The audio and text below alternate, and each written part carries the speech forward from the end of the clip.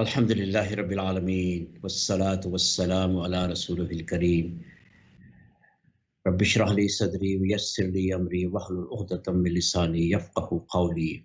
Your Excellencies, distinguished guests, colleagues, ladies and gentlemen, Assalamu alaikum wa rahmatullahi wa barakatuhu.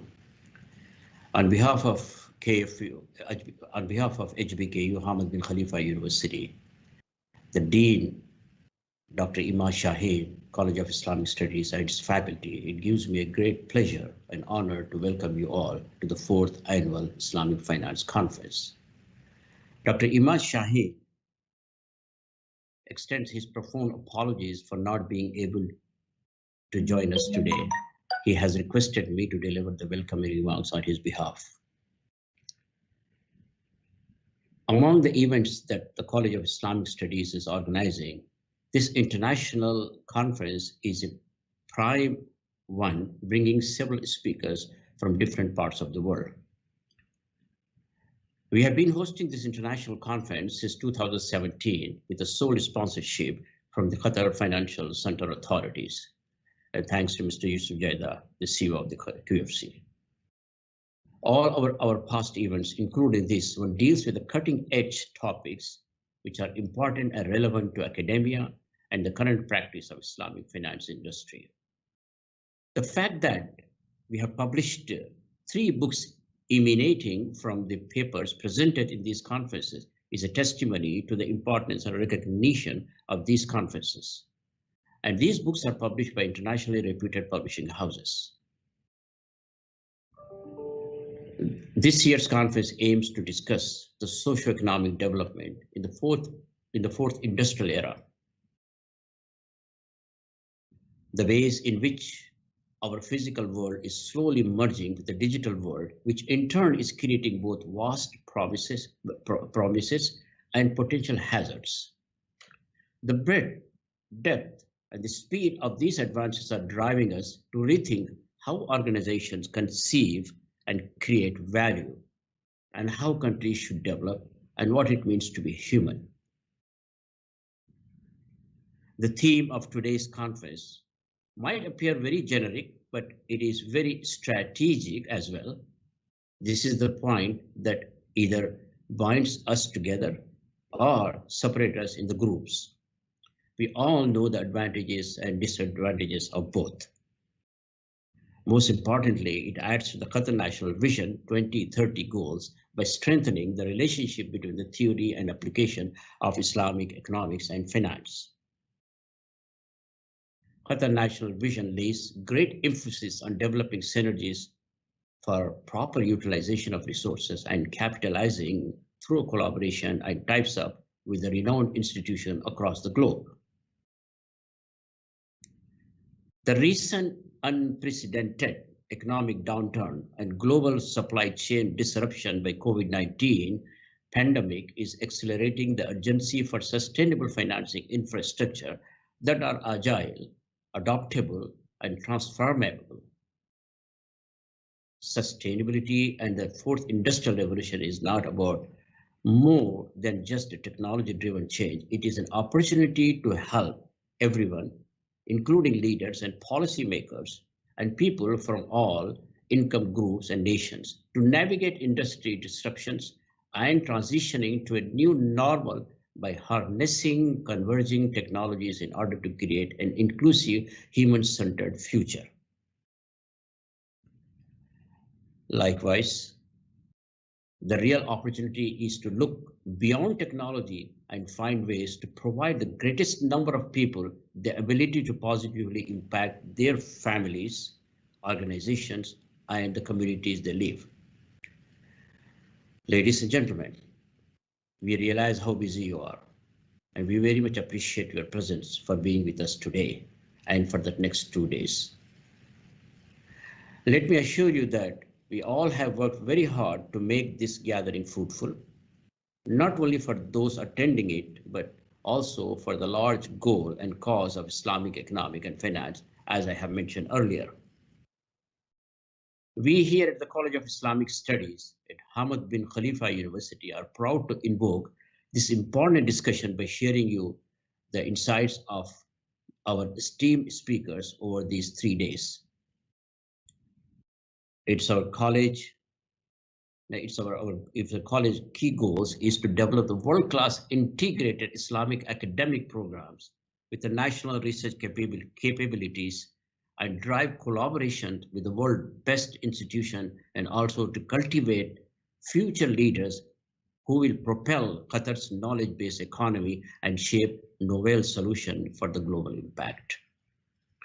Currently, the College of Islamic Studies has 5 graduate programs and 1 PhD program, namely MA in Islamic Applied Ethics, MA in Islamic and Global Affairs, MA in Islamic Studies, and MA in Islamic Arts, Architecture and Urbanism, and MSc in Islamic Finance, and a PhD in Islamic Finance and Economy.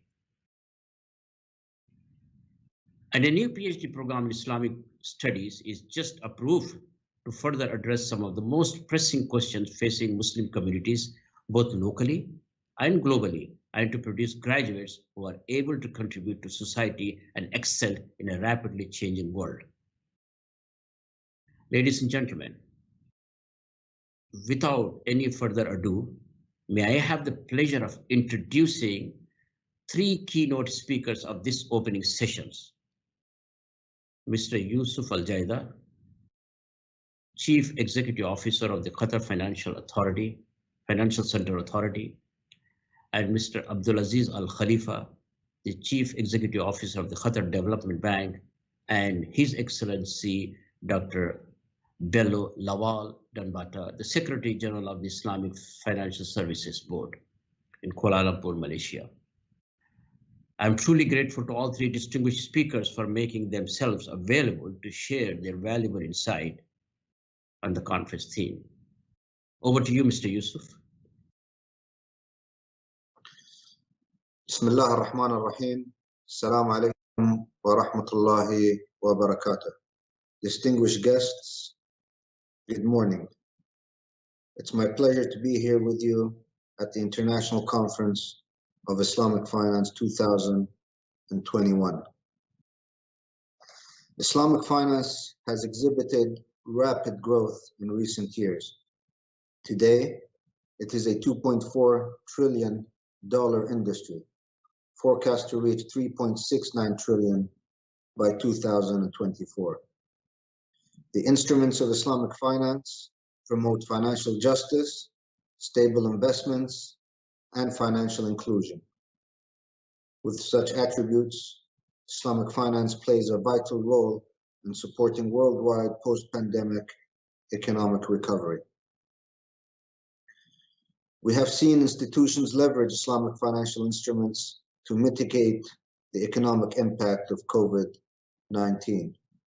Sovereign sukuks are being used to aid financial recovery in the GCC and Southeast Asia, and corporate sukuk issuances picked up as companies endeavor to shore up their finances during the economic slowdown.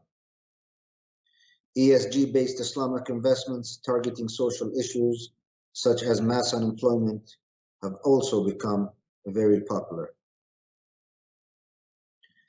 As a manifestation of the Fourth Industrial Revolution, more and more Islamic financial institutions are moving their services to the digital platform. According to a Refinitiv report, digital-based Islamic financial institutions accelerating the evolution of the industry in Africa and Southeast Asia.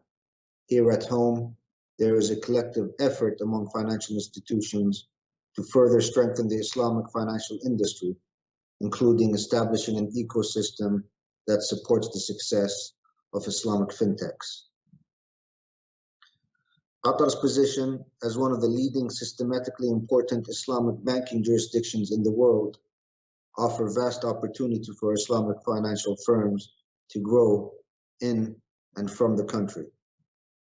To facilitate these possibilities, we at the Qatar Financial Center created a competitive hub for Islamic finance firms looking to conduct business in Qatar, but also from Qatar into untapped markets in the MENASA and Asian region.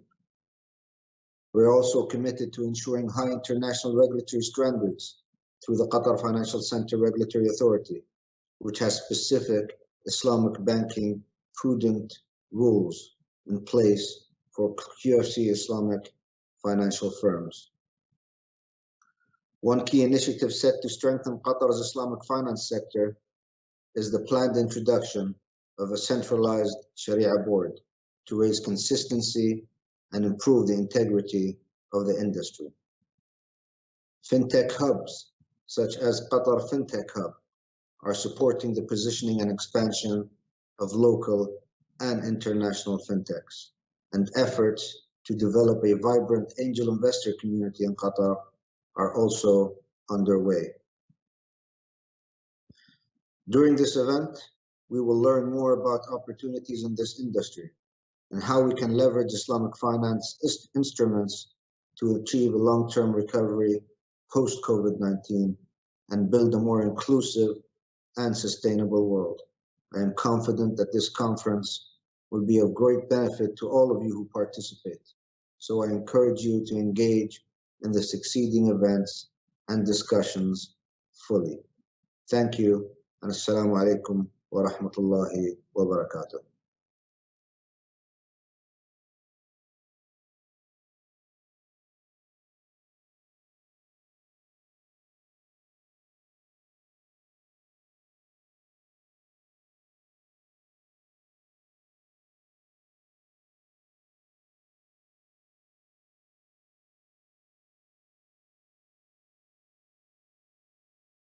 Okay, thank you very much, Mr. Yusuf, for the insightful, speech about the current position of the Qatar, and we are deeply appreciate.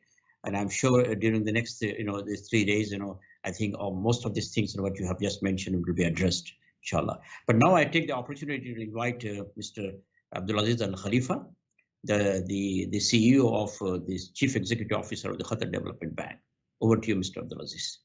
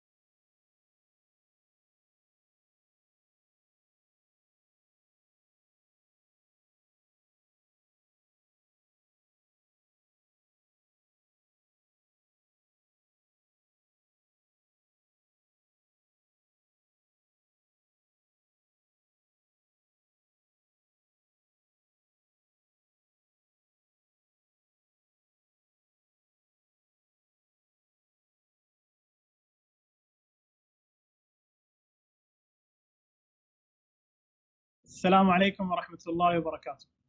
Good morning to all of you. I would like to start by thanking you, Dr. and Hamad bin Khalifa University for organizing this great event. It's a great pleasure to be with you today. I will try to make this short. I have a presentation, and I'm going to talk to you about Qatar Development Bank and the role that we're trying to do to support Islamic finance in Qatar. To understand what we do at Qatar Development Bank, we need to understand that our strategy is fully aligned with Qatar's second national development strategy that has placed our economic diversification and private sector development at the forefront of its objectives.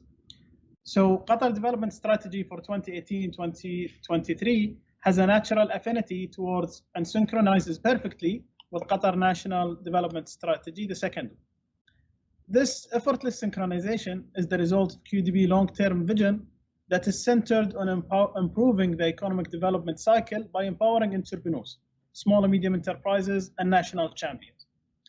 Further, the bank's mission to develop and empower Qatari entrepreneurs and SMEs ultimately contributes to the diversification of Qatar economy and advance knowledge and innovation, three essential drivers to achieving Qatar National Vision 2030.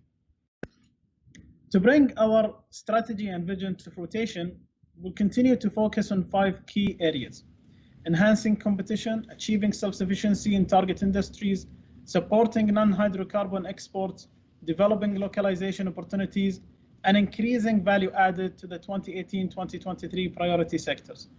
Combined, our efforts in those areas are expected to double the impact of QDB 5 years strategy on Qatar GDP to 3% by 2023. Currently, we stand at around 1.8. Of course, there are challenges. And to address these challenges, one thing that the pandemic has done is caused and accelerate a number of shifts in how the global economy functions. These shifts are further driven by recent developments in the technology, the global financial system, and consumer experience.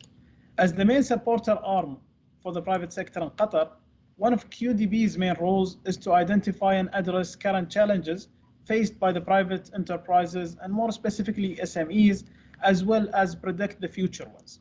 Our 5 years strategy aims to overcome and develop solutions for private sector challenges in 2 main areas.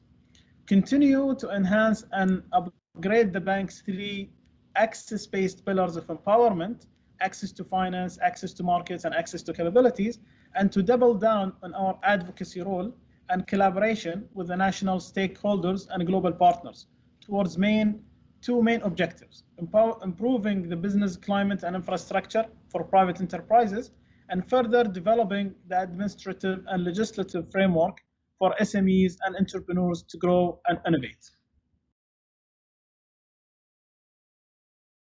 As I briefly mentioned, QDB adopts a 3-pillar approach to offer 360-degree empowerment to entrepreneurs and private sector. Over the years, we have continuously expanded our offerings in all 3 areas. Today, our diversified portfolio continues to enrich the SMEs and innovation ecosystem in the country and in the region. Over the next few slides, I'll be introducing you to the most influential products and services within QDB 360-degree support system, and how they help steer the bank, its clients, and the wider ecosystem in a brave new direction that puts us at the forefront of socio-economic transformation moving forward. One special area of excellence that deserves a separate mention is QDB's successful response to the COVID-19 pandemic. As part of Qatar national response to the pandemic, there has been full cooperation and collaboration among various government agencies to provide integrated support packages to private sector companies. With this in mind, an agile strategy was put in place at QDB to address 3 areas of focus for entrepreneurs surviving the pandemic, reviving their businesses and ongoing challenges, and thriving in the new economy, in addition to addressing supply chain challenges. For supply chain challenges, through the introduction of a number of initiatives and services, by including the relaunch of the bank situation room, QDB was able to resolve almost 22 supply chain challenges, especially for medical device manufacturers. We also introduced the Resilience Award, which is to honor innovative SMEs that were able to adapt to challenges, including supply chain and other disruptions. We also have done a hackathon for entrepreneurs and startups who could come up with innovative ideas to support surviving the pandemic. For Survive, we are helping private enterprises survive the initial impact of the crisis. We launched the National Guarantee Program as part of the country's 75 billion economic incentive packages. To date, the program have issued guarantees worth more than 3 billion Qatari riyals to more than 4,000 small and medium enterprises. For the Revive, the advisory program helped SMEs better navigate this uncharted business environment. To this end, we offered Murabaha with 85% financing. We also introduced the bridge loan program, which supported private companies with working capital and liquidity issues. For the Thrive, to ensure that entrepreneurs can thrive in the post-COVID economy and successfully face any potential crisis that may come their way, we launched the Factory One Model Factory, which is basically a process enhancement, and we continue working on upgrading and rolling out new financing solutions that leverage digitalization and other emerging technologies. Islamic finance assets stood at $2.8 trillion in 2020. Islamic cooperation for the development of the private sector predicts that Islamic finance assets will hit around $3.6 trillion in 2024. Islamic financial institutions spent most of the year coping with the dual shock. The pandemic increased the awareness of the potential of Islamic finance with outside of the box thinking, and tapping new sources of capital disruption could actually trigger diversification of Islamic financing and acceleration of its role moving forward. So navigating and surviving this financial crisis hinges on three things: liquidity, capital, and profitability. And sovereign commitments to fight off the pandemic have estimated up to $9 trillion. Islamic finances faces liquidity challenges by addressing the trap, and Islamic finances helps create a more diversified and therefore more resilient global economy. The ESG, the environment, social, and governance assets nearly doubled over the 4 years to almost $40.5 trillion. And young investors' affinity towards boosting ethical causes, the millennia, are more focused on tech, innovation, convenience, and ESG. And almost 86% of millennials twice are or as likely to invest in ESG funds than general population. So GCC accounts for the largest share of the global international Islamic finance assets by more than 45%, followed by the rest of the Middle East and Southeast Asia by around 25.9%. Africa is seeking Sukuk as a funding source for large and infrastructure projects. The UK is the first country in the West to issue a sovereign Sukuk in 2014. Today, it's the largest center for Sharia compliant finance in the West. From a customer segment and a product portfolio perspective, more banks are recognizing the value of introducing Sharia compliant offering. The three main ways Islamic finance is expected to grow in the coming years are digitalization and fintech, inclusive standardization, and a bigger social role. Driven by advanced tech, more customer demand digitally dominant bank and finance experiences accelerated by pandemic. Digital solutions are also key to Islamic finance accelerated growth.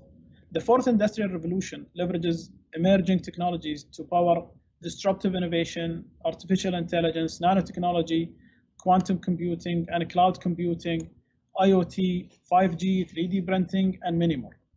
The fourth industrial revolution technologies present the ideal launchpad for Islamic finance growth in the coming years. Islamic finance champions socially responsible financing, leading to a more ethical compass towards leveraging and steering the fourth industrial revolution in a more productive and sustainable direction. Advanced tech enables offer segmentation based on various criteria, demographics, psychographics, etc. Emerging technologies allow for smart and more efficient bundling of finance and banking products and services as a customer experience move from a branch-based focus to a cross-channel, so location-agnostic focus. Fourth industrial revolution tech offers to transform Islamic finance from its niche status to a global powerhouse. Previous reservations against Islamic social finance instruments due to costlier and more labor-intensive monitoring makes fintech changes the rules by minimizing cost and improving logistics. And Islamic finance social instruments. Blockchain improves traceability of underlying assets to better understand the risk. Blockchain enhances the traceability of cash flows to take corrective actions when necessary. A lack of standardization hinders fintech growth. Without fintech, standardization cannot be streamlined. Qatar Fintech Hub, founded by QDB with the support of Qatar Financial Center and others, launched its acceleration and incubation program back in 2020.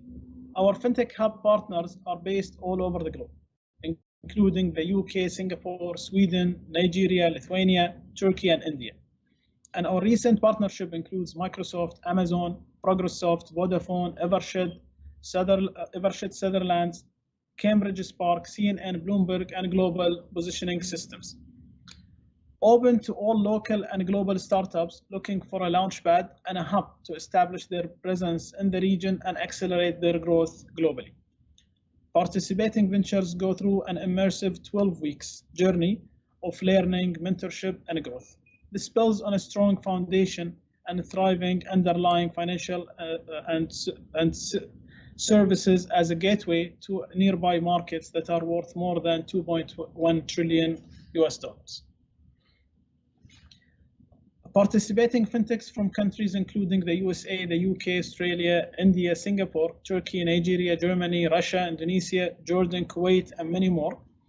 For the Wave 1, fintechs represented a focused range of areas such as e-payments, bitcoins, and cryptocurrencies, and process automation. Wave 1 startups are now well on their way to launch a host of new and empowering services to accelerate the digital transformation in global markets.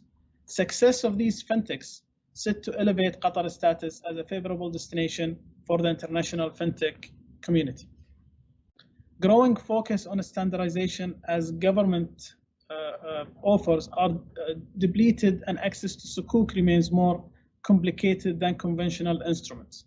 Standardization is crucial to the advent of fintech and its ability to enrich the global financial industry. The Accounting and Auditing Organization for Islamic Financial Institutions, IOFI, the Islamic Financial Services Board, IFSB, and the International Islamic Financial Markets, IIF, are working together to drive this agenda. Standard Sharia interpretation and legal documentation are poised to streamline Sukuk issuance and management, thereby boosting its global appeal. The new guidance launched last year uses blockchain to manage Sukuk, which helps improve transparency and traceability and has the potential to boost GCC issuance volume over time. Islamic finance principles and the UN SDGs have a complementary approach to investment. More and more investors are looking to diversify portfolios, creating room for more ESG investments. Green Sukuk are one example of instruments suitable for financing ESG projects. A governance framework is necessary to keep social finance instruments in line with their original and intended purposes. Digital transformation and fintech are expected to broaden access to and boost the socially transformative role of Islamic finance. I believe that we have a great event today, and the topic is of an immense importance to all of us. I would like to again thank you, Doctor, for giving me the opportunity to speak to you today among a great panel. And thank you again, and to Hamad bin Khalifa University for organizing this. Thank you.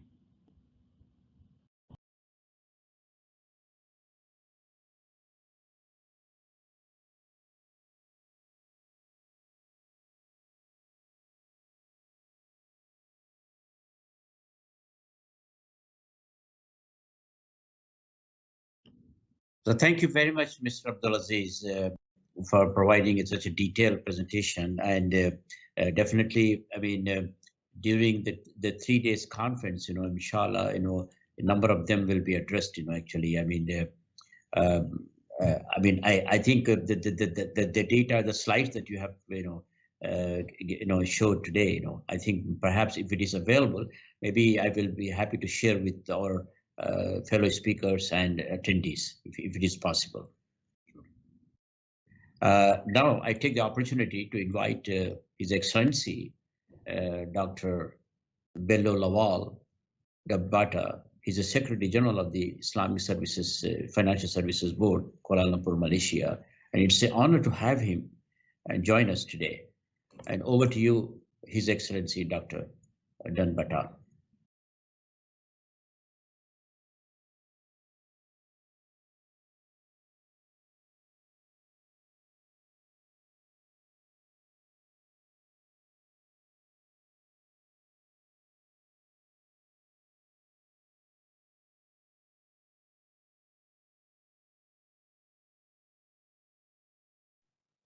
Bismillahir Rahmanir Rahim. Wassalatu wassalamu ala Sayyidina Muhammadin wa ala alihi wa sahbihi wasallim. Distinguished speakers, ladies and gentlemen, assalamu alaikum and a very good morning to all of you and afternoon wherever you are. It is a great pleasure, privilege and honor for me to deliver a keynote address on a very relevant and timely topic, sustainability and the fourth industrial revolution, implications for Islamic finance and economy in the post-pandemic era. In this esteemed International Conference of Islamic Finance 2021, organized by Hamad bin Khalifa University. I am pleased as well as excited to witness the elite panel of Islamic finance experts who will be discussing and sharing their experiences and innovative ideas in this prestigious conference over the course of the next few days. I hope the conference will set the platform for a greater cooperation and contribution towards the future of Islamic finance and economy. Your distinguished guests, ladies and gentlemen, over the years, the Islamic financial services industry has been progressing considerably well, as it has reached an estimated total asset value of $2.44 trillion in 2019, registering a year-on-year growth of 11.4%. However, as we know, the consequential impact of the containment measures of COVID-19 pandemic has been posing serious challenges to the progress and development of Islamic finance, as well as the conventional financial service industry. Subsequently, all economic agents are fast adopting innovative technologies and business models to overcome the challenges of movement restrictions and physical distancing. This added speed to the need for digital transformation, which has brought a renewed essence to the fourth industrial revolution, fondly called IR 4.0. Distinguished guests, ladies and gentlemen, according to the Global FinTech Index 2020, it is anticipated by 2022, 60% of the global GDP will be digitalized, and digital financial services will serve as the key to power the global economy transition to IR 4.0. Pertinently, financial services industry has been increasingly transforming its products and services through the application of fintech, such as blockchain, robo-advisory, P2P financing, crowdfunding, artificial intelligence, and payment gateways. The global digital banking market size was valued at $803 billion in 2018, and it is anticipated to reach $1.6 billion by 2027, growing a compound annual growth rate of 8.9 during the forecast period. A research by McKinsey Global Institute estimate that the pandemic has elevated the potential economic gain through digitalization by about 20% from the pre-pandemic estimate. Hence, it will not be rhetoric to say that the least we are going to see a whole new world of digitalization and innovation in the post-pandemic era, for which Islamic financial service industry must be prepared. I'm glad to share that prior to the outbreak of the pandemic, Islamic financial service industry has been building momentum towards digital financial infrastructure, albeit at a slower phase than conventional counterpart, to capture the current tech-savvy and convenience-driven customers for the future. For example, an Islamic bank in Turkey, in partnership with the German bank, launched a digital Islamic banking services in 2018, targeted at the Muslim community in Europe. Capital Market Authority of Saudi Arabia also introduced FinTech Lab to promote the development of FinTech products, services, and business models within the specific parameters and timeframes. Dubai International Financial Center as well initiated a FinTech Hive, which is recognized as the first and largest financial technology accelerator in the Middle East, Africa, and Southeast Asia region. And Indonesia Microfinance Institution raised about $50,000 by issuing the world's first primary sukuk on a public blockchain, which is also the world's first micro sukuk. We have just heard today from Brother Abdulaziz, the CEO of Qatar Development Bank, the remarkable initiatives by the Qatar Development Bank in the area of technological development in Qatar. Starting a health crisis, the COVID-19 morphed into economic and social crisis as we know it, in which societies face difficult choices of choosing between saving lives and protecting livelihoods. The immediate reaction to protect lives was to impose lockdown in many countries that slowed down the business operations as we know it, caused closures and layoffs, increased unemployment, and decreased the aggregate demand, which further affected the business negatively. The overall global output shrunk by 4.4% in 2020, and economic losses from COVID-19 are expected to be between 10 to 82 trillion US dollars in the next 5 years. International Labour Organization ILO estimates losses to labor income due to unemployment to be in the range of 860 to 3.4 billion US dollars, which will result in a lower consumption and negatively affect the continuity of business and resilience of global economy. While the COVID-19 has slowed down overall economics significantly, the impact on different sectors in the economy has varied from one jurisdiction to another. The services sectors such as hospitality, education, transportation, and many parts of the global economy were hit harder than manufacturing sector, and smaller businesses were affected more than the larger firms. Similarly, adverse economic impact has affected segments of the population disproportionately, which has created further inequalities. Not only were the health systems not adequate to deal with the pandemic, but the poorer households also face with steep declines in income levels. The disproportionate impact on low-income groups is likely to increase the inequalities and make them more vulnerable and potentially cause socially economic instability worldwide. At a broader level, COVID-19 is forecasted to create a poverty tsunami that can push 500 million people into poverty if not properly managed, and has unleashed a human development crisis that has decreased the Human Development Index to mid-1980s level for many countries and threatening to reverse the years of progress of the Sustainable Development Goals as we know it. To proactively address and manage this projected potential economic and financial crisis, we recognize at the IFSB that governments, regulatory and supervisory authorities, and multilateral development organizations, with the cooperation of financial institutions in both private and public sectors, with the support of industry professionals and standard-setting bodies, as well as academicians like the universities of Hamad bin Khalifa, have come up with a number of proactive economic and financial measures and initiatives that will limit the impact of the pandemic and accelerate economic recovery.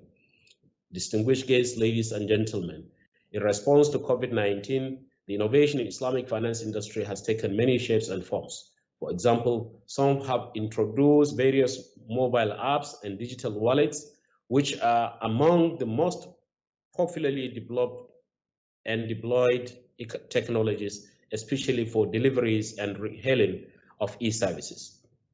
Some banks introduce interactive tailored transactions via video conferencing, minimizing physical visit to branches, which others introduce chat banking via the WhatsApp application platform. Blockchain technology is also increasingly being used for the operation of smart contracts in Islamic banking. In this case, program applications that have been employed to self-verify and self-execute Sharia-compliant financial transactions is also being fast developing in many jurisdictions. Digital transformation can also help the Islamic finance industry to unleash its full potential in contributing towards a sustainable, inclusive, and impactful growth of our global economy. Technological advances make it possible for Islamic financial services providers to reach the unbanked and the undeserved population at a reduced operational cost. It is observed that 15 among the top 59 countries with smartphone penetration are members of the OIC, compared to 49% worldwide. 72% of the unbanked population reside in the OIC member countries, as we know it according to the World Bank report. Moreover, the global Muslim population is growing and comprises of more than half of the global population are under the age of 34 years old. With the high mobile penetration and internet usage in this untapped market, digitalization holds great promise for the Islamic finance industry to deepen financial inclusion and achieve the Sustainable Development Goals. According to the World Bank Group reports, the COVID-19 pandemic is estimated to push an additional 88 to 115 million people into extreme poverty this year, with the total rising to as many as 150 million by end of 2021, depending on the severity of the economic contraction in many jurisdictions. This has highlighted the importance of financial inclusion more than ever to achieve the sustainable and robust growth. Islamic finance, which is built on the principles of justice, risk sharing, and direct linkage to real economy, needs to step up with the renewed efforts in the current crisis. Financial inclusion efforts through the usage of IR 4.0 can help Islamic finance industry to address major sustainable development goals, particularly the deployment of Islamic social finance instruments like zakat, waqaf, and sadaqah. The Islamic Development Bank has identified that by promoting financial stability, financial inclusion, and shared prosperity, Islamic finance can contribute towards mitigating poverty that is related to SDG 1, achieving food security related to SDG 2, ensuring healthy life related to SDG 3, achieving gender equality, and promoting peaceful and inclusive society related to SDG 5 and SDG 16 respectively. By introducing innovative Islamic financial instruments such as Sukuk for mobilizing resources to finance water and sanitation projects, sustainable and affordable energy related to SDG 7, and resilient infrastructure and shelter related to SDG 9 and 11 are also achievable. Distinguished guests, ladies and gentlemen, I believe Islamic finance industry are going to be instrumental in aligning their products and services with the SDGs to attain an inclusive and sustainable economic growth for all nations. In a post-pandemic era, the power of digital finance through many technological advancements of the fourth industrial revolution is expected to dominate everyday economic activities of our households and businesses around the globe. Despite the numerous benefits, we need to remain vigilant against the potential risks coming along the digital transformation. The most prominent of all the risks is the cybersecurity risks, with the research suggesting that firms in this sector are 300 times more vulnerable to cyber attacks than any other. Islamic financial institutions may also be exposed to money laundering and financing terrorism risk, Sharia compliant risk, investors and consumer protection issues, among others. Regulatory and supervisory authorities should come forward come forward with proactive policy measures and supervision tools to provide conducive environment for Islamic finance industry to take full advantage of the industrial revolution. The regulatory implications of digitalization will depend on RSA's response to finding a balance between encouraging technology-based financial innovation while protecting consumers, supporting business operations, and promoting financial inclusion. All these should be done preserving the underlying Sharia fundamentals on which Islamic finance industry is established on. In this regard, many regulatory and supervisory authorities have been issuing guiding frameworks and regulations, promoting regulatory sandboxes and the establishment of digital banking institutions, including for Islamic finance and Islamic banks worldwide. In order to facilitate the endeavors of the regulatory and supervisory authorities in promoting digitalization and sustainability, the Islamic Financial Services Board, the IFSB, has been issuing relevant technical notes and standards to promote digital finance and financial inclusion agenda. The IFSB has issued a technical note on financial inclusion and Islamic finance in 2019. The technical note was developed to provide guidance on good practices in regulating the financial sector to enhance inclusion through Islamic finance, while also considering proportionality in balancing the benefit of regulation and supervision against the risks and costs. It covers recent developments in enhancing financial inclusion through digital finance and financial technology fintech platforms. The technical note 3 that we have issued in December 2019 gives a set of recommendations for regulatory and supervisory authorities on regulating and supervising digital finance providers. The technical note addressed the different channels used in digital finance, including web-based platforms, agents, branchless, as well as mobile banking network operators. In addition to that, the technical note addressed the issue of data protection and cybersecurity and outlined several recommendations to the regulatory and supervisory authorities in this regard. The IFSB has issued another standard on disclosures to promote transparency and market discipline for the Takaful undertakings, which we name IFSB 25, which we issued last year. It has also addressed the issue of conducting Takaful businesses through digital channels, including internet and mobile phone solutions. The standard provides recommendation to regulatory and supervisory authorities on the types of discourses required when operating Takaful products through these digital channels. The IFSB have also issued a guiding principle on investor protection for the Islamic capital market, which we call the IFSB 23 standard, in which we discuss the use of technology-based platforms to provide investment advice as well as the taxonomy for crypto assets. The standard provides guidance and recommendation to all regulatory and supervisory authorities on how to regulate the use of technology when providing advice to our clients and to their respective clients and institutions in their respective jurisdiction. The IFSB is strongly committed to facilitating the development of Islamic finance industry through publication of research, high-quality research, development of international standards, and organizing awareness programs for the benefit of the global Islamic financial services industry, regulators, supervisors, market players, and other stakeholders. I trust the outcome of this conference will add more essence, particularly in the area of digital, inclusive, and sustainable finance.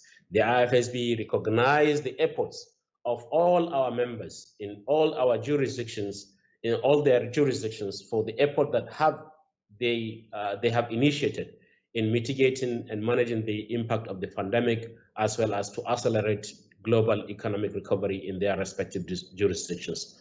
On that note, I would like to once again express my sincere appreciations to the organizers of this important and timely conference, and I would like to conclude by wishing you a productive discussions forward and to have a constructive outcome of this engagement at the end of the 3 days conference. I want to thank you very much for your patient hearing me, and wassalamu alaikum wa rahmatullahi ta'ala wa barakatuh.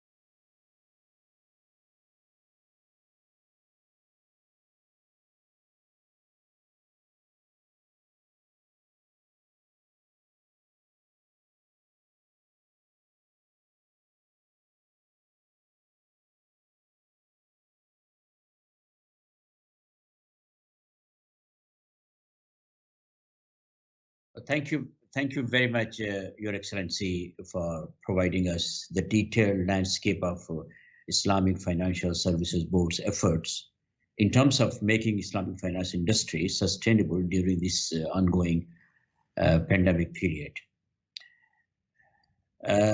If I may allow to ask to all our distinguished speakers a question, and I would appreciate to receive responses from all of you respectively. What do you think? What you hope for Islamic finance in the post, pandemic future? What do you hope, for the Islamic finance in the post pandemic future? So I mean, I know that we have lots of challenges, but once this the pandemic is over, so what the future would be for Islamic finance? May I first start with His Excellency Dr.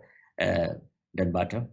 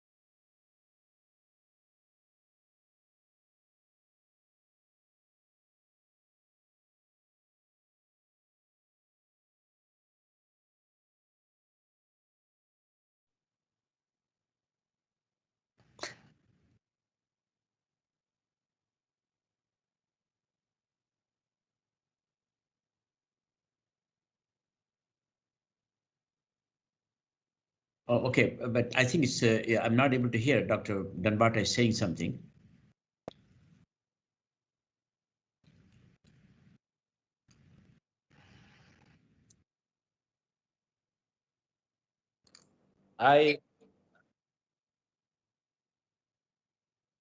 Yeah, go ahead. All right. Thank you very much, Doctor. I believe the industry is expecting much from Islamic finance. Let me just start by saying that the need for vaccination triggers the need for additional finance in many jurisdictions. Many countries now have to face the difficult balancing act. In the sense that they want to balance the survival for the health as well as the survival for the economy. So as a result of that, you'll have alternative needs of finance is one of the top priority for many jurisdictions. As such, Islamic finance poses and becomes the most top priority in terms of the alternatives. So we believe that we will see more structuring of sukuk and then a more increasing interest in Islamic finance product and services through the digital platforms by leveraging on the Islamic social finance instrument like Waqaf, Zakat, and Sadaqah. So we will see a more comprehensive kind of range of additional new services that will drive financial inclusion, that will drive integrated finance, as well as the Sustainable Development Goals initiatives. However, this is also there is also another consideration that we have to look at. The major consideration is the risks, the associated risks, as I mentioned in my keynote speech, related to the accelerated digitalization or the digital transformation, like the cybersecurity risks, the Sharia non-compliance risks, the other operational challenges related to capacity on the technology. So from our own perspective as the IFSB, we strongly recommend that the regulatory and supervisory authorities ensure to have a sound regulatory framework that is robust enough to take care of the technology and the new emerging risk. That's number one. Number two, we also expect that to see the market players now having learned from the pandemic to have a new initiatives in terms of product and services that will support the SMEs, because the SMEs are the bedrock of any economy. So we want to see more engagement, not just about the financial inclusion of the unbankable, but as well to have a new product structures that will support the SMEs. And then thirdly, we will also like to have the all other professional industry players, like the Sharia scholars, like the professional accountants, like the firms that are providing Islamic financial services expertise in terms of advisory services, to have built the relevant capacity so that they are well equipped and well informed to be able to advise the financial institutions as well as the regulatory and supervisory authorities in achieving their mandates. So that's what maybe I can say for now. Well, thank you very much indeed. Thank you, Dr. Bello. And Mr. Yusuf, any thoughts you have on with regard to this? The future, Islamic finance in the post-pandemic, future for Islamic finance. Yes, can you hear me? Yes, we can hear you. Yes. Assalamu alaikum. So yes, thanks, Doctor, for the question. I think in the post-pandemic era, we can see a lot of countries, of course, going into economic depression, despite government and central bank supports with supply chains and currencies and SMEs, as we've heard from the panelists today. However, the pandemic has also accelerated a lot of innovation, including in the Islamic finance industry, such as the setup of the digitalization trend, from the creation of blockchain technology platforms, where many users can now mobilize funds in a transparent manner, to online banking, online schools, virtual meetings, etc. But I think there's many lessons to be learned for the Islamic finance industry. I believe boards should be recommended to implement crisis management plans, including reporting practices and governance issues. They should also be recommended to emphasize stakeholders' needs and ensure transparent reporting of transactions arising due to the pandemic. Also, ethical consideration while developing strategies to handle the pandemic going forward. And I believe Sharia boards should also be advised to develop proactive measures to ensure Sharia compliance. So I believe some of the opportunities that may arise are social safety nets. Islamic financial institutions will have to develop fiscal plans for a sustainable future. Islamic finance tools should be leveraged post-pandemic, including sukuks, waqf, zakat. All these are, I think, important tools for the post-pandemic era, and especially fintech, mobile banking, and Sharia-compliant crowdfunding, Islamic microfinance, and smart contracts. So I think there could be enhancement of Islamic financial tools due to the pandemic, but I think we need to take a more proactive approach, especially Islamic financial institutions, and especially the ones in Qatar. We've seen one of the biggest mergers in Islamic finance taking place in Qatar between Masraf al-Rayan and Khaliji Bank. Two of the biggest Islamic conventional mergers in the Islamic financial world are happening in Qatar despite the pandemic. So I see a lot of growth opportunities for the industry, but we definitely need to take a more proactive approach. Thank you, Doctor. Thank you very much indeed. I really appreciate that very much, your elaborated response on that question. And for some reason, Mr. Abdulaziz has to attend a call from the minister, and so he apologized he is not available. So if there's anything else that Dr. Bello, that you would like to add to the response of Dr. Jaida? Yeah, I think, thank you, Doctor. I think, me and Brother Yusuf, we are on the same page, actually. We mentioned the same thing. We have voiced out the same concern. But I think what the only few points that I would like to add is more on the need for regional and domestic collaborations among the regulatory and supervisory authorities. We don't want to see duplication of efforts, and I think the associated risks related to cybersecurity risks or any operational risks due to the accelerated digitalization will be the same. And I think from one jurisdiction to another. So we believe for efficiency and cost efficiency purpose and collaboration is really, really necessary. So we would like to see more domestic and regional collaboration among the regulatory and supervisory authorities in coming up with measures to mitigate the potential impacts of the accelerated digitalization and innovation, not only for Islamic finance, but of course for the entire financial services industry. Because the Islamic finance is part of the financial services industry and is not immune to any of such issues. Now, the work from home policy in many that is now becoming very necessary has exposed the institutions as well as the regulators and the individuals that are involved in such kind of engagement to a new operational risks of also cyber attacks.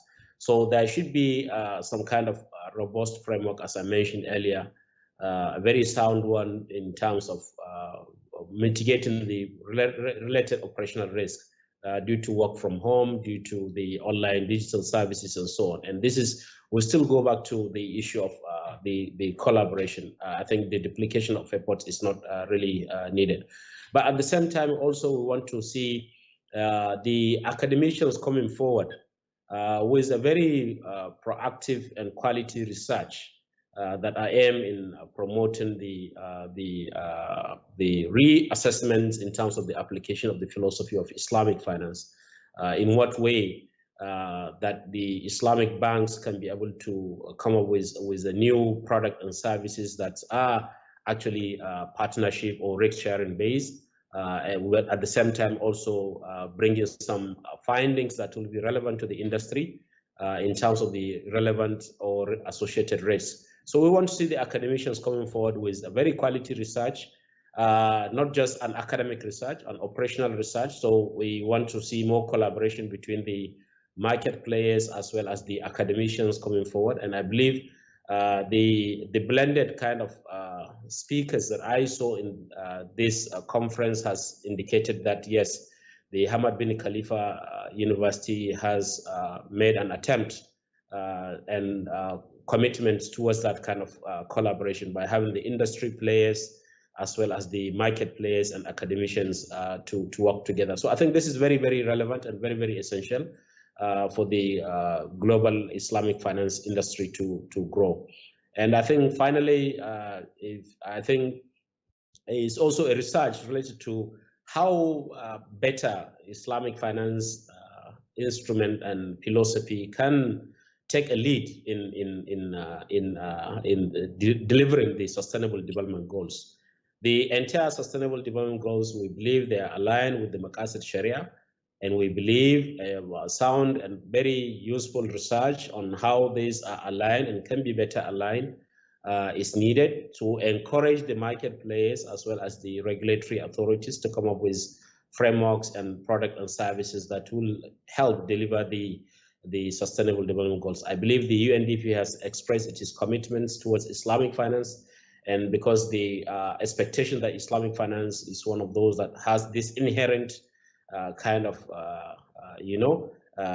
principle that will support the delivery of the Sustainable Development Goals. So these are the points that I would like to share, and I think the innovation, insofar as is within the Sharia principles, it is within the Sharia principles, is always encouraged because Sharia is very universal and comprehensive, and we believe Islamic finance is ready for any innovation, and so far as there is a relevant safeguards being put in place to make sure that the Sharia principles are not being violated. So that's all that I can add, Doctor. I said it's a wonderful and very good summary of the entire, what's happening actually with regard to the right now in the Islamic finance industry. I think the time has come that at least a group of people from the different specializations should get together to reassess the industry, and as well as the entire Islamic economic industry, and as well as the phenomenon of Islamic finance. So in that connection, we do an event each year in London, actually at SUAS, and the QFC is partnering in that, and that event is about we bring experts from different specialization, like industry leaders and the academics, as well as the Sharia scholars, and they debate actually on issues a day long without any papers, but just to have a detailed agenda and take, for example, reassessing the industry's position and etc. So what you have mentioned today is very important, and it gives us good guidelines for us to start working on the next the theme for our workshop in London next year, and HBKU Hamad bin Khalifa University is an academic partner of that, so we'd love to have you, we invite you to come and present the ideas, and that would be great. And also the guideline that you have provided, the number of topics that we should be doing the research, we'll definitely we will take a look at it, and we'll do our best into that. So with that, I think now we are. I would like to thank Mr. Yusuf once again, for the support that we are receiving, from him, for doing the conferences and all these activities that I mentioned. And I think we will not be able to do it without his support and his thoughtfulness and his commitment, and to see that how academia can work with an industry. So it's an great example for us, And thank you very much, Mr. Yusuf, for all your support and your guidance and your commitment to see that the providing so much of room for us to grow in terms of doing the research as well as sharing our ideas with the practical aspect of the industry.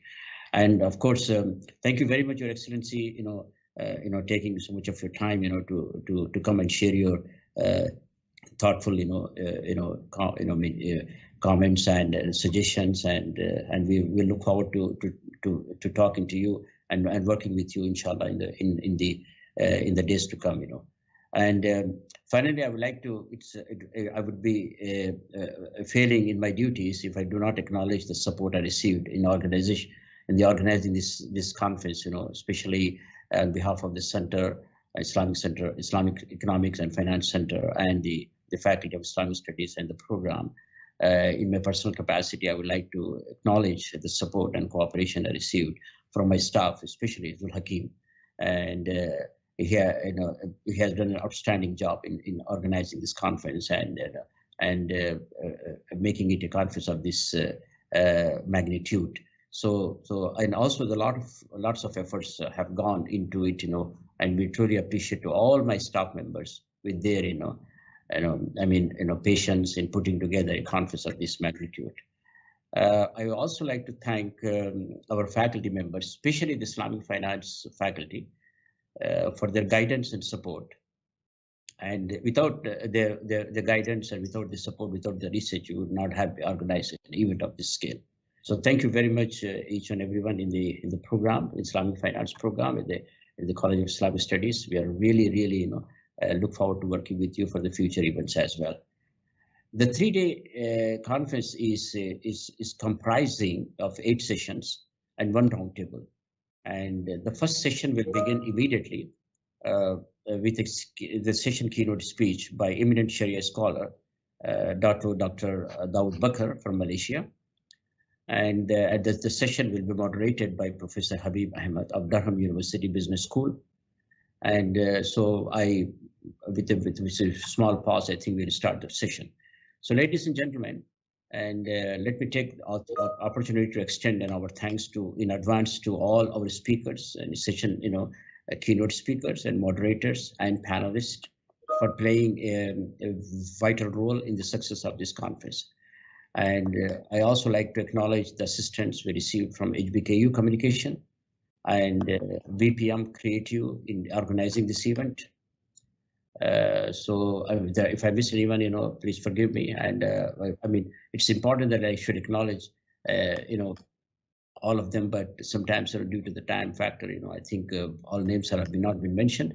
And we of course, it is important that I should acknowledge that nothing is going to be possible without your attendees' encouragement and support. So the attendees are more important. So thank you very much for being with us today, and wish you. I also would like to especially thank our partnering institutions, those who have signed the MOUs to work with us. We are very grateful to them and for their support.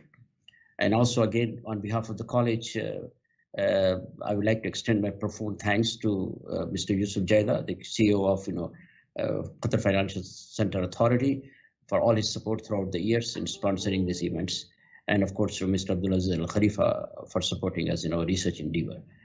And Baitul Mashura has agreed to consider publishing the Arabic papers presented in this conference. So that's another thing. I would like to recognize and acknowledge the support that we are receiving from Mr. Dr. Osama, and we are very grateful for that, the generous offer. And of course, as usual, we plan to publish the book out of the subset of the selected papers from this conference, and hopefully we'll reach out to a leading publisher in that respect. So once again, thank you very much, and wishing you all the best. And in few minutes, we'll be starting the first session. Thank you very much. So long. Thank you. Assalamu alaikum wa rahmatullah. Wa alaikum assalam wa rahmatullah.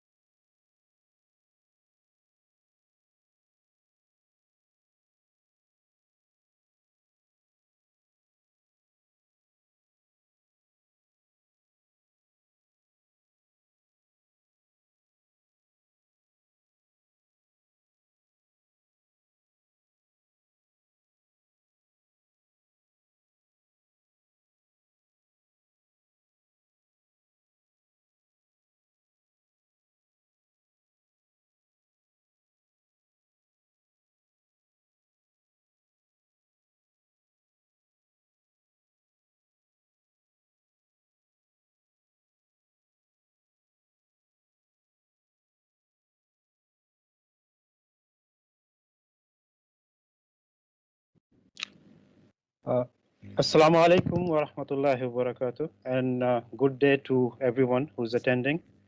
I will be hosting this or moderating this session one on a very important topic. The theme of this session is between Maqasid al-Shari'ah and SDGs. What impact does Islamic finance bring to the post-pandemic world? As we can see, it's a very contemporary and a relevant topic, given that we're passing very difficult times during this pandemic. In this session, we are very fortunate to have Dr. Muhammad Daud Bakr as a keynote speaker. And after the keynote speech, we will have 4 presentations by esteemed scholars from different parts of the world. Without further ado, I will introduce very briefly Dr. Muhammad Daud Bakr. He has a very long CV. Alhamdulillah, he has been very successful in different directions. Actually, he's not only been an academic, but he has also, he's an entrepreneur. He has been sitting in a lot of Sharia boards, including Sharia board or the Sharia Advisory Council of the Central Bank of Malaysia, and also the Financial Services Authority of Labuan and Astana. He is also the president of the Islamic University in Malaysia and founder of Amana Advisors again in Malaysia.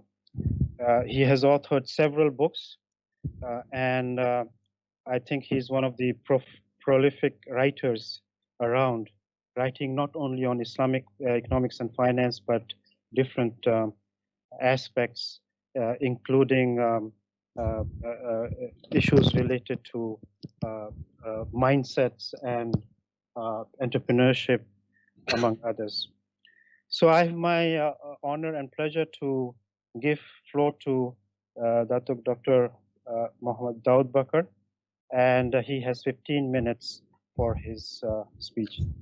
Go ahead, please.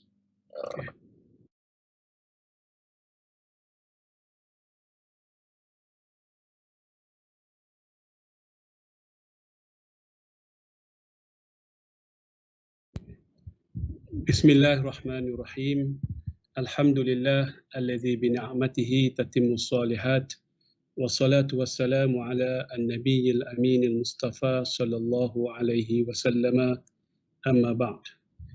Thank you, Brother Professor Dr. Habib, for the kind introduction. Excellencies, esteemed speakers and panelists, distinguished participants, Assalamu alaikum wa rahmatullahi wa barakatuh, and a very good afternoon or morning or evening as the case may be.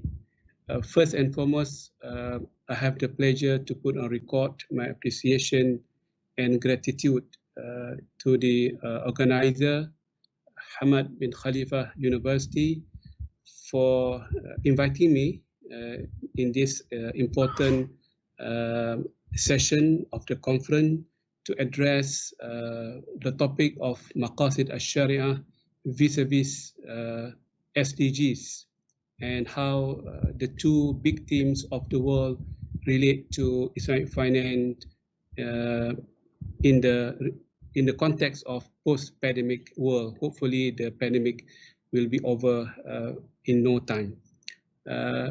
First and foremost, I have to mention that the topics of Maqasid al-Shari'ah and SDGs are very big and very demanding for any one of us to address in less than 50 minutes or so.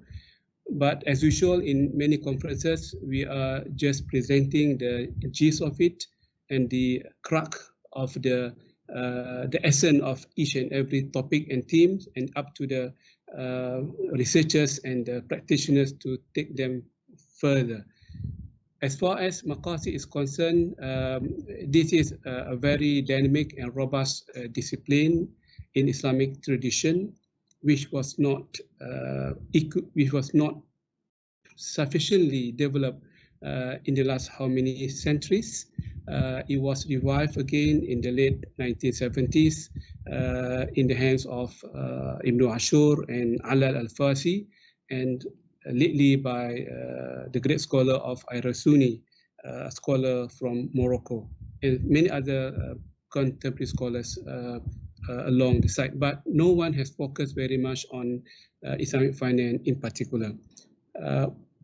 Whereas the SDGs are the creation of United Nations in 2017 to put the blueprint to achieve a better world for everyone in 2030. So from that perspective, we can intuitively or casually conclude that both must converge to one another to support a better environment of living. Maqasid al-Shari'ah, as expounded by Ash-Shatibi, one of the iconic scholars of Maqasid al-Shari'ah, he was saying, or he was quoted as saying, al-maqsad maqsadani, the very objective of the Sharia has two components, maqsadun lil-shari' wa maqsadun lil-ibad. The one objective was meant for the Creator, the Almighty Subhanahu wa Ta'ala, and the other one, the other component of each and every maqasid is meant and earmarked for the benefit of his servant, his creature, the human being as a whole, Muslim and non-Muslim. So from that perspective, maqasid should be treated accordingly. In fact, if I can comment some small footnote, Maqasid al-Shari'ah shouldn't be limited to the realm of Islamic juristic rulings of 5 or 7 juristic rulings. It is not supposed to be limited to becoming a particular technical piece of evidence that lead to permissibility or otherwise. It is beyond, it transcends the whole bandwidth of fiqh and the bandwidth of usul fiqh. It is very much a blueprint for Islamic community to learn from and to be inspired by, and to put the right policies and best practices governing the Islamic rulings and beyond. What has happened in the past, in fact, the modern textbook on the Maqasid has been somehow skewed towards limiting it to fiqhi ruling, which make Maqasid not effective and very naive to be able to address the modern contemporary issues of environment, social justice, of human entrepreneurship, education, science, technology, and so on and so forth. In fact, no one has the right to limit Maqasid al-Shari'ah into 5, into 7, or into whatever, because Maqasid al-Shari'ah is always evolving. Allah subhanahu wa ta'ala has put the right formula of Maqasid, and it trigger when the right condition being triggered in any modern society, fueled by the data of the day. I have no time to go into detail, but basically if you refer to the definition of Shatibi, for example, when he attempted to give definition of Daruriyat and the Hajiyat and Tahsiniyat and many other great scholars as well, they have put the very data-centric definition, not emotion, not intuitive, but very much data-driven definition by saying that al-Daruriyat in a nutshell is something that if you do it or if you ignore it, you don't put that into consideration, every single soul in the society will be affected. Kullun nas, amatun nas. When they come to Hajiyat, the most people, the majority of them, the overwhelming majority of them will be affected. Mu'adhabun nas. When it comes to Tahsiniyat, only a small portion of the community will be benefiting or will be deprived from benefiting from the negligence of Tahsiniyat. So all in all, it's very much based on the data, very much based on the empirical evidence and research. I think the same goes to SDG.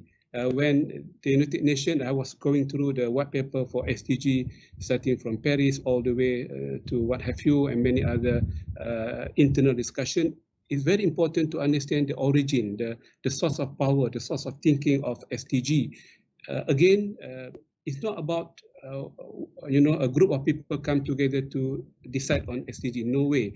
They were coming together with the data of the day on poverty, on the equality, on the water supply, and so on and so forth. So everything was entrenched with sufficient data to trigger, as the Quran also is data-driven, to trigger some of the leading themes of life to create a better planet for everyone to live, from justice, education, all the way to the rights of humanity, and so on and so forth. So from that perspective, I will end my presentation, the first part, which is very academic and textbook orientation on the Maqasid and SDG. Now we are coming to the new realities that we are forced to have with the coming of COVID-19. And we hope, we pray to Allah subhanahu wa ta'ala that Allah will bring the healing the sooner so that we can go back to the original, what we used to be. But there is a silver lining behind the COVID-19.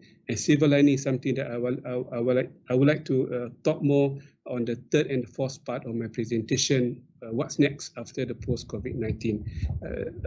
I'm not going to touch about the impact of COVID-19. Everyone is aware of that, socially, medically, employment-wise, and whatnot. And in fact, SDG has been said to digress few years backward. We need to say we are not in the position to achieve SDG anymore by 2030, because we heard from Dr. Bilo just now that the World Bank has predicted the impacts from one aspect only, the employment.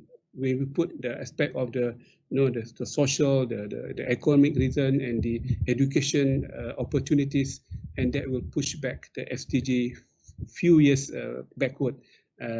So enough is enough on the impacts of SDG. What's next? Going forward to be governed and embedded and inspired by the Maqasid and SDG. For me, alhamdulillah, by default or by design, I'm not so sure which is one is the right theory. The COVID-19 has expedited the process of financial inclusion. Now, many banks are forced to move from brick and mortar economy. In fact, we were talking just now with Dr. Habib that even education has started moving from brick and mortar to become digital driven. And by having the digital driven, then we can include as many human community as possible. Yes, it was forced by, but eventually in the future we have seen that many unbankable segment in Indonesia, in India, in China, even in Malaysia for that matter, our foreign workers now, they have a bank's account, they call virtual account now, without going to the bank. They cannot travel anymore, they cannot go to the town to transfer the money back to their home country. So the system has been created, the digital remittance technology, where we can onboard them to the bank within one day, 1,000 of them, and that can cut costs rather than going to the town and sending the money once a month. In this case, they can control. You give them the freedom of controlling their own financial, for their car financing, for the wife, for the children, for the mother-in-law, and what have you, become humanizing factor. This is something great. Again, we have seen in Malaysia, at least my own experience, practical experience, we have now the foreign workers and the employers. They cannot afford to have the 1 year premium or takaful contribution anymore, because workers do not go to work every day. It will be a loss for them. Now we have launched what we call $1, 1 takaful a day. That kind of 1 Riyal Qatari per day, that kind of system that we can humanize the financial offering. The issue of education. Education is the key to poverty, the key to everything, social justice, job opportunities, and access to the sanitization, water supply, and whatnot. So education has become very much easy now to everyone. No more, the elites will control education. Everyone can learn now with a very fraction of cost, and this is a good thing. We need to leverage further, and we have to make financial inclusion a reality, and education inclusion a reality moving forward. So I'm very, very positive about this post-COVID-19. Of course, when it comes to education, I could have different point of view. Dr. Habib is very senior academic and educationist. I'm also the president of the university. I have my own view that we have to relook into our education system. The 4 years, 5 years period is no longer relevant. We need to somehow make it shorter, make it more impactful and more robust towards the post-COVID-19 era, because our young people need to be taught and to be upskilled according to the new job creation, which are 75% different from the past, according to McKinsey report and many other reports that you have seen in the next 2 or 3 years from now. So we are preparing them from now, not from tomorrow, from now, because they need to spend 3 years or 4 years from now to become someone in the future. And the employment. In my recent book, Maqasid al-Shari'ah, embedded with big data analytics and artificial intelligence, I have singled out that one of the most important maqsid throughout the ages, throughout the years, has been employment, the ability to get work when someone keen to get the employment. So the job of the government, the job of private sector, the job of community to provide the employment, and the new form of employment have emerged after COVID-19, and this is the job of the government, job of private sector, the internship, the scholarship. We have to work together to create the job opportunities. If I may quote Al-Qarafi in his book, Al-Furuq, one of the best books on the distinguishing features of Islam and Sharia. Look similar, but they are not similar, they are different. Al-Furuq, he was saying, Al-Aslu fin nasi al-Kasbu, the original position of any human being on this planet is to be able to work. But if we cannot create the job opportunities, there's no meaning of working. And many problems in our Islamic societies, happen or emerge because we have failed to provide the job employments to everyone who is keen and inspired to find the job.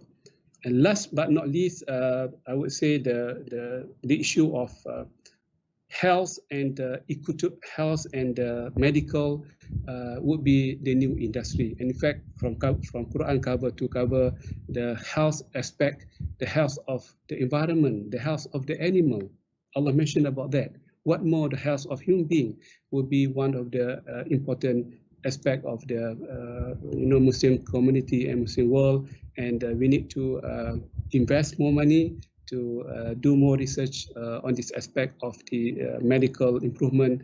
I think the permutation of virus will not stop.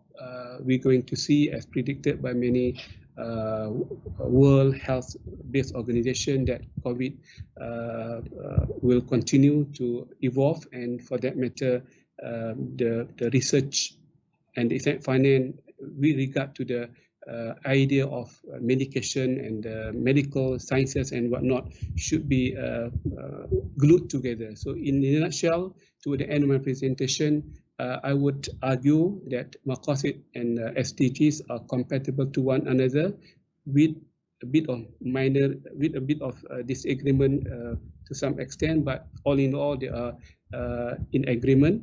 But we need to relook into our own Maqasid Sharia by bringing the new bandwidth, so that our Sharia is not naive anymore to confront the demands of the day. 5 Maqasid, even 10 Maqasid are not good enough to make our Sharia glorious.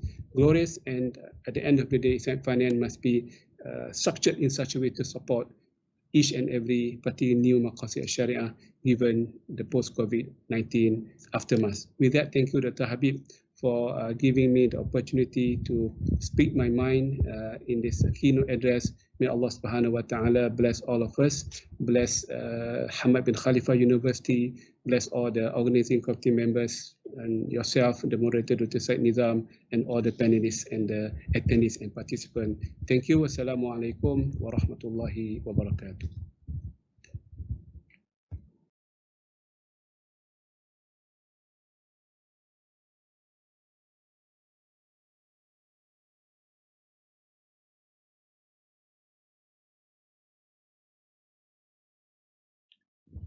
Thank you very much for an excellent presentation. Actually, you covered a lot of very important issues. And not only you covered the academic part of it in terms of the Sharia basis of Maqasid, and I think one of the important things which you mentioned was that Maqasid should not be restricted to the 5 that most of the studies in some ways or researchers focus on, but it can be expanded. And given the current situations in terms of environment and social justice, definitely Maqasid is the approach which should be taken. And also you covered the practical issues in terms of how to deal with the some very important issues related to education, employment, health and medical services in the post-COVID era. In terms of the SDGs, I think you rightly mentioned that I think it will be challenging to fulfill the SDGs on time, and definitely the SDGs, their achievement will be postponed. I mean, if you just think of the poverty levels have increased by almost 500 million during this one single year. The moving forward in terms of the post-COVID, I think it will require new thinking, and you have identified some of the issues in terms of using technology, among others. So I think it was a very insightful speech, and in some ways very pertinent to the papers which will follow. I just want to, before I give floor to the next speaker, I just want to announce some housekeeping issues in terms of how we proceed. Of course, one of the things we want to do is finish on time. So what we'll have is we'll have a question and answer session after all the presentations, and then it will be more like a panel discussion. So in the panel discussion, we will discuss questions which are being raised. And I hope Dr. Dawood Al-Bakr will be with us to answer some of the questions, because there are some questions for him. Sure. So without further ado, I can now go to the next paper. The next paper is entitled An Opportunity for Islamic Finance to Align with Financing Activities with SDGs. This is a joint paper by 3 authors, and the authors are Dr. Muhammad Abu Bakr Siddiq, Dr. Abdul Rashid, and Dr. Sayyid Muhammad Abdul Rahman Shah. All of them are from Pakistan. The paper will be presented by Dr. Muhammad Abu Bakr Siddiq, who is with the International Institute of Islamic Economics at International Islamic University, Islamabad. Dr. Muhammad Abu Bakr, the floor is yours. Bismillah ar-Rahman ar-Rahim. I am Muhammad Abu Bakr Siddiq and a lecturer, International Institute of Islamic Economics from International Islamic University, Islamabad, Pakistan. So I'm here to discuss my paper, the titled COVID-19 Pandemic, an Opportunity for Islamic Finance to Align its activities, financing activities with Sustainable Development Goals. And my co-authors, Dr. Abdul Rashid is my colleague, and Dr. Sayyid Muhammad Abdul Rahman Shah is also my colleague. So this is a paper. So, okay, let me introduce the topic and what I'm going to do. That as we know that the COVID-19 being a pandemic has created a worst situation in human history ever. And we know that the people are reluctant to leave their homes due to the fear of catching the virus. They prefer to keep themselves in solitary confinement. So in almost all countries of the world, the governments have locked down to quarantine the people. Industries are partially opening, same as the markets are partially opened, and food items are becoming more and more expensive. So thus most of industries, companies, and institutions are evicting their people due to economic and financial crisis caused by COVID-19. So consequently, unemployment is on rise, and there have been a massive, extraordinary rise in workers submitting unemployment insurance claims. They have been, we can know that many people have become under the poverty line. So this is the problem, main economic and financial problem have been caused by the COVID-19 pandemic. So in principle, we know that the conventional economic stream, they have introduced in previous decade, in this decade, we can say that a few years back, the concept of circular economy. So the circular economy, what is the circular economy basically? Circular economy is this is the recycling the product. So it was a good idea for the sustainable development goals, and because these UN have introduced 17 sustainable development goals, and with the economic growth, the poverty alleviation, these were the main objectives in these sustainable development goals. So circular economy basically is the idea that also support the economy, the governments and the economies to achieve these objectives of economic growth and the poverty alleviation, because it provides employment. It provides we can say that the jobs for the people. So this is the concept of basically circular economy. The objective of this paper is usually that to discuss the potential role of Islamic finance to achieve the sustainable development goals via circular economy, and to discuss the inherent potential capability of Islamic finance to provide a shoulder to the financial and economic system in overcoming the crisis caused by COVID-19 in the framework of circular economy and sustainable development. And also there is an objective to propose Islamic financial models of micro enterprises that may create unemployment and economic well-being in needy segment of the society, entertaining the concept of circular economy and sustainable development goals. So these are the basic objectives of my paper. And what is the background? We know that there is a lot of history that mankind has confronted epidemics, endemics, and outbreaks in the pandemic. But this contemporary modern world, we confronted this time the COVID-19, and the economic and the financial crisis has been caused by the COVID-19 pandemic. So, and we know that Islamic financial system has established and proved its soundness in the previous financial crisis of 2007-8. So we think that Islamic finance has capability to overcome this economic crisis caused by the financial crisis caused by this COVID-19. So let's see how to integrate the Islamic finance with the SDGs and circular economy. And we know that what are the sustainable development goals, that this is the 2030 agenda, the UN agenda of the SDGs, and everyone knows better. So let me go ahead. So the circular economy concept is everything is input to everything else. So what was basically the idea of circular economy? It was basically a modification of economic DNA from a linear to non-linear model. Because what was the linear model? Take, make, and dispose. This was basically the linear approach and the economic DNA, the linear, we can say the linear approach of economic DNA.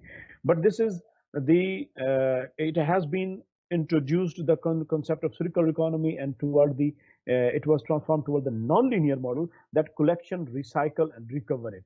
So this is the modification basically of the economic DNA. So circular economy becomes very close to the theory of sustainable development goal in this concept. So when we think the question arises that how circular economy can outline a more conceptually resilient, economically efficient, socially just, and environmentally safe system for the planet. For this, we have to think, we introduce the integration Islamic finance with the circular economy and the sustainable development goals.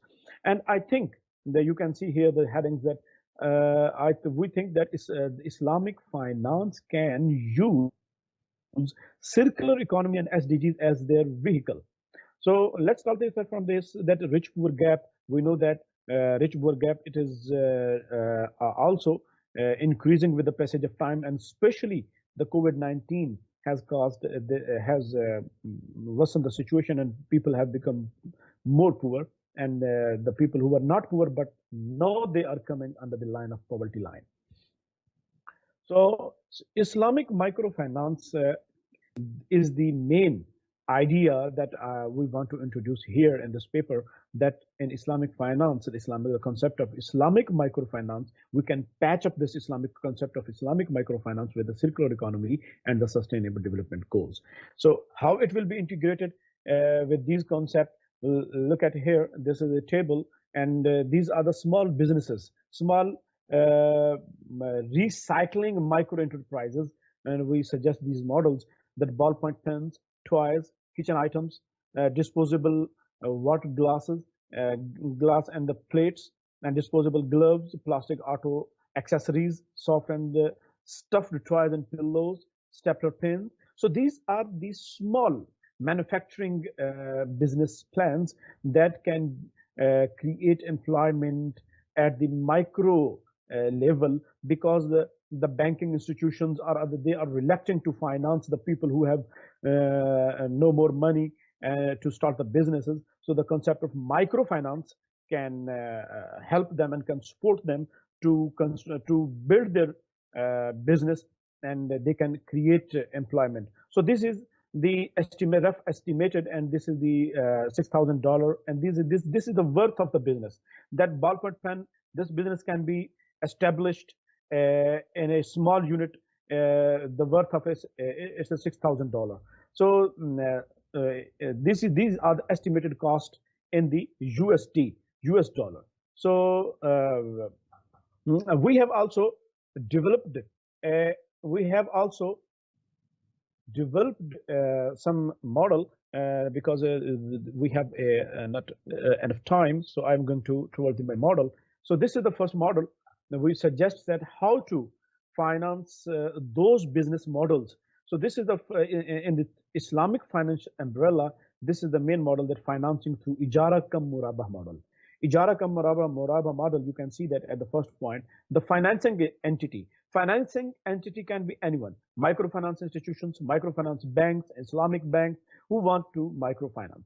Though here you can see that at the right side, this is the CSGs. This is cooperative guarantee scheme, and we will discuss it here, that this is the third party, and it is basically Waqf institution that will provide cooperative guarantee, that this guarantee will be provided the financing entity, that if there will be a loss, that loss will be provided, that will be financed by the Waqf institution.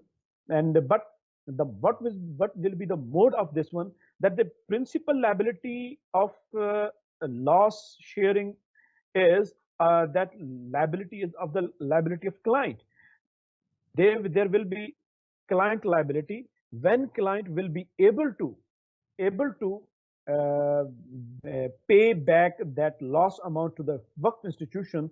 It means that the loss will be initially will be given by supported by the credit guarantee scheme, by the Waqf institution, but later the client will deposit that loss in an installment, as and when needed basis. He will pay that loss in installment to the Waqf institution. So it means that this guarantee scheme is not setting free client from the liability. He will be liable, so that this liability upon him, we establish the liability, because that make him dutiful. So the financing activity will enter into the Ijara Muntahi bit Tamliq contract, and after that the institution will purchase required machinery for the business. We mentioned in the above table that machinery will be purchased by financing activity, and it will be given to the client on rental basis, and the client will pay periodical rent to the financing activity. This is the first part. This is the level 1. What is the level 2? There are two options for the level 2. The level 2A, this is Murabah to purchase orderer, because that was the first part was about the machinery, but there is also raw material. The micro enterprises will need to run their businesses. So how they will get their raw material. So for raw material, the financing activity will enter into the murabah to purchase outward contracts with the client, and they will enter into this, and the supplier of goods will sell. And as we know that what is the murabah structure, the same murabah structure is applied here. The client in the capacity of agent of financing activity will purchase his goods of need from the supplier of goods. Then there will be offer and acceptance between the financing entity and the client, and the kind of finally after offer and acceptance, client will use that thing, and the client will pay then that amount in installment to the financing activity. Again, there is a Waqf institution is involved here, providing this cooperative credit guarantee scheme. Under the guarantee scheme, there is a, because this credit guarantee scheme will encourage financing activities to support the clients. So this is the istijrar contract between the credit guarantee scheme, the financing activity and the supplier goods, and the client will pick his article of need as and when needed basis. Then financially, that asset will be sold to the client on the murabah basis, and again he will pay in the installment. So this is the financing through ijara ka murabah model. And the other model is financing through diminishing musharaka. It is a simple model that the asset and the machinery that will be purchased by the mutually purchased by the client and the financing activity as the diminishing musharaka works. So this is the same. All terms and conditions will be applied here. So we can conclude that these models will create employment at three levels: waste collection level, production level, and the marketing. So these three levels, at these micro enterprises will create jobs for the poor people at these three stages, and it will be very good if the financing entities show their interest to finance the at micro level. So we can say that in this way, Islamic finance can play its potential role in the COVID-19 pandemic. Thank you.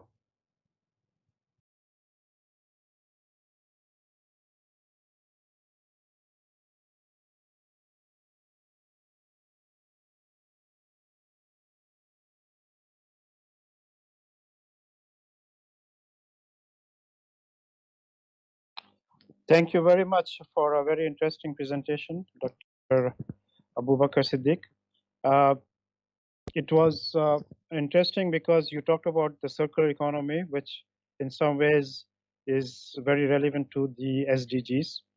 And you also touched on micro enterprises and microfinance, which can create employment, which can touch on a few SDGs, including no poverty, enhancing employment.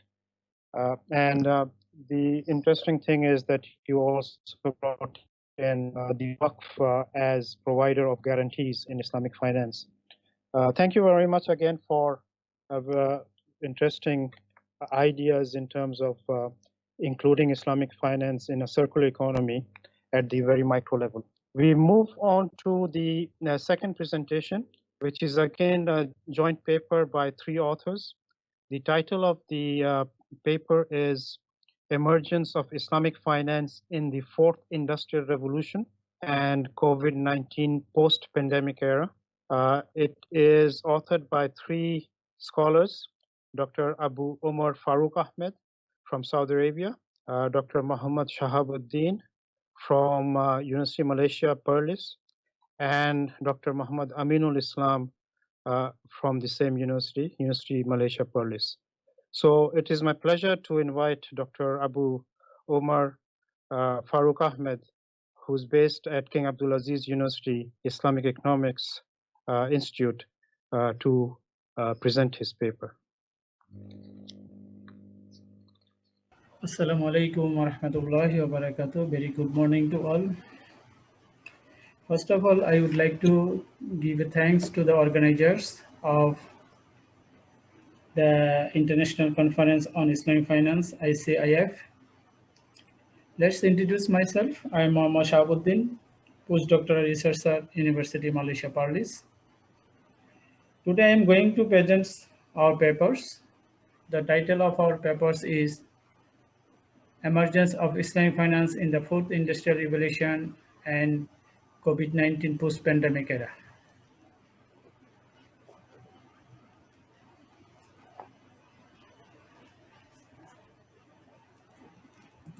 This is the outline of today's presentation. We start from introduction to conclusion. In between all of the content, I will present step by step, inshallah. Introduction. Based on our title, there are three important keywords are there. These are Islamic finance, fourth industrial revolution, and COVID-19 post-pandemic era.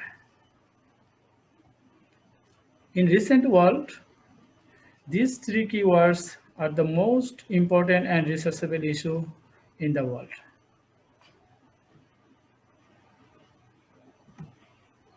Islamic finance. Islamic finance is associated with collaborative financial system. The rules and regulation of Islamic finance are different from the traditional financial system in many ways. It strongly prohibited excessive interest, that means the riba, gambling, Maqasid, and uncertainty, that means the gharar. But these are the common practice in conventional finance. Moreover, it encourages, that means Islamic finance encourages the partnership business, risk sharing and profit sharing, and active monitoring system. Islamic finance has a positive momentum and rapid growth rate. We start from the mid of the 19th century. Due to the tremendous growth rate of Islamic finance, it has captured the interest not only the Muslim, but also the non-Muslim also. The asset in the Islamic finance industry has grown 259% in the last 10 years and reaching 2.438 trillion in 2018. The growth of Islamic finance assets is gradually increasing, but yet it contains a very little portion compared to the global financial assets. From the graphical representation, it's clear that global financial assets contain the 99% share, but Islamic finance only contains the 1% assets compared to the global financial system. Therefore, it is necessary to co-opt the Islamic finance to the fourth industrial revolution, that means the faster technological development movement. Fourth industrial revolution. The fourth industrial revolution is the cyber and physical system. It's the combination of cyber and physical system, CPS, that describe the exponential changes to the way of lives, works, and related to another with bridging the Internet of Things and Internet of System.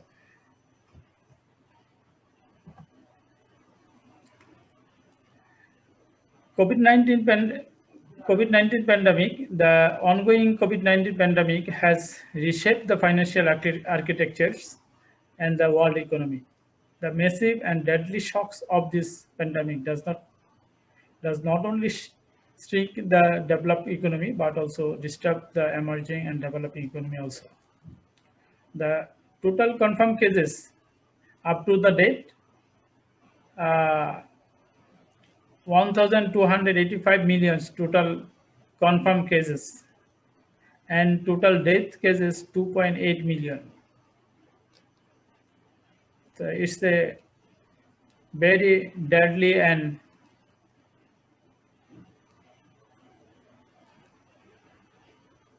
very deadly shocks in recent world, all over the world.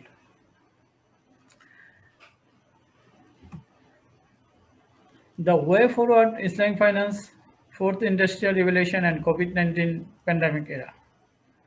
Despite the devastating global economic effect, the COVID-19 may wake up call for the stakeholder of Islamic finance industry. If they can start reassessing its fundamental value proposition, like they should open the window like halal health and halal tourism to grab the opportunities by creating demand and fulfill the supply of Sharia compliant products and services in a possible way. A reassessment is essential for the expansion and exploration of Islamic finance industry as a development-oriented financial intermediation model rather than a purely technical phenomenon-based model on Sharia. In this context, the crisis of COVID-19, perhaps technology is the only winner. In the era of post-pandemic COVID-19, the fourth industrial revolution, mostly fintech, may play a bigger role in Islamic finance. Finally, concluding remarks. The fourth industrial revolution has gained popularity due to its huge potential to generate the income level and increase the quality of life for mass population in all over the world. The development area of fourth industrial revolution are multidimensional. That the human beings will pose and consequently will enable them to travel across the galaxy and explore the potential of leveraging other plant resources. Muslim countries should pay attention to amend the existing rules and regulation in Sharia compliance boundaries. That's all. Thank you very much for listening.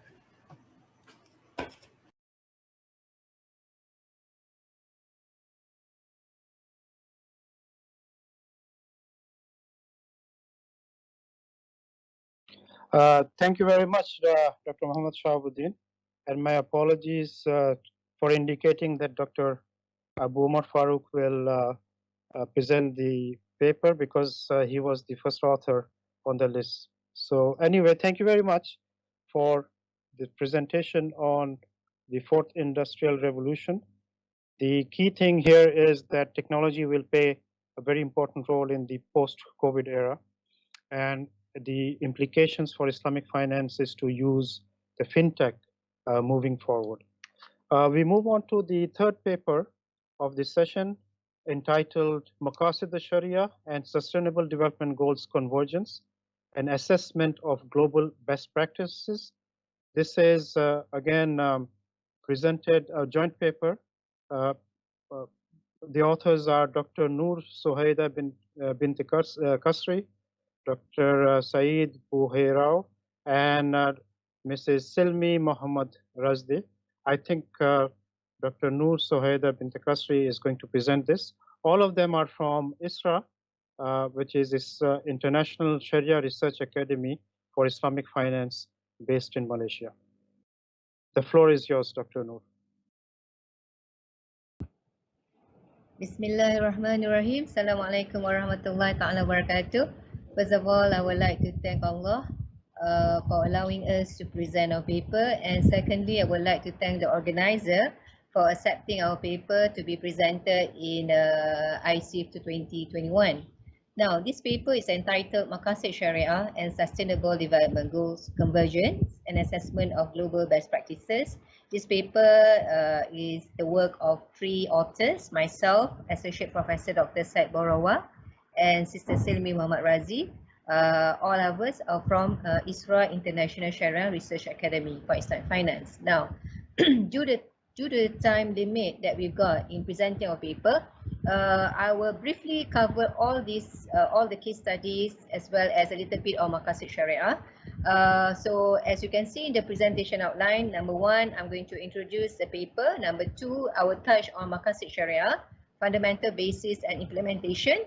Then I will go to the SDG and Maqasid Shari'ah. Is it a clash or is it a convergence?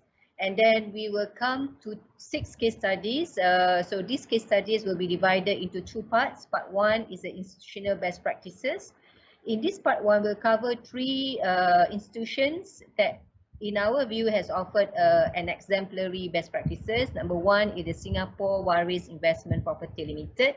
The second case study is Saudi Arabia's Alima Investment Company. And number 3 is Indonesia's PT Atis Indo-Asia. Okay, the second part of the presentation will basically looking at the sukuk issuance, COVID-19 sukuk issuance. We have 3 so far. I mean, at the point of writing the paper. There's IDB Sustainable Sukuk. Number 2 is the Malaysia Sukuk Prihatin. And finally is the Indonesia Cash Wakaf Link Sukuk. Now, I will close the presentation with the recommendation and conclusion. Now, briefly, COVID-19 has directed the discussion of global economies towards a more sustainable economy and social impact based financing investment centric. Therefore, we can see more and more calling for financial sectors to revisit the existing leverage debt-based financial landscape and consider real economy-based financing investment as an alternative is becoming more pressing. But when you go to Islamic law, basically Islamic law, this is it's not foreign, because Islamic law relates to real economy, humanity, equity, fairness, inclusion, sustainables. Okay, and it relates to our Maqasid Sharia, which is the higher objective of Sharia. Now, when we talk about SDG, well, in fact, the introduction of SDG and adoption of SDG by the Western economies has sparked considerable debates among the Islamic finance industry players and Sharia scholars. Now, the debates circle around the motion of the need of SDG in Islamic finance vis-a-vis Maqasid Sharia and the impact on the direction of the industry when you depart from Maqasid consideration to the SDG implementation.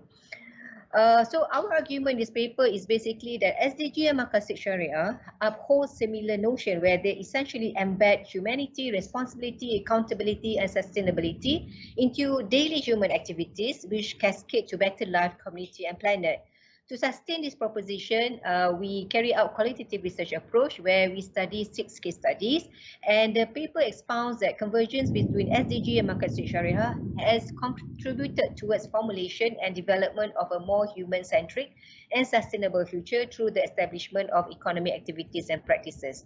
Now, since I believe that I am the third or fourth speaker, which I believe the other speakers have covered Maqasid Sharia, and due to the limited of time, I cannot go towards the detail of the Maqasid Sharia fundamentals, but basically this is a snapshot of what we have gone so far, whether to see whether SDG and Maqasid Sharia there's a clash or convergence. So you can see here in this table we have put SDG on the left side and Maqasid Sharia on the right side, where we discover from goal number 1 to goal number 17 there is a lot of convergence. Okay, like in Maqasid Sharia there's preservation of life. Then you can see this in goal 1, goal 2 and goal 3. While preservation of intellect you can see in goal 4, and wasail or direct means to preserve life, intellect and lineage you can see in goal 6, goal 7, goal 12, goal 13, 14 and 15.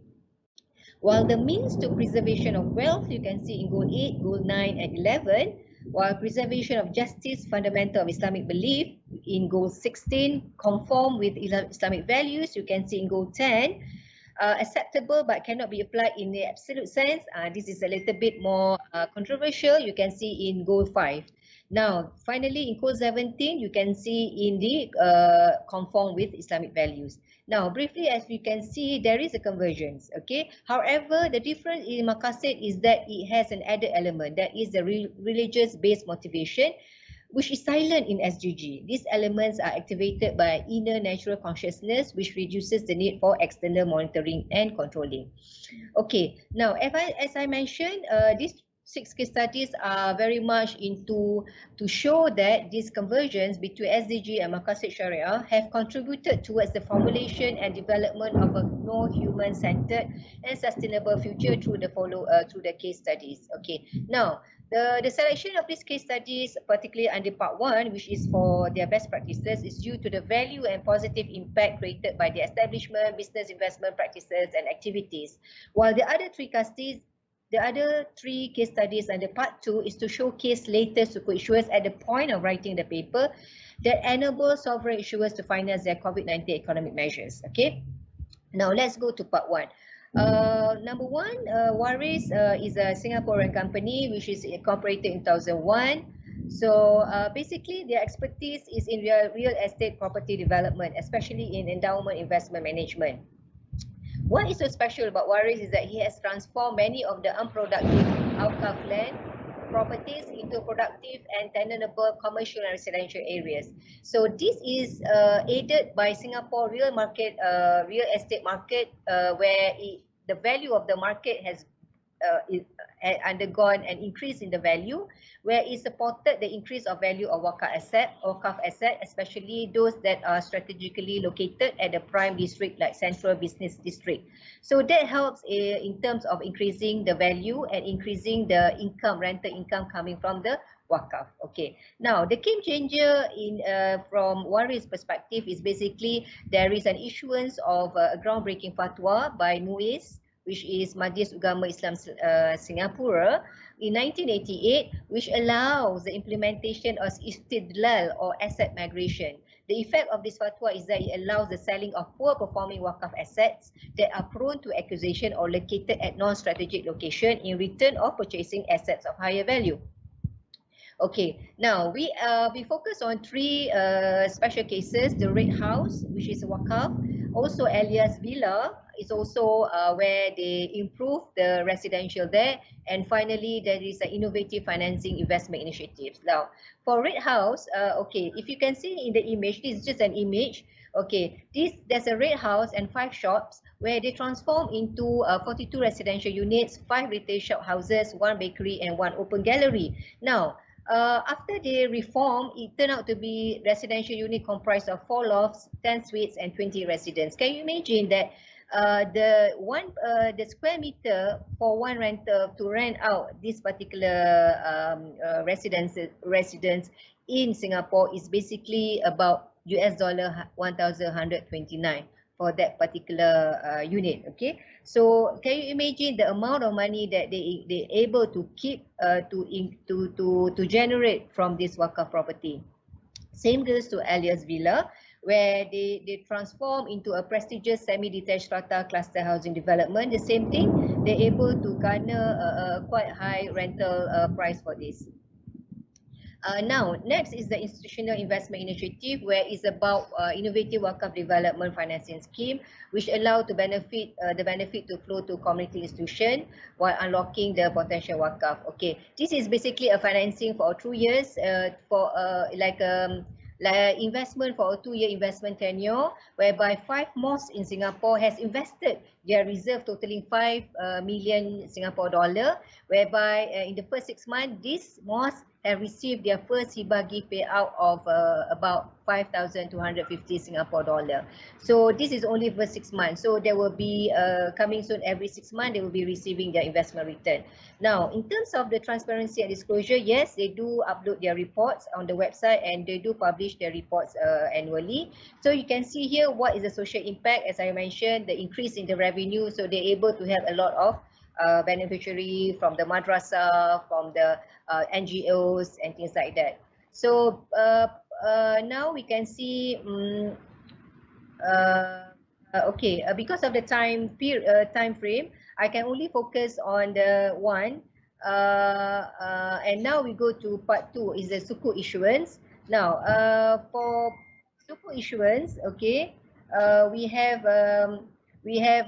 seen there is about 3 sukuk issuance, whereby first sukuk issuance is by IDB, okay, whereby IDB has issued, I think IDB in terms of COVID-19 pandemic has issued the first sukuk issuance for COVID-19, whereby they issued in 2020 under their program Respond, Restore and Restart.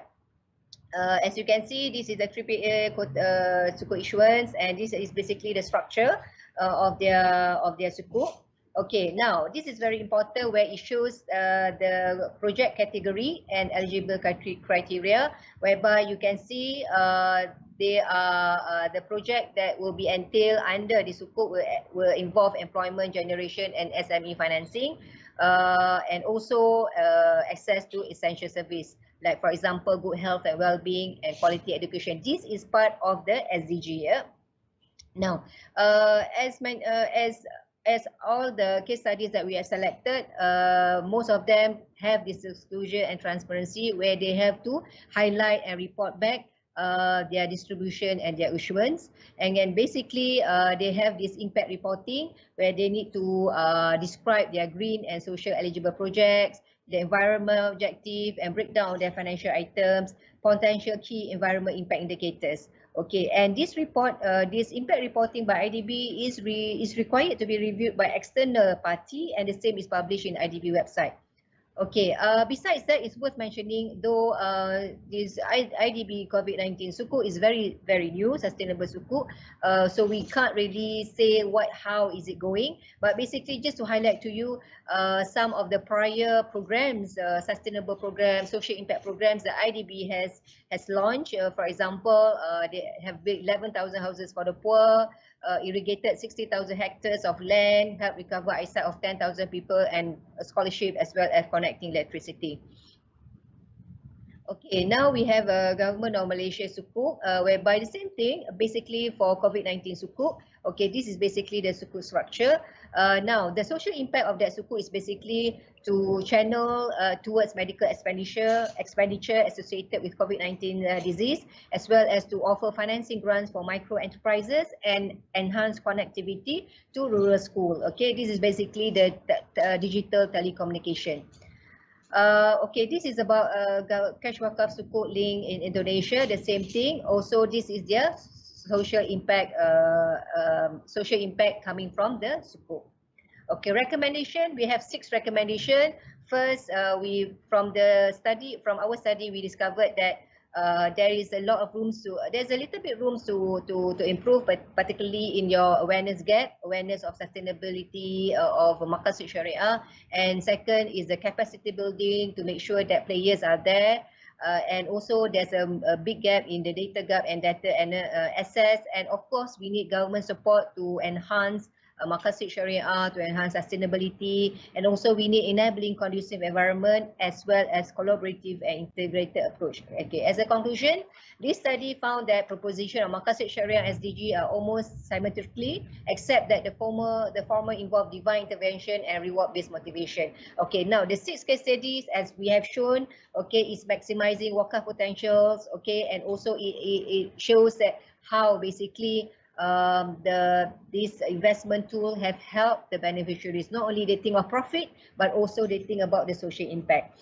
It is hoped that the study will intrigue and encourage many more establishment investment to embed the proposition of Maqasid Shari'ah and SDG in their decision practices. Indeed, COVID-19 has inevitably hampered efforts to achieve the Universal Development Goal by 2030, but the realization of Maqasid Shari'ah by the Vicegerent of Shari'ah, the lawmaker, is a continuous responsibility under the end of the worldly life. With that, thank you for listening, and Assalamualaikum warahmatullahi ta'ala wabarakatuh.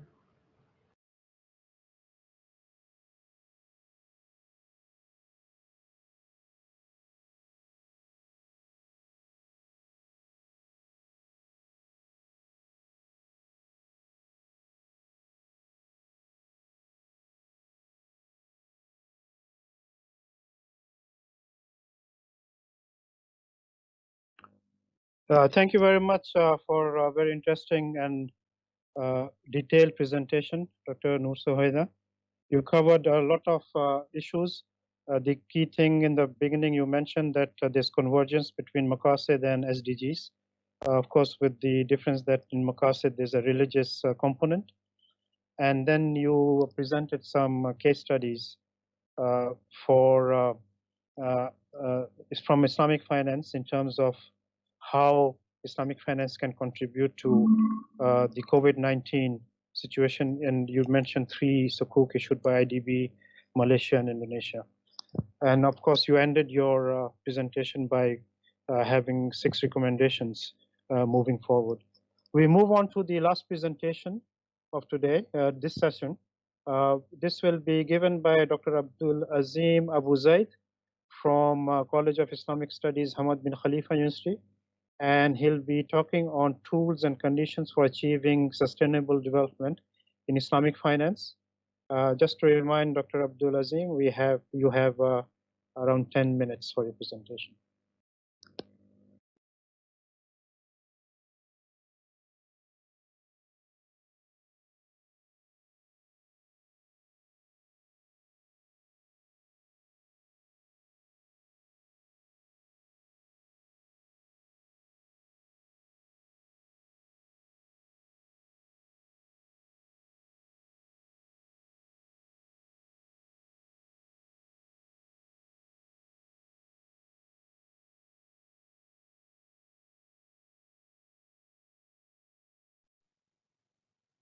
بسم الله الرحمن الرحيم الحمد لله رب العالمين وأفضل الصلاة وأتم التسليم على سيدنا محمد وعلى آله وصحبه أجمعين. Of course, I would like to thank first Dr. Nazim and his team for organizing this conference, and also Dr. Habib for moderating this session. So my presentation will be on the tools and conditions required, of course, for Islamic finance to be able to achieve what we call sustainable development. I will try to be very brief and to the point, inshallah.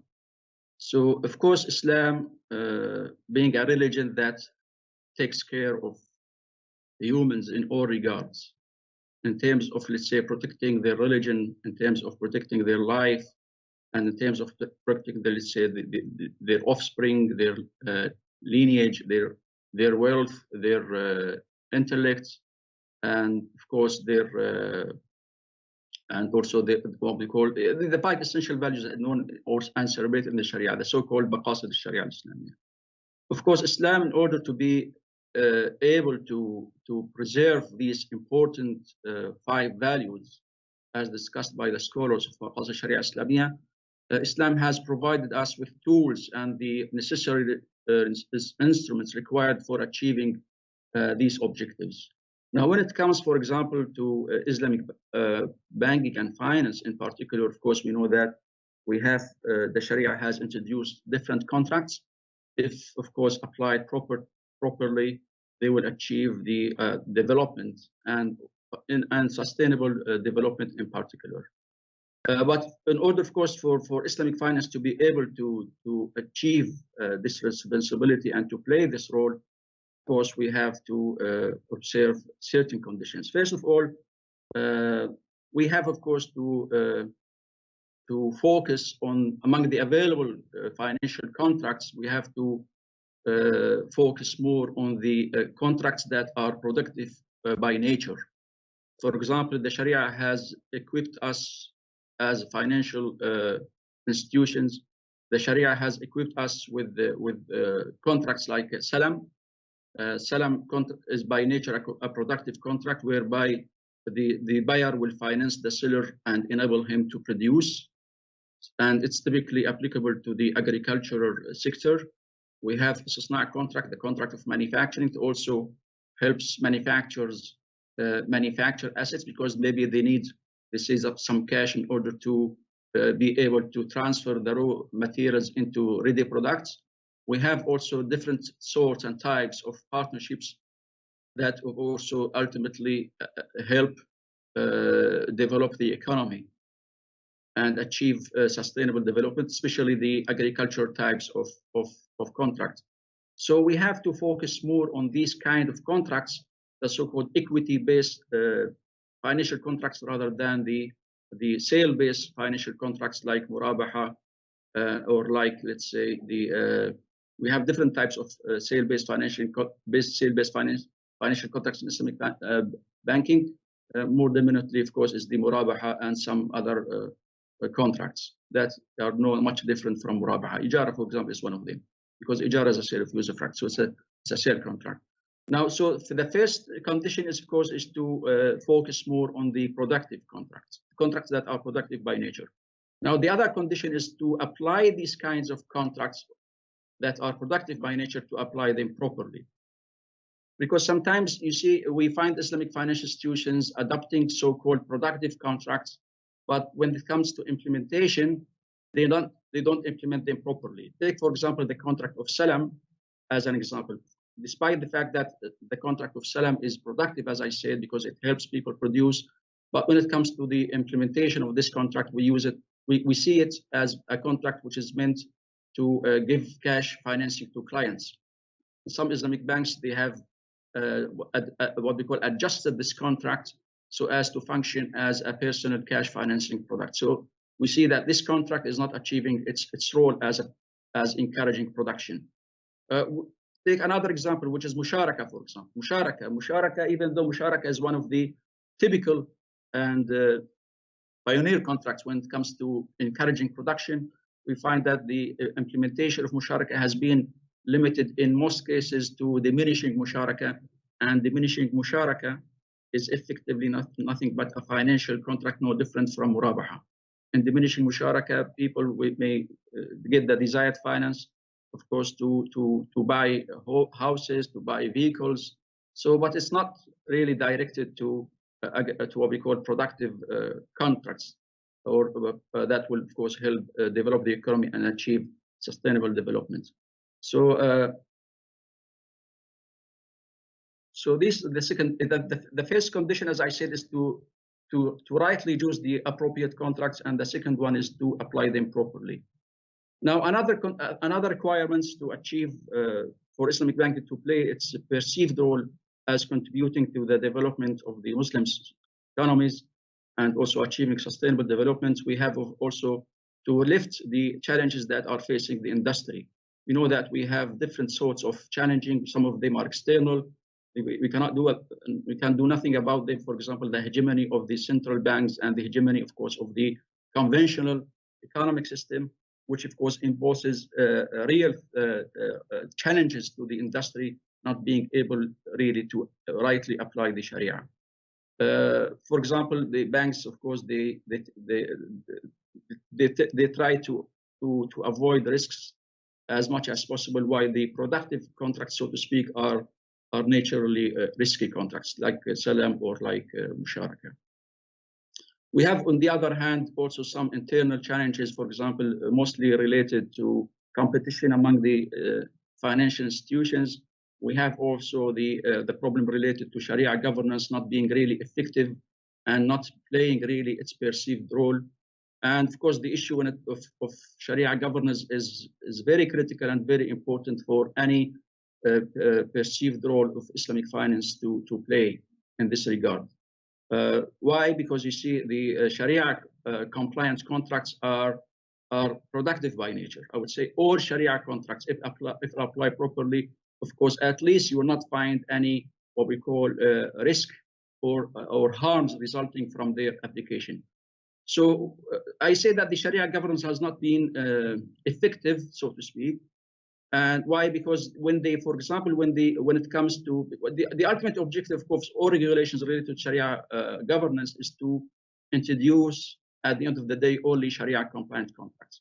Now, when it comes, what's the meaning of a Sharia compliant contract? Of course, a Sharia compliant contract is a contract that meets its requirements, that's valid in form, that's valid in essence, and also valid in implication. Now, the existing Sharia governance has mostly focused only on the technical requirements of the contract, apart from its what we call essence or substance or implication. Now, when it comes to what we call, in the context of Maqasid Sharia Islamiya, of course, the focus has to be on the implications of the contract. So even you find the contract, let's say, Sharia compliant in terms of form and possibly in terms of essence, which is really rare nowadays. But when it comes to the implications of the contracts, really, it may not be really Sharia compliant in this regard. And of course, as a result, it will not be serving or honoring Maqasid al-Shari'ah al-Islamiyah. Because according to Maqasid al-Shari'ah al-Islamiyah, we have to take into consideration what we call the real implication of the transaction or of the product, for example. And that's why the Sharia Islamiyah, for example, says that selling grapes to a winemaker is unacceptable, is totally unacceptable. Why? Because it encourages or facilitates the production of something which is harmful to the society. Similarly, the Sharia says selling weapons to criminals is also haram, even though the sale contract in itself is valid. Allah subhanahu wa ta'ala says, وَأَحَلَّ اللَّهُ الْبَيْعَ, that sale contract is valid. And also in terms of substance, the sale contract, when we sell weapons, it's valid in essence as well as in form. But when it comes to the implication, of course, that will lead to mafsada, to an evil if people, let's say, have access, let's say, unlimited access to arms. So we have, in order, of course, to rightly label a contract as a Sharia compliant, we have to consider the implication. As a result, when we, for example, when we in Islamic financial institutions, when we finance a particular client, we have to consider the implication, whether this particular financing, for example, will cause some environmental harms or risks So we have to consider that. Now, the problem, as I said, that this issue has not been really in what we call real consideration by Islamic financial institutions. They have really to focus on this point, and this is part and parcel of its responsibility as an Islamic financial institution, because the contract or the transaction, the product cannot be rightly labeled as Sharia compliant unless we consider the implication. And the implication very evidently relate to Maqasid al-Shari'ah al-Islamiyah. Maqasid al-Shari'ah al-Islamiyah is all about what we are doing to the society, what we are doing to the economy, what we are doing to the environment, because these protection of these and preservation of these things will help, of course, honor and preserve the higher objective of the Sharia al-Islamiyah. This is all I want to say. Thank you very much. Wassalamu alaikum.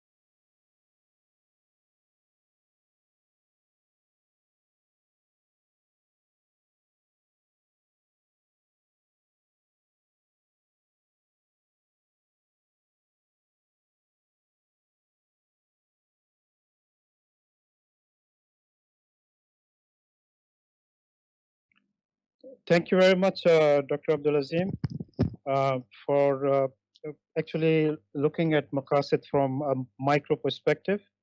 You in some ways discussed the implications of Maqasid at the contract level in terms of using contracts which are productive, and also looking at the implications of the contracts in terms of the impact which they have in the economy. Now we have come to the last part of the session, which is question and answers. We don't have too much time, but we'll try to accommodate as many questions as possible. To have more questions and discussions, can I request all the speakers to respond to the questions in 3 minutes, a maximum of 3 minutes, please. I have an interesting question for actually Dr. Daud Bakr.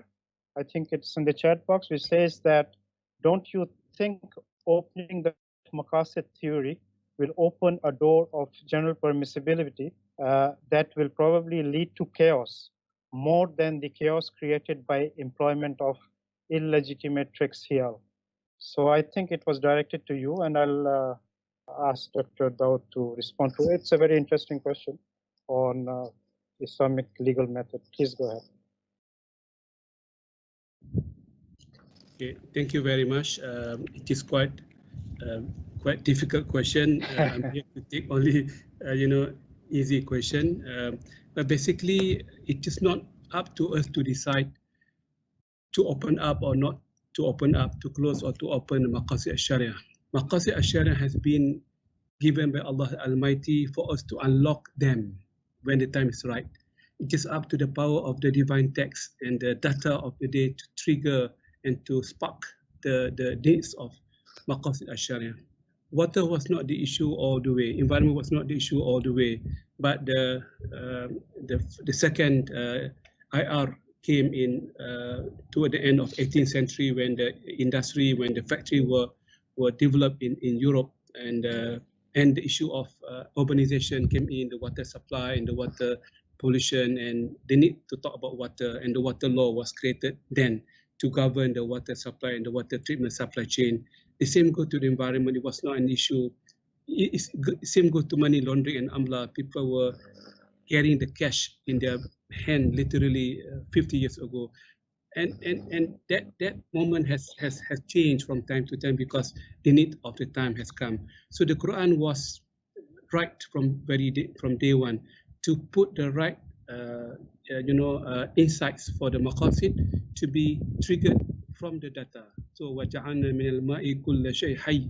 The water has become very prominent because the water supply has become the main issue, and the SDG, clean and affordable water, drinkable and affordable water, has become the issue. So to make it short, you cannot control the human behavior of using trick and whatnot, but you cannot control the desire of Allah subhanahu wa ta'ala from day one to make maqasid as dynamic, as open-ended, policy from Allah subhanahu wa ta'ala. They are not meant to be legal ruling, as I mentioned. They are meant to become broad policies and best practices to govern the current and the modern society that we have. In the next 10 years, the next 100 years, the new maqasid will come in. Thank you very much. Okay, thank you very much for answering, as you mentioned, a difficult question in a very short time period. The second question is for Dr. Shahabuddin, which is, may you please touch down on some notes, like which regulation should the Islamic finance revisit, as you said in the last point in conclusion. So, because it seems like that the industry practice is either wrong or may not be in line with Islamic rules. So this is a question for Dr. Shahabuddin. I think you can actually see the question on the chat box too, in case you want to look at it.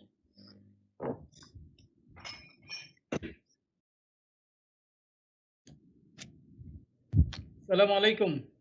Can you hear me? Yes, we can hear you now. Okay, thank you very much. Because it's a very interesting question. The answer of this question for my part, that now we know that the recent financial world is very unstable. Unstable means that the cryptocurrency, like this, the cryptocurrency day by day, the price is increasing. So in this context, there is a lot of bubbles in the financial market. So we can think that, and most of the specialists, they want that the market may be collapsed, like this, the cryptocurrency. That's why the in recent world, it is necessary to introduce the Islamic cryptocurrency in Islamic fintech perspective, like this asset-based, gold-based, or silver-based cryptocurrency. If we can introduce the alternative cryptocurrency in the market, maybe the financial market show the stability in the world, because the from the last financial crisis 2007 and 8, we can see that the financial market collapsed. That time the Islamic finance play a vital role in the financial market.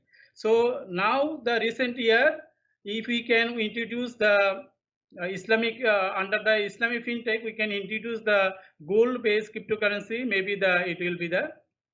So in this context, the stakeholder need to revise the rules and regulation in the Islamic fintech perspective. Thank you very much. Thank you very much for the answer. The third question is directed towards Dr. Noor Suhaila. Is there any reason why those 3 countries were specified for your study? And then I think the more important question is, what are the qualities of those 3 countries with respect to Islamic finance practice of Maqasid and SDGs? Actually, this question can be even broadened in terms of what is the practice of Islamic finance in general in terms of achieving Maqasid and the SDGs. Thank you so much for the question. I hope you can hear me. Yes, we can. Okay, thank you for the lovely question. Yes, I think the reason why we chose was because, of course, there are other contemporary practices, international best practices, but I think based on our discussion and deliberation, we found out that these are the pretty outstanding and quite contemporary, in the sense that I've only managed to present the case studies on Waris, which is based in Singapore. I was not able to present the Indonesia Ethis, which is using the digital crowdfunding platform, which is quite modern as well, and using Wakaf as well, and also the Alima Wakaf funds, which is just launched in Saudi in 2018 or 2019. So I think that is based on contemporary, and I think the similarities of these case studies are because, number one, they are based in Muslim dominated countries, except for Singapore. Despite the fact that Singapore is not majority Muslim, are not majority in Singapore, but I think their wakaf practices are pretty excellent. This is because of the economy and the lifestyle over there. As well as I see, for you to progress in wakaf, this one thing that I observe is very much needed for the country to have a viable and enabling regulatory framework, a condition that allows for the wakaf to grow healthily, and also have a very legal framework to safeguard the interests of the so-called investors, or the people who actually put money inside the wakaf initiatives, which is also aligned definitely with the Maqasid Sharia. Because of the 3 minutes given to me, I hope I've answered the question. Thank you so much. No, thank you very much. You have answered the question. And I think based in Malaysia, you probably can also give the example of value-based intermediation, which definitely is very much aligned to SDGs and the Maqasid. There's a question for Dr. Abdul Azim. Why should we consider that internal challenge like competition between financial institutions as a challenge and not as a promoting factor to grow? So the thing is, you are looking at competition as a challenge.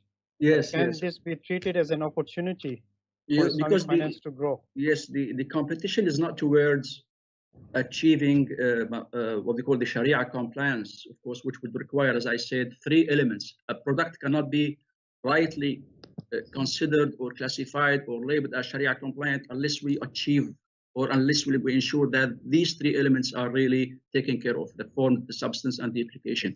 The competition has been in the market towards achieving the higher profit, towards, let's say, introducing more products that appeal to the clients, regardless of their Sharia compliance. So this is the reason. You're right, Dhul Hakim.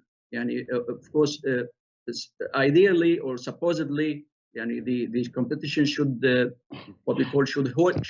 the what we call the industry grow, but it's not towards it's not channeled really or geared towards the Sharia compliance, which would really achieve this purpose. Because if we consider Maqasid Sharia Islamiyah, then of course we will be really taking care of the environment and also taking care of the what we call the economy. But the competition, as I said, is towards achieving higher profit and introducing more products.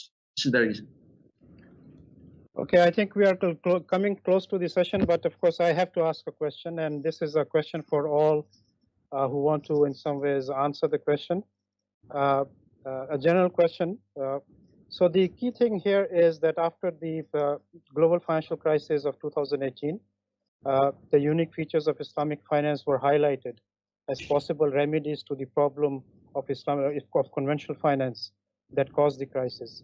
Now, instead of providing innovative solutions, however, Islamic finance sector ended up imitating the same conventional products and models that caused the crisis. Now, given that we are in a new situation, COVID-19 provides another opportunity to Islamic finance to provide solutions to help achieve the SDGs in light of Maqasid. The question to all of you is that do you think Islamic finance practice will be able to come up with Maqasid-based models and approaches to promote the SDGs in light of COVID-19, or will do its business as usual and miss the boat again? So it is more about looking in the future role of Islamic finance and its relevance in a post-COVID era where SDGs will play a very important role. So as I said, it's an open question for everyone, but we can limit the answers to 2 minutes because we are actually almost at the closing time. Dr. Daud Bakar, you want to go ahead with this response first? Thank you. I think I've been involved in all value chain in the market, from financial sector to education to glove industry to fintechs, very much to even what should I say, oil and gas. So I've seen the value chain in real world, not only financial but in the other side of the world. So, but I have seen my practitioners, my scholars in banking and finance, we were still talking about product driven all the time. Perhaps we need to move away from product to sectors, because sectors will give more impact to the economy. Value chain financing, for example, it doesn't matter use murabaha, mudaraba, musharaka, ijar, it doesn't matter. They are compliant, but the sector will create more employment and more raw material and more, from the miners all the way to the silo, all the way to the lorries and the small ship to the mothership, and to export the coal to Indonesia, for example. So the same can go for palm oil and what have you. Number one. Number two, to create more value and more employment to our people, is no more car financing and property financing. These are compliant, but they have no value added in terms of employment. And of course, 70% of our banking assets are either credit card or property or even car financing. Perhaps we can move on to Islamic digital economy, the digital economy from apps and what have you. So this is second element. So we have to focus on sectors rather than products. Products are not that impactful anymore. The third and the last one, Dr. Habib, Maqasid for me is not a product. It is an ultimate. It's a journey. So let us take the journey and don't rush for the Maqasid from day one. It's a journey that you have to put in, provided you have the clear path to achieve the ultimatum in the next 10 or 20 years. So hopefully we apply by Allah subhanahu wa ta'ala with sincerity, and we know what to do. We know what will be the impacts on our society. Each and every community member can get the education proper, employment proper, and we can get rid of poverty in one day, inshallah. Thank you. Inshallah. Thank you very much. Dr. Muhammad Abu Bakr Siddiq, you want to add something? Yeah. Bismillah ar-Rahman ar-Rahim. Thank you, Doctor. Certainly, Islamic finance can play its effective role in this economic crisis caused by the COVID-19 pandemic through the model I have presented and other scholars are presenting as compared to conventional finance more effectively. But it depends upon the financing entities, because risk is high at this time for financing entities. Institutions are evicting their people, unemployment is on rise. So there is a big problem in this conventional paradigm, because we are working Islamic finance in the capitalism background. There is a capitalistic paradigm. And in this capitalistic paradigm, Islamic finance is trying its best to achieve Sharia objectives. So it is possible. But for this, we should encourage financing entities to come to finance micro enterprises to support the people who are the major part of the society. So for this, I think our Waqf institutions can play more effective role on the not charity basis, though Waqf institution base is the charity base, but it should finance, support and encourage the financing entities on loan mode, Qarze Hasana mode. What will it do? Because as I presented the idea of cooperative credit guarantee scheme, this is a very good idea, because this concept does not relieve the client from his primary and basic responsibility of bearing the losses. So initially, when he will face loss, the Waqf institution will support financing entities. Then it means that risk is covered on the behalf of from the Waqf institution side as guarantor, but the client is not relieved when he will be able, and when his business will groom, then he will pay his qazi hasana in installment to the waqf institution, and in this way I think Islamic finance can play its role more effective. Thank you, sir. Yeah, thank you very much. Dr. Muhammad Shahabuddin, in 2 minutes, please. Okay, thank you very much. So it's a very nice session, and all of the great scholar. I am very much novice here. So my ending remarks is, as a Sharia compliant product and services, in the Muslim world, most of the people,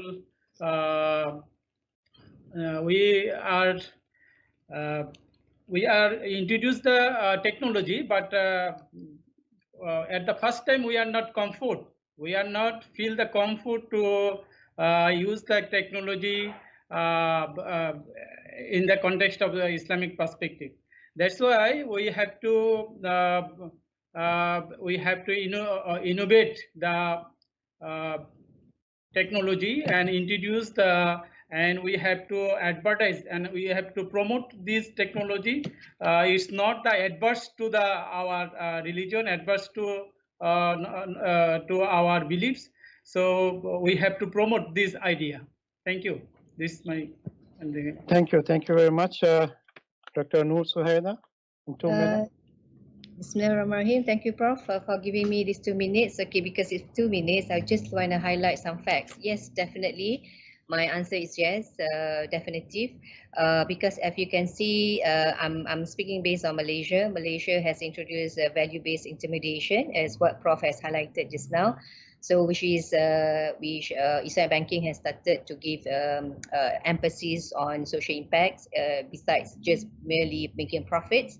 And also, if you see the initiative that the government, the regulators, Bank Negara has introduced because of COVID-19, we have this ICIF initiative. ICIF is whereby banks, particularly for Bank Islam, because Bank Islam volunteered to be the first bank that introduced microfinancing for micro SMEs, whereby the financing involved zakat money, blended with the financing from the bank, as well as besides giving financing to these micro SMEs, they also give trainings to the micro SMEs. So how do you deal with your businesses and how to make sure that the money is being used appropriately and generating some income. So that is from Islamic banking perspective.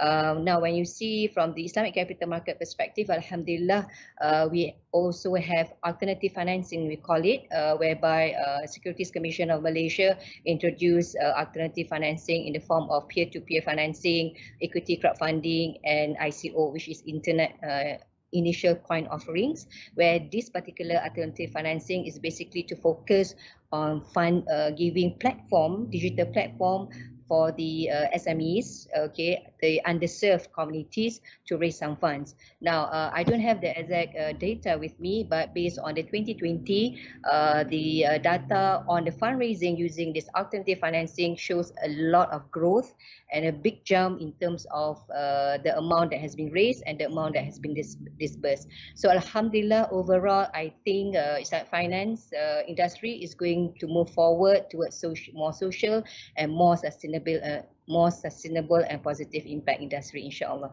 Khair, inshallah. And finally, Dr. Azim, 2 minutes in terms of moving forward the role of Islamic finance. As a Sharia person, I would say that the way forward is to subject the industry to the necessary reform. We need to, and this is the responsibility, of course, of all stakeholders, including also the clients, the customers, the Sharia scholars, the regulators, the bankers, executives. It's a joint responsibility, actually. See, and in this particular context, the issue of Maqasid Sharia Islamiyah is widely misunderstood in this context. We need to really educate, including all stakeholders, all industry players, including the Sharia scholars. We need really to educate them about Maqasid Sharia Islamiyah, what achieves, how to achieve Maqasid Sharia Islamiyah. Maqasid Sharia Islamiyah are not just like the 5 essential values that people have in mind: preservation of intellect, life, knowledge, and these things. No, Sharia Islamiyah has has different levels of maqasid. We have what they call the specific maqasid, that every single rule has to achieve its purpose. The prohibition of riba has to achieve its particular purpose. And then we have what we call the specific maqasid, the partial maqasid, that will say the Islamic financial law as a whole, as a chapter of Islamic law, as a theme, has its own objectives, of course, to achieve. And then on the highest level, we have, of course, what we call the macro maqasid, which relates, of course, to the preservation of the 5 essential values. The Sharia Islamiyah, of course, has introduced and has what we call equipped us with the necessary tools to do so. The Sharia Islamiyah has introduced 3 categories as has to take care of these maqasid of the 3 levels. We have how can we take care, for example, of these 3 levels of maqasid, the specific, the partial, as well as the macro, on 3 levels. Let's say daruriyat, hajiyat, tahsiniyat. But what we are doing now, of course, has nothing to do with achieving maqasid Sharia Islamiyah, not even on the necessary level. So without an urgent reform to the industry, I don't think we will be able to really seek to achieve what we call sustainable developments, because this has to be imposed by the regulators, by the policymakers, because internally within the industry itself, the issue of achieving sustainable development, unfortunately, is not on the minds of the bankers or even the Sharia scholars. Okay, thank you very much. And I think, as Dr. Noor Sohaida has said, I think Malaysia is leading the role in terms of the regulators coming up with frameworks in which these more impact-related financing can be done. I think we have over time. I really want to thank all the presenters for their insightful papers, the presentations, and the discussions. And I hope that the discussions we had and the suggestions they have made will find way into the practice and implementation in the industry to make Islamic finance relevant in the future in terms of having more impact and resolving issues related to the SDGs. With that, I thank all of you. Assalamu alaikum wa rahmatullah. Thank you very much. Thank you. Alaykum assalam. Assalamu alaikum. Walaikum assalam. السلام ورحمة الله وبركاته. السلام عليكم. السلام عليكم.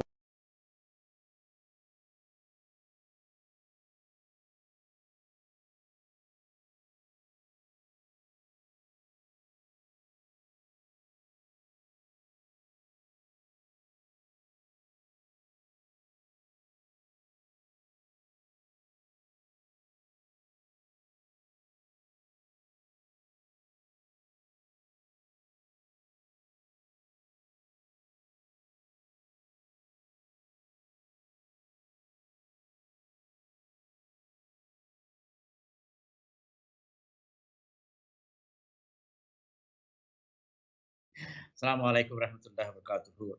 We will be taking a break of an hour, and we will come back again at 1 o'clock at Doha time to start the second session, and that will be moderated by Mr. Hang from the QFC.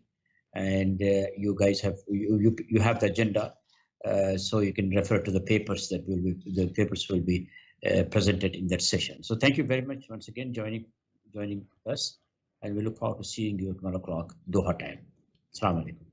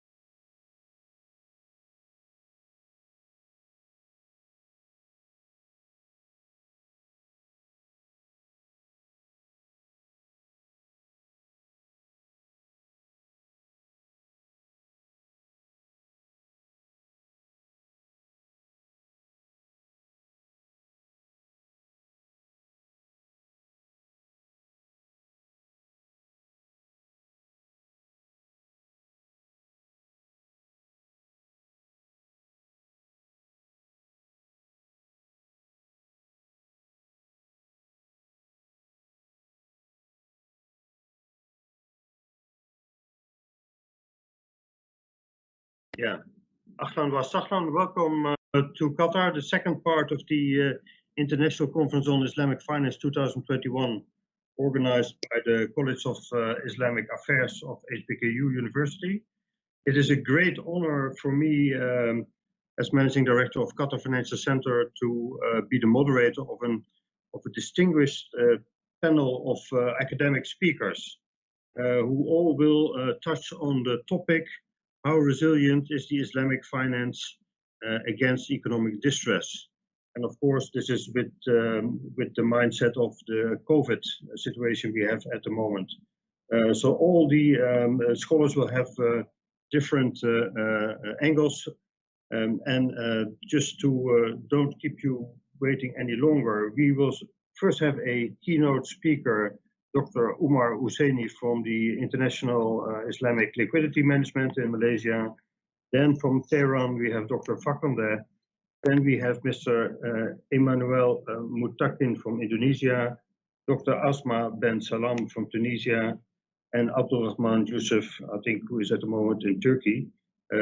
But before we go into the specific speeches, I would like to announce Dr. Umar, originally from Nigeria, with an impressive academic background, originally a lawyer who taught in Kuala Lumpur, but also in Harvard. And at the moment, he is the managing director of the International Islamic Liquidity Management, let's say, a big money market platform for Islamic finance institutions. It's a great honor, Dr. Umar, to have you here. And the floor is yours, and I wish you a very good presentation. Looking forward to listen to you. Thank you, Mr. Henk.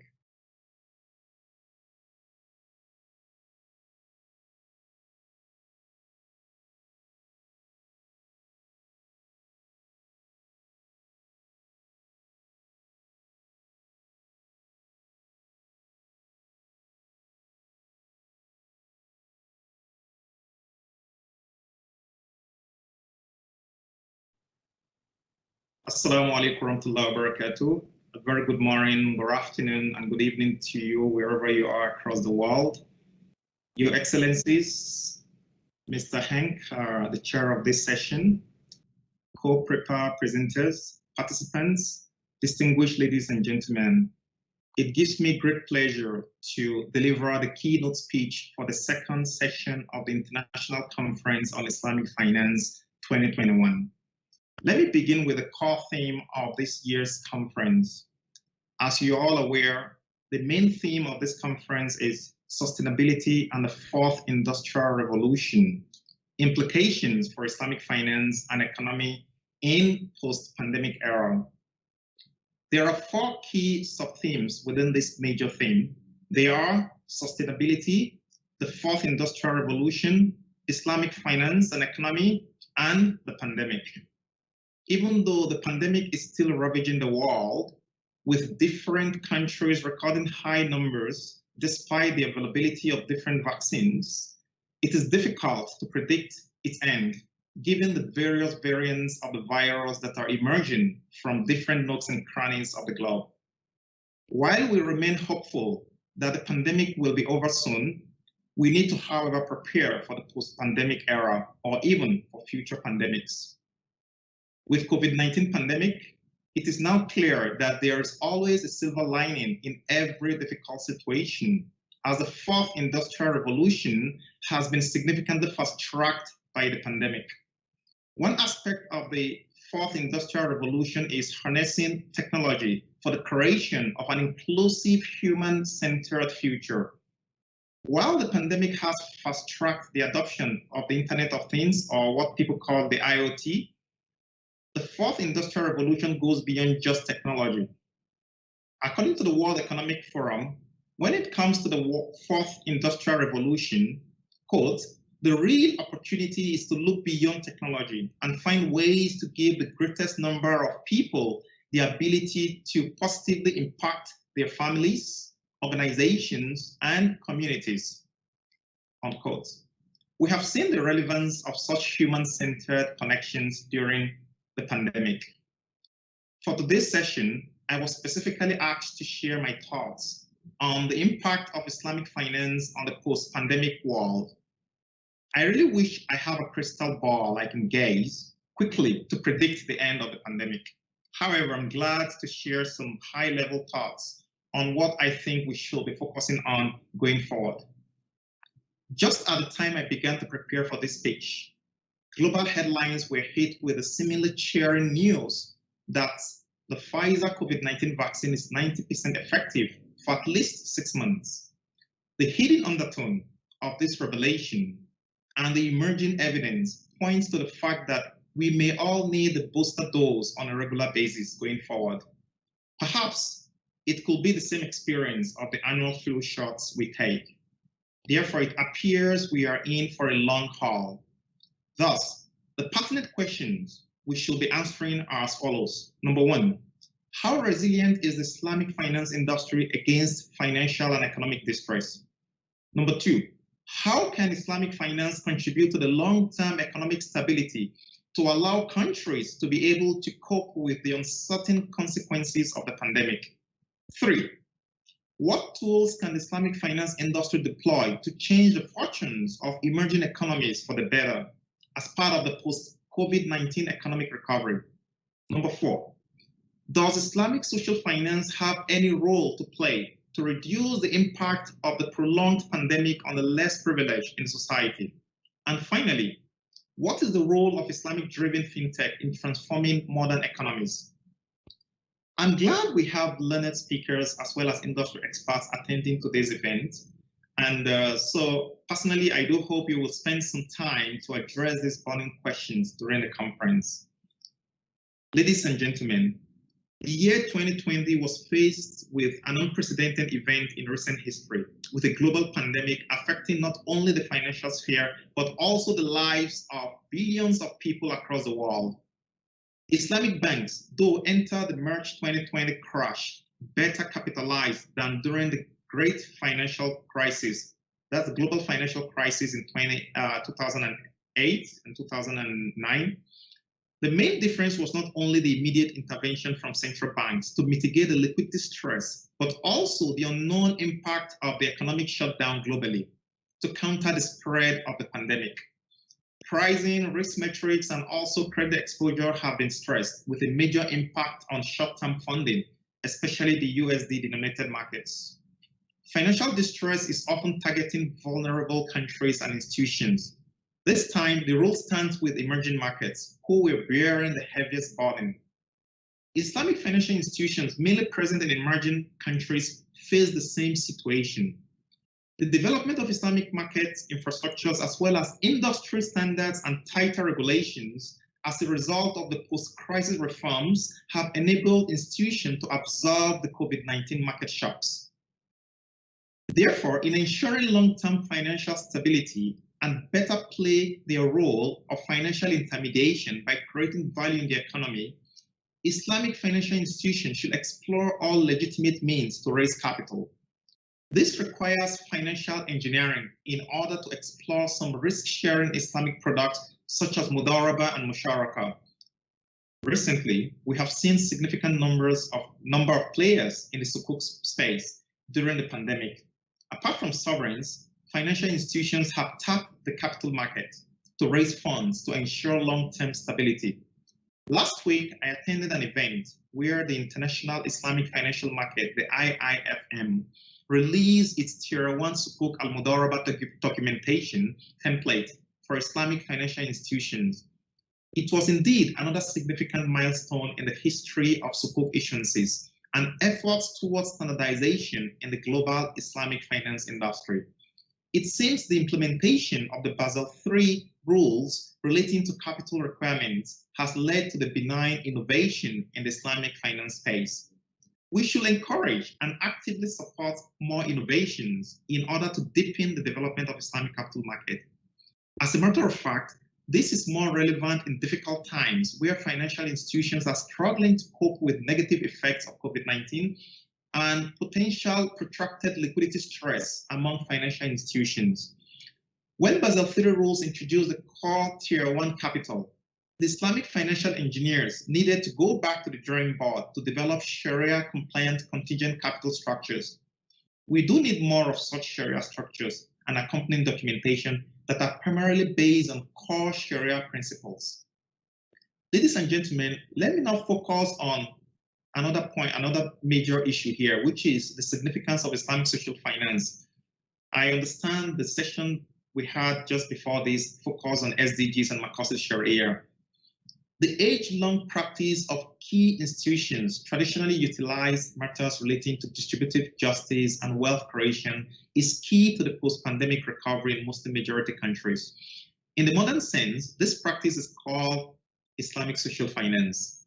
The Islamic social finance comprises key institutions such as zakat, waqf, sadaqah, and other charitable dispositions prescribed in Islam.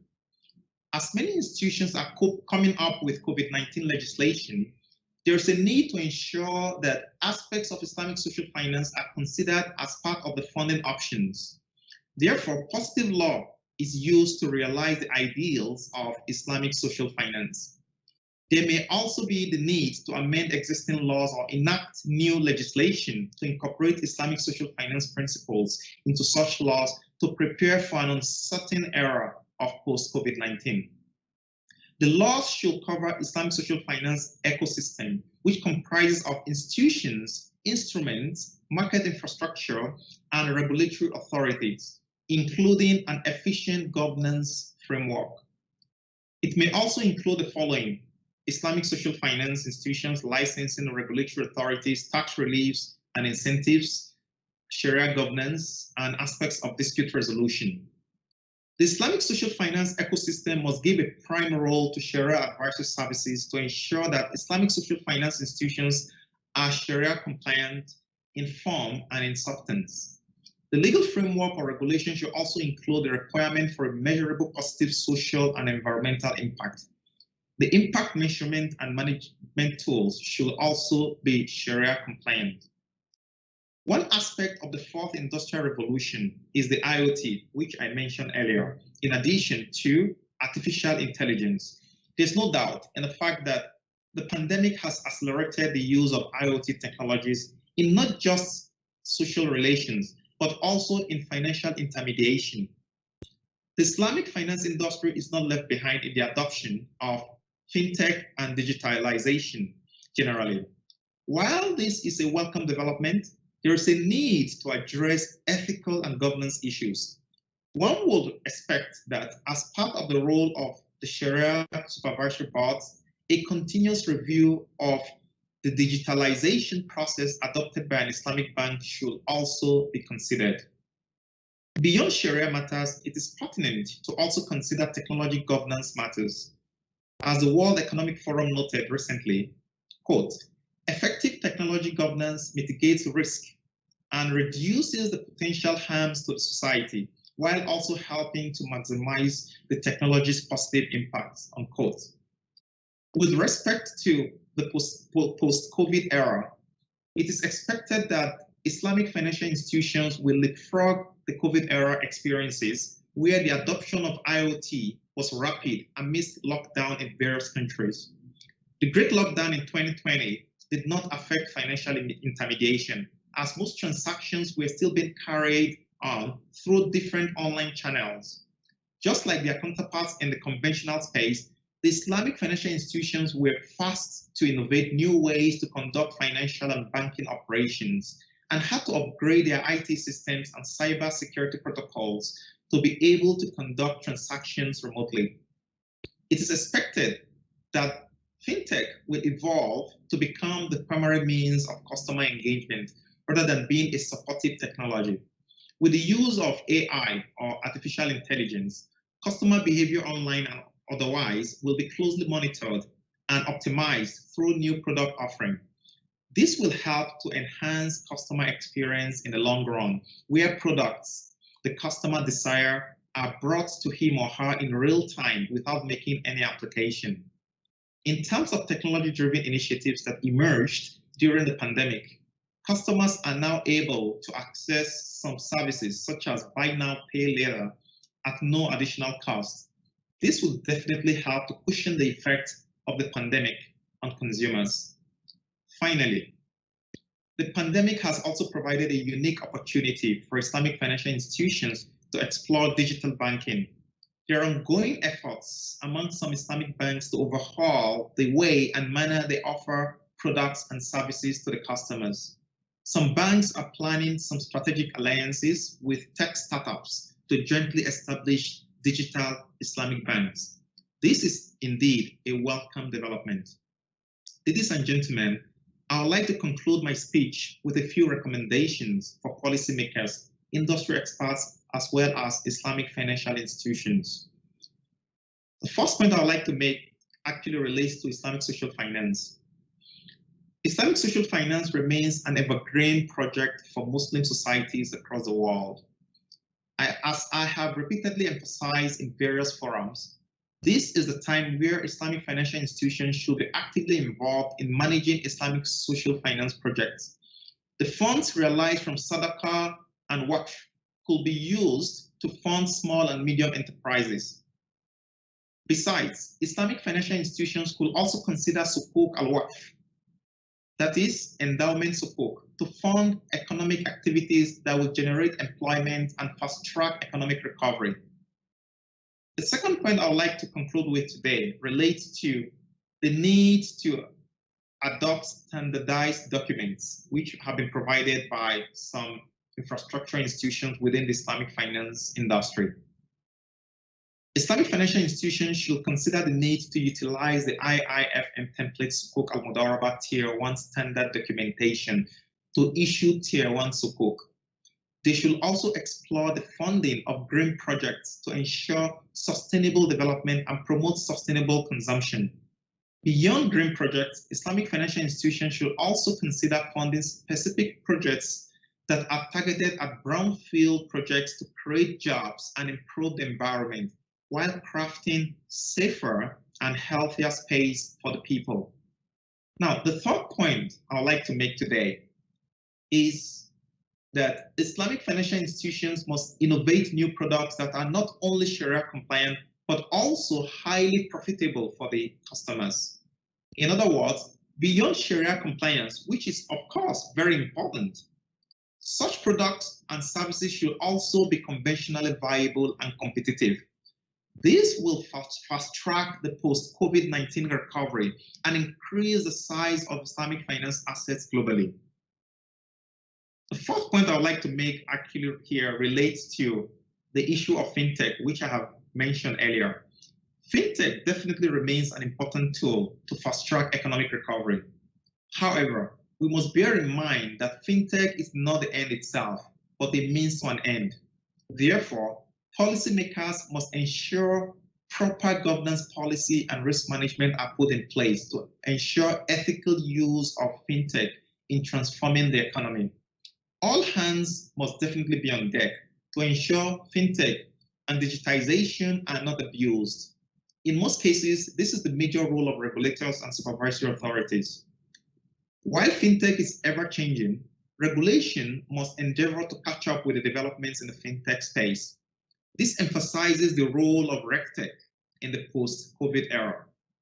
Finally, ladies and gentlemen, the above suggestion can be actualized through enabling legislation to support long-term economic recovery. I thank you for your rapt attention. Wassalamu alaikum wa rahmatullahi wa barakatuh.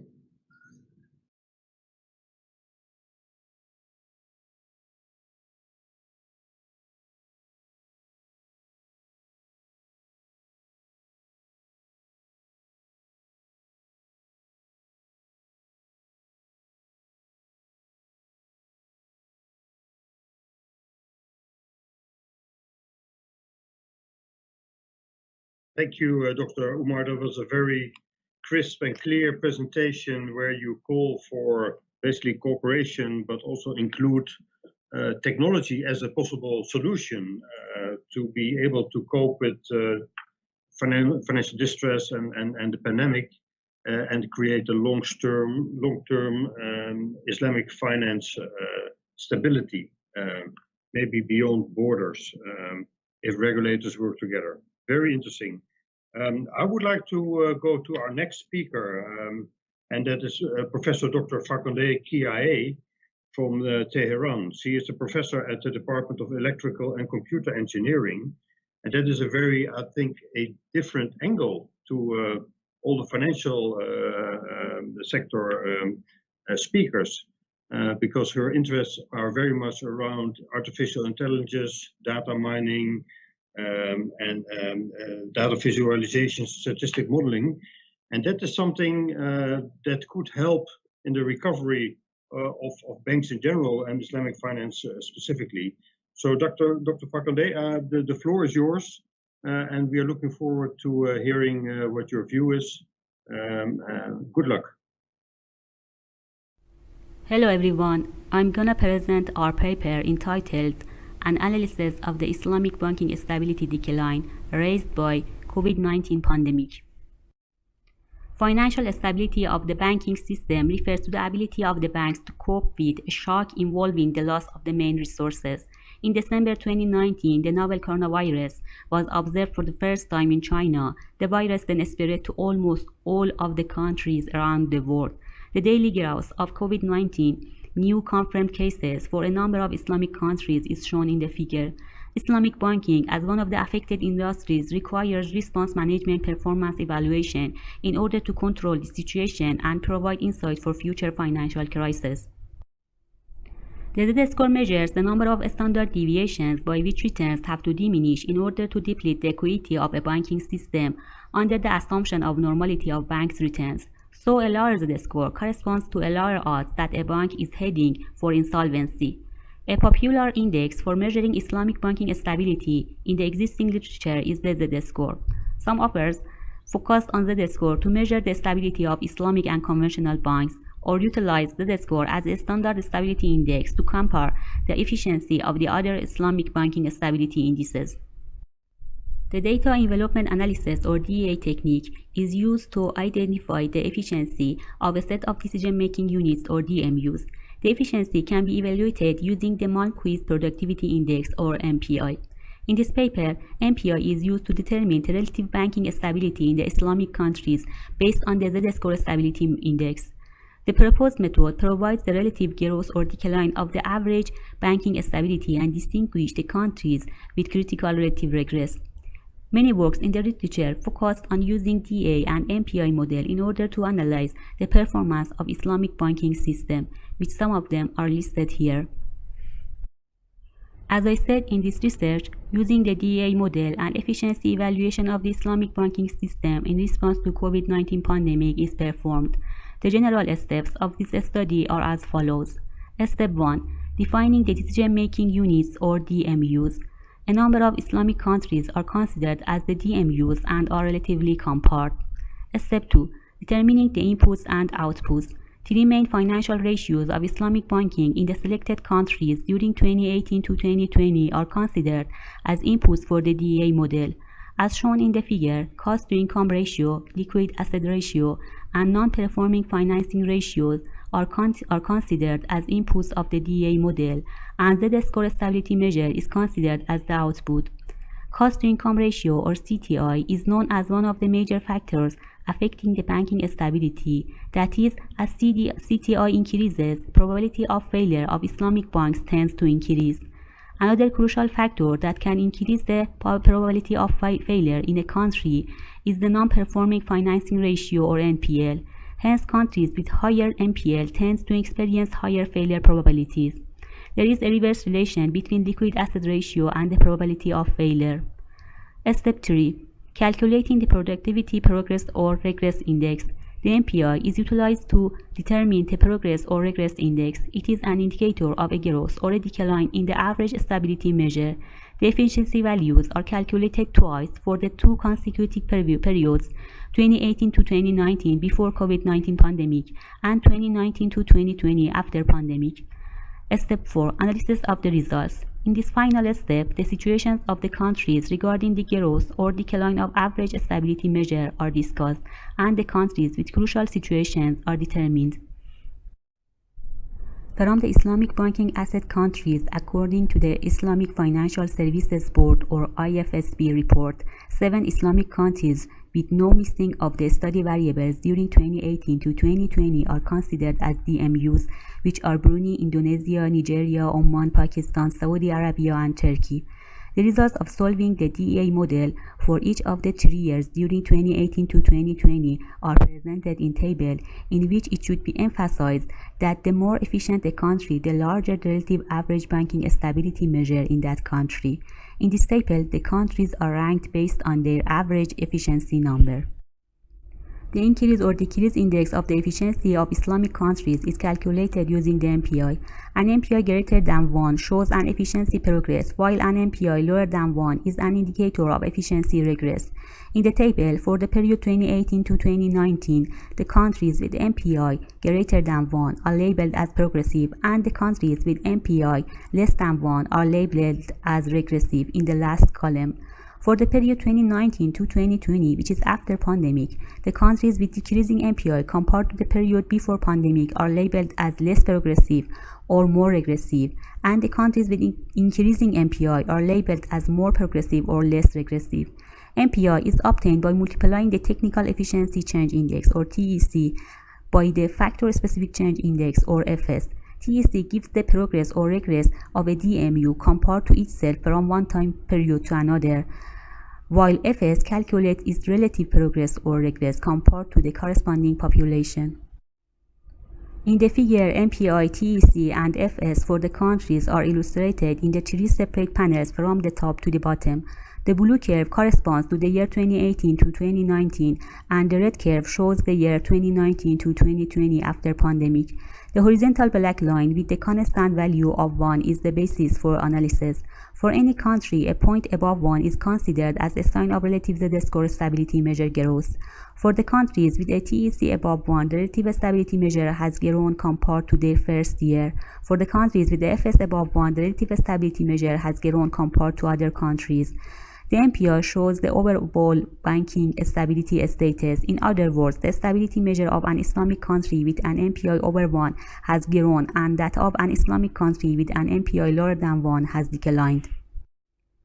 The results of the analysis show that Turkey did not have high relative vulnerability issues in either of the 2 periods 2018 to 2019 and 2019 to 2020. However, it has experienced the less progressive condition, that is a decline in its banking stability performance from the year before pandemic to the year after COVID-19 pandemic in comparison with other countries.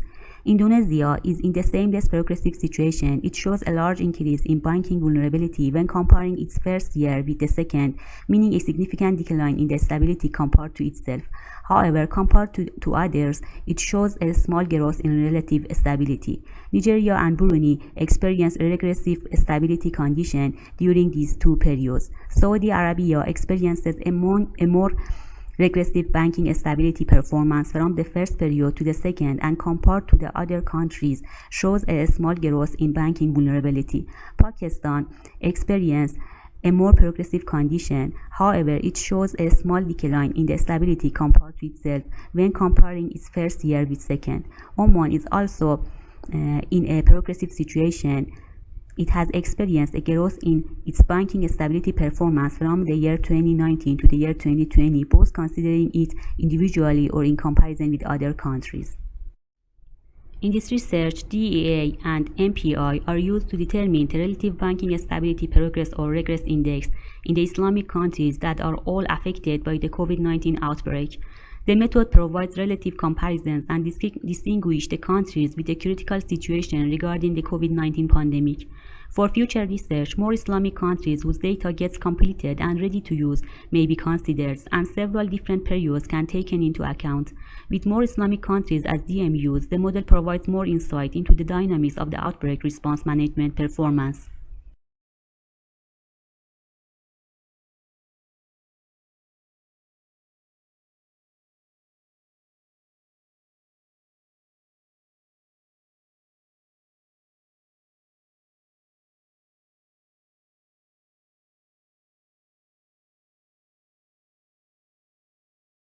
Thank you. That was a very interesting presentation. Basically, you brought to the table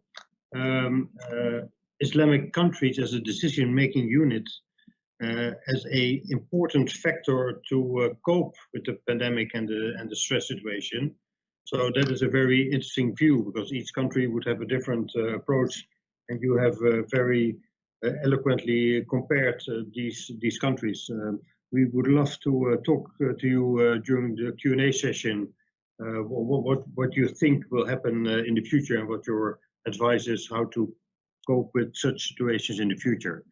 I would like to move on now to our next speaker, which is a very talented young student, Eki Mutakin from Indonesia.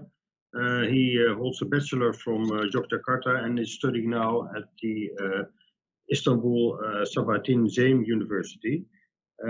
He has interest in economics, finance, and Islamic banking. So I'm sure you will have a future career as a scholar. For now, we would like to hear your young and probably fresh views on the situation, and what your advice is on the current pandemic and the consequences for Islamic finance. The floor is yours. Assalamu alaikum warahmatullahi wabarakatuh. Good afternoon, everyone. Thank you for giving me the time to present my paper. So let me introduce myself. My name is Eki Mutakin. I'm a postgraduate student in International Finance and Islamic Banking, Istanbul Sabahattin Zeyn University. So here is my paper under the title, The Procyclicality of Credit Cycle on Islamic and Conventional Banking During the Financial Distress, Measuring Amplitude and Frequency Indicator. So my presentation will be organized as follows. First, introduction. Second, literature review will be discussed about the current literatures and related to the topic of the paper. Third, a methodology. Fourth, result and discussion. And the last one, I'm going to close my presentation with conclusion and recommendation. So this paper, based on the growing number of literature, have attempted to deal with the contribution of Islamic banking industry to the real sector of economic growth. But unfortunately, the previous literature has been limited, particularly in terms of the interconnectedness between the Islamic and conventional bank, and in terms of the dual monetary banking. So basically, this paper is going to try to elaborate the interconnectedness between Islamic and conventional banking in terms of the dual banking system. So the objective of the paper is here. The first, whether the credit cycle is behaving procyclicality to business cycle. Second one, how is the size of amplitude and frequency of credit cycle to the conventional banking during the financial distress. And the last one, what are the differences between Islamic and conventional banking in terms of the purpose indicator. So based on the mainstream perspective and also from the other empirical evidence, it is clearly stated and also founded that the banking lending channel is based on the viewpoint that banks play a special role in the financial system because they are well suited to solve the asymmetric information problem in credit market. By this reason, certain borrowers will not access to the credit market unless they borrow from the banks. So I hope you can see clearly here. So my paper is focusing on the in the area of monitoring based on the direction. As you can see here, procyclical indicator. Next, here is the cycle that may that can be understood from the component of the cycle. There is expansion and contraction.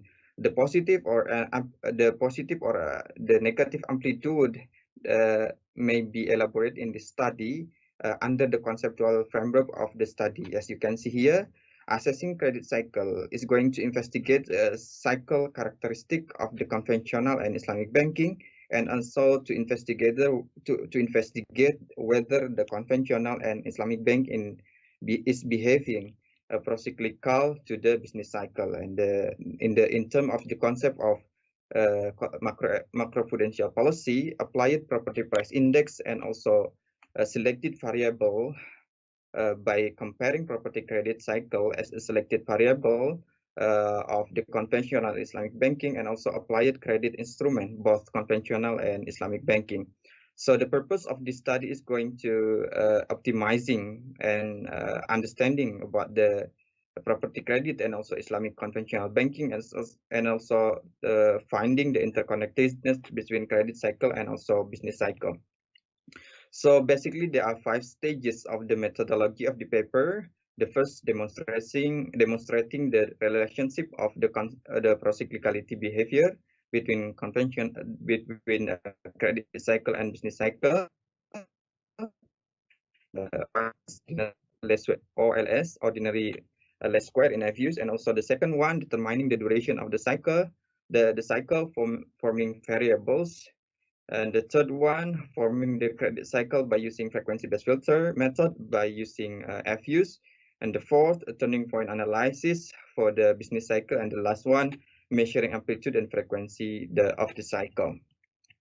So as you can see here, the conventional the GDP real significantly, based on the methodology that I use, GDP real significantly affect both Islamic and conventional banking, and also increasing of NPF or NPL as a selected variable significantly increase property credit of this financing.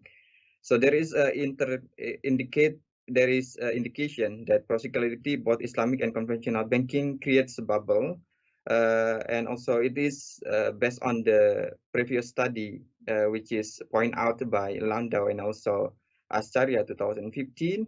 The procyclicality of Islamic banking is not categorized as the bad procyclicality, which amplifies and increases the amplitude of the business cycle, creates bubble, and also causes financial instability. So before the data is going to be running by using frequency-based filter, we have to know the certain criteria. As long as the ratio of standard deviation of financial cycle variable is higher than the standard deviation of business cycle variables, the financial cycle variable have different movements to the business cycle. So the model refers to the several research has been pointed out before. So okay, here is the cycle that form by using frequency-based filter. The financial cycle will use the medium term based on the criteria that use, and also while the business cycle will use the short term. So the former credit cycle of the Islamic banking is similar compared to the conventional banking, but the duration is quite different in terms of the size of both expansion and contraction.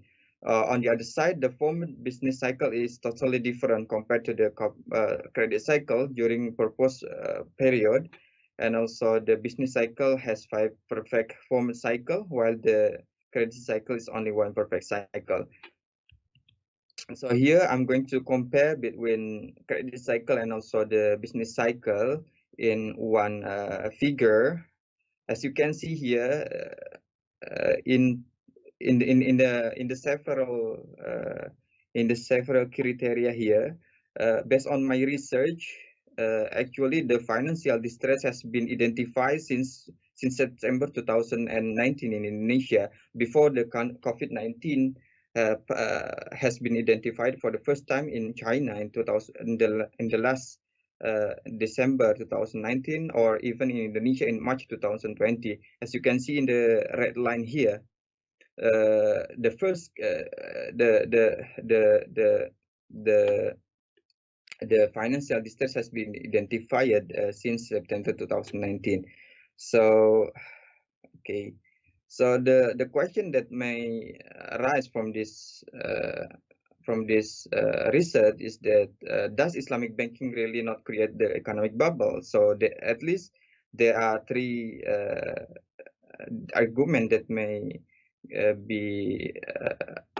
that can be expressed. For the first, it needs to be understood that the Islamic finance system in Indonesia is still contemporary, not entirely ideal. This means that it still creates a bubble, which is will encourage instability and systemic risk. And also one of the instability and systemic risks of the financial banking system is the application of fractional reserve bank system which is the concept is contravening to the Maqasid al-Shari'ah. And also Islamic financing is still vulnerable towards liquidity risk due to the practice of mismatch as well as other general risks, including such as business risk, financial risk, and also operational risk. And also the implication of this study, by understanding the side of the amplitude and frequency of the banking credit, it can be an early warning indicator to reduce the impact of the banking crisis in Indonesia. And the second one, the procyclicality that carries systemic risk, which then drives the financial crisis, is housing bubble and credit bubble, as well as accumulating of foreign debt and volatility in foreign capital flows. So under the restriction of COVID-19 or pandemic, or over pessimism in times of the economic bust, should be understood empirically in accommodating multiple monetary policy, which have different characteristics in each of those kind of preferred policy. So here is the conclusion and recommendation. So based on the research that I studied here, the credit cycle and business cycle, by exploring procyclical behavior between selected indicator and banking lending channel in monetary transmission framework. And the second one, by using frequency-based filter and also turning point analysis, the study empirically demonstrates that Islamic banking has different size of amplitude compared to the conventional banking in Indonesia. However, the number of cycle formed is similar, both Islamic and conventional banking in Indonesia. And the last one, under the dual banking system framework, the interconnectedness between Islamic and conventional banking may gain to steer the instability of a financial system. So the recommendation of this study is the banking sector needs to maintain the level of financing in the banking sector in Indonesia, which encourage credits of financing to the real sector. And the second one, under dual banking sector scheme, it is necessary empirically understanding interconnectedness between Islamic and conventional banking. And the third one, amplitude and frequency indicator should be considered in maintaining early warning indicator to do preventive action before and after financial crisis happen. And the last one, for the next research, further research is needed to by using another methodology for comparing and obtaining deeply understanding. This is also intended to minimize the shortcoming of each research approach. That's all that I can share to you. I'm waiting for the discussion and question. Thank you.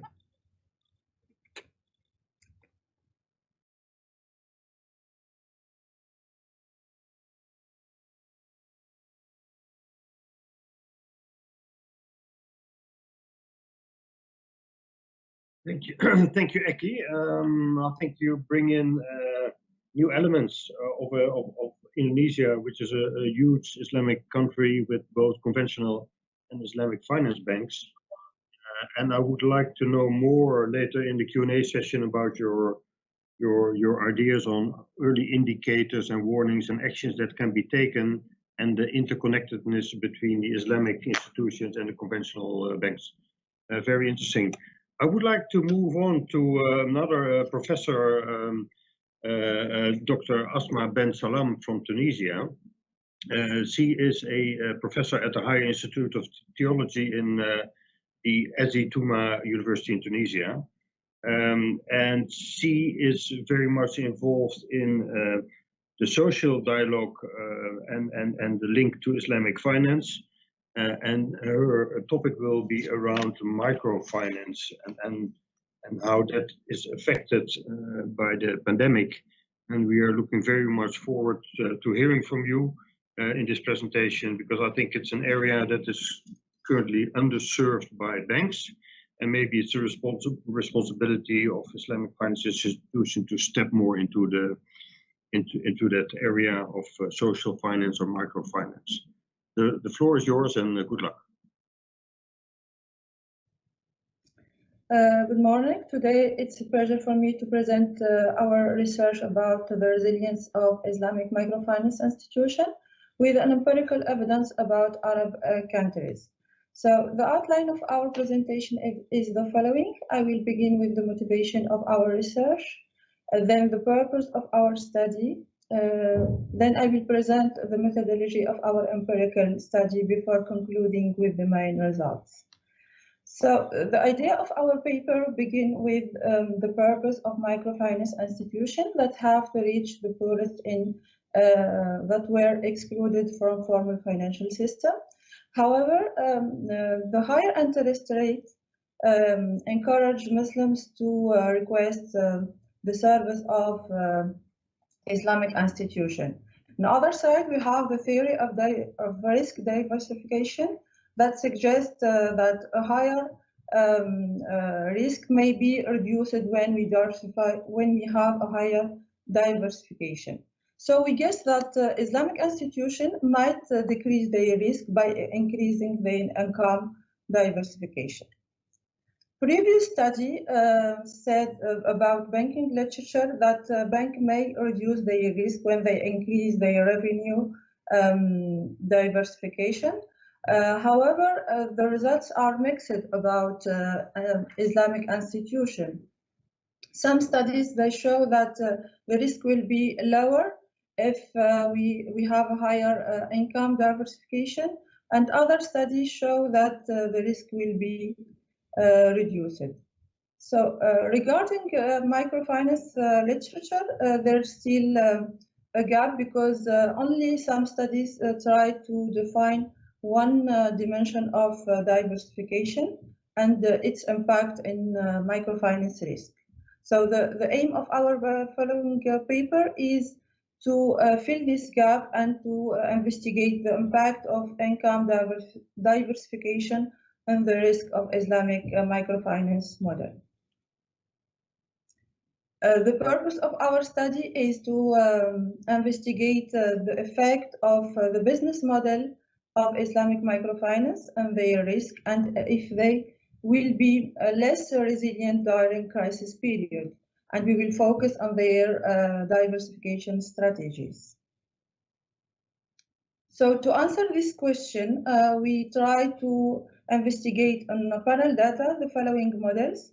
As you see, we investigate the effect of income diversification and providing Sharia compliant service if they will have a lower risk. Our data show that only 13 microfinance institutions provide Sharia compliant service. And as you see in the first chart, Islamic institutions are more resilient during crisis period because they show a higher Z-score. However, they have a higher credit risk compared to conventional institution. For the second interest of our paper, we focus in two dimensions of diversification. The first is about what we call income diversification. As you see, Islamic institutions show lower income diversification, whereas they increase their income diversification after crisis period, and then it decreases after this period. For the second dimension about geographic expansion of microfinance institutions in Arab countries, we have the same results. Conventional institutions show a higher geographic expansion than Islamic, which increase their expansion to rural market after the crisis period, as you see in this chart. So the main results of our study are about financial stability of microfinance institution. We think that microfinance institution may be more resilient if they increase their income diversification. And our findings show that the positive effect of income diversification on the resilience of Islamic microfinance institution. However, the geographic expansion of Islamic microfinance institution will allow them to decrease their credit risk. The second group of our results is about the credit risk of microfinance institution in Arab countries. We find that microfinance institutions have a higher credit risk when they expand their activity to rural markets, and our results provide evidence of the negative impact of increasing the share of non-interest income. The second result, we think that Islamic institutions have a higher credit risk compared to conventional institutions, whereas they might reduce this risk by diversifying their income. And the last group of our results it's about the resilience of microfinance institutions during crisis periods. We show that the Islamic microfinance institutions have a higher solvency risk during crisis periods, and they might benefit from expanding their activities to rural market by increasing their Z-score. Our results provide evidence of the positive impact of expanding microfinance activity to rural markets for the Islamic microfinance model. And we feel that microfinance institutions become more resilient when they have a higher income diversification, whereas this positive effect is less evident for Islamic microfinance model. The geographic expansion of microfinance institutions might be related to a higher credit risk in Arab countries. So to conclude, we think that the crisis have a negative effect in the credit risk of microfinance institutions during crisis period by increasing their credit risk. As a conclusion, we show that Islamic microfinance institutions are less diversified than conventional institutions in Arab countries, and diversification in microfinance will have a negative effect on the credit risk as well in the resilience of microfinance institutions. So the second main result is about the positive effect of expanding microfinance activities to rural market for Islamic microfinance model. They might also benefit from this expansion by reducing their credit risk.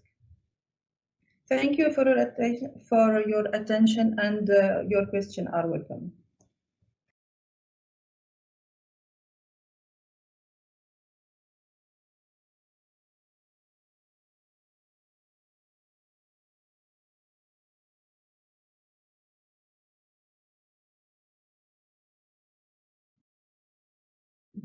Thank you, Dr. Ben Salim. A very interesting paper, and I encouraged also the viewers to read it. What I found interesting is that this is an asset class that is mainly underserved. If you look at microfinance, SME financing, etc., ultimately, although there are risks, which I think the paper clearly describes, it is an asset class that deserves more attention, because ultimately it will be probably a more stable asset class than some of the conventional bank asset classes. But thank you very much for your contribution. I will continue to move to our next speaker, and that is a gentleman, Dr. Abdulrahman Yusuf.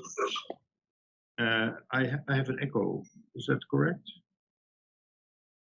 No, I'll move on.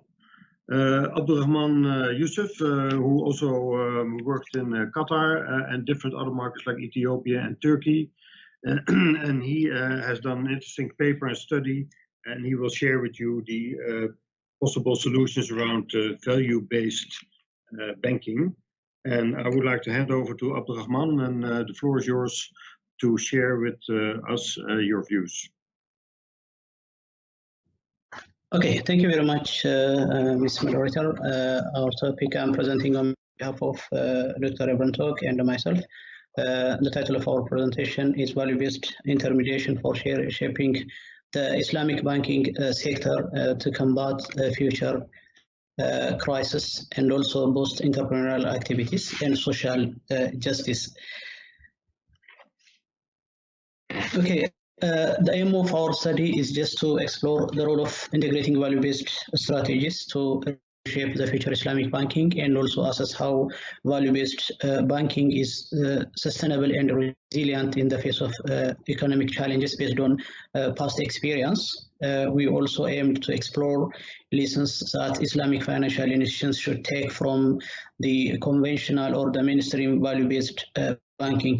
For this study, we applied content analysis to achieve the research objectives. We also used comparative approaches to evaluate value-based bankers. We used some criteria to select sample value-based Islamic bankers from different countries. Our study relied on public available information collected from annual reports, public policy and strategic papers, websites, and so on. Okay, let's start from the theoretical framework. Islamic market or Islamic finance outlook shows that the industry is growing at a growing rate. For example, 2019 alone, the assets of the Islamic finance industry was grown by 14.2%. But despite achieving such phenomena growth in the past decade, from 2012, for example, until 2020, its development is not satisfactory or incomplete when it comes to creating a more positive impact on society and balancing between economic and social dimensions of banking activities in most Islamic countries or Islamic bankers. Therefore, it suggests that there should be a change to reshape the Islamic banking sector, especially to make it more sustainable and resilient to the future economic crisis. One of the examples is value-based banking in the conventional or the mainstream banking. This value-based banking shares common characteristics with socially responsible investing and ESG, green finance, and ethical finance. They have similar banking activities, but what makes them different is the way they do it, the way they put funds, and the way they manage lending and credits, and the way they support entrepreneurs, environment, and the community as well. The ultimate goal of the value-based bank is to attain stable economic, social, and environmental development. According to the UN Sustainability, Transparency, Diversity, or Fairness and Inclusive should be the four values that need to be at the heart of the value-based banks of any country. Before 2008 or the global financial crisis, these value-based banks were working independently, and the initiative or the more attention came after the 2000 financial crisis. And 2009, they formed the Global Alliance for Banking on Values, which is an umbrella for value-based banks. At that time, the total number of members were 39. Currently, they have 16 strategic partners and 65 members from value-based banks and financial institutions all over the world. And collectively, they manage more than 200 billion of assets under management, and they also serve 67 million customers, and they have more than 76,000 supported staffs. When this is also the principles and scorecards used by the value-based banks. They developed in 2009 6 principles, and the scorecard and the guidelines are also based on these principles. When you come to the Islamic finance, the first initiative of value-based banking was started at a central bank level in Malaysia in 2017, and the value-based strategy was developed to be in line with Maqasid al-Shari'ah, or objective of Islamic Sharia. And we can consider it as just systematically promoting the integration of Maqasid al-Sharia in the Islamic financial institutions. And the ultimate goal was also to strengthen further the role and impact of Islamic financial institutions. The suggested strategies are also assumed to be universally applicable, not only for Malaysia. Like value-based banks, they have also developed scorecards, and this scorecard used to track how well the initiative is being implemented, especially in Islamic financial institutions, not only banks. And the score is computed based on two criteria: performance and efforts. Okay. Now, how value-based banks are sustainable and resilient? When you say sustainability in banking, it requires three things, and value-based banks or value-based banking strategies include all these three things. There should be a well-regulated financial institution, and there should be a well-defined mission which is beyond the profit maximization goal of the banks. And there should be also integrated and transparent reporting, so that we can achieve sustainability and resilience. Here, value-based banks focus their resources on activities that deliver economic resiliency, environmental regeneration, and social empowerment for communities and peoples they serve. And also, value-based strategies promote sustainable economic and sustainable banking system. Value-based banking has a longer-term self-sustaining resilience to outside disruption. Studies also show these things, and they are also more resilient compared to non-value banks, because value-based banks are value-based bank sustainability and resilience are extremely linked, or there is a link between sustainability and resiliency. And one of the 6 principles of value-based banking is also that value-based banks are self-sustaining, that ensure how resilient the banks are in the face of economic challenges. So that we can say that value-based banks have historically recorded, stability and resilience. Studies show that value-based banks have stable return on assets with a lower level of volatility. You can see the research based on the data collected before financial crisis and in 2012 and recently 2017. They also have, the value of value-based banks have also a similar or marginally higher return on assets comparing to non-value-based banks having a lower variation. Now, when you compare the return on assets of the value-based banks and non-value-based banks based on a 5-year average data and 10-year average data after financial crisis and starting from the financial crisis, value-based banks show equivalent performance with a low volatility compared to non-value-based banks in terms of return on equity also. Generally, value-based bank strategies are also more of necessity than a choice for a risk management perspectives. Compared to the non-value-based banks, they are less volatile, they have less standard deviation. Sustainability and resiliency of Islamic banking sector, there are different studies. Some studies support the sustainability and the resilience of Islamic banks during the financial crisis especially, and few research oppose these things, so that those who support Islamic, the resiliency and sustainability of Islamic banks argue that Islamic banks are sustainable and resilient compared to mainstream banks, and they are relatively stable, especially during a period of crisis and high uncertainty. they also argue that Islamic financial instruments in general have contributed to financial and economic stability during the global financial crisis. But when the crisis or the pandemic is exogenous, it's generally infects the entire economy, including the real economy.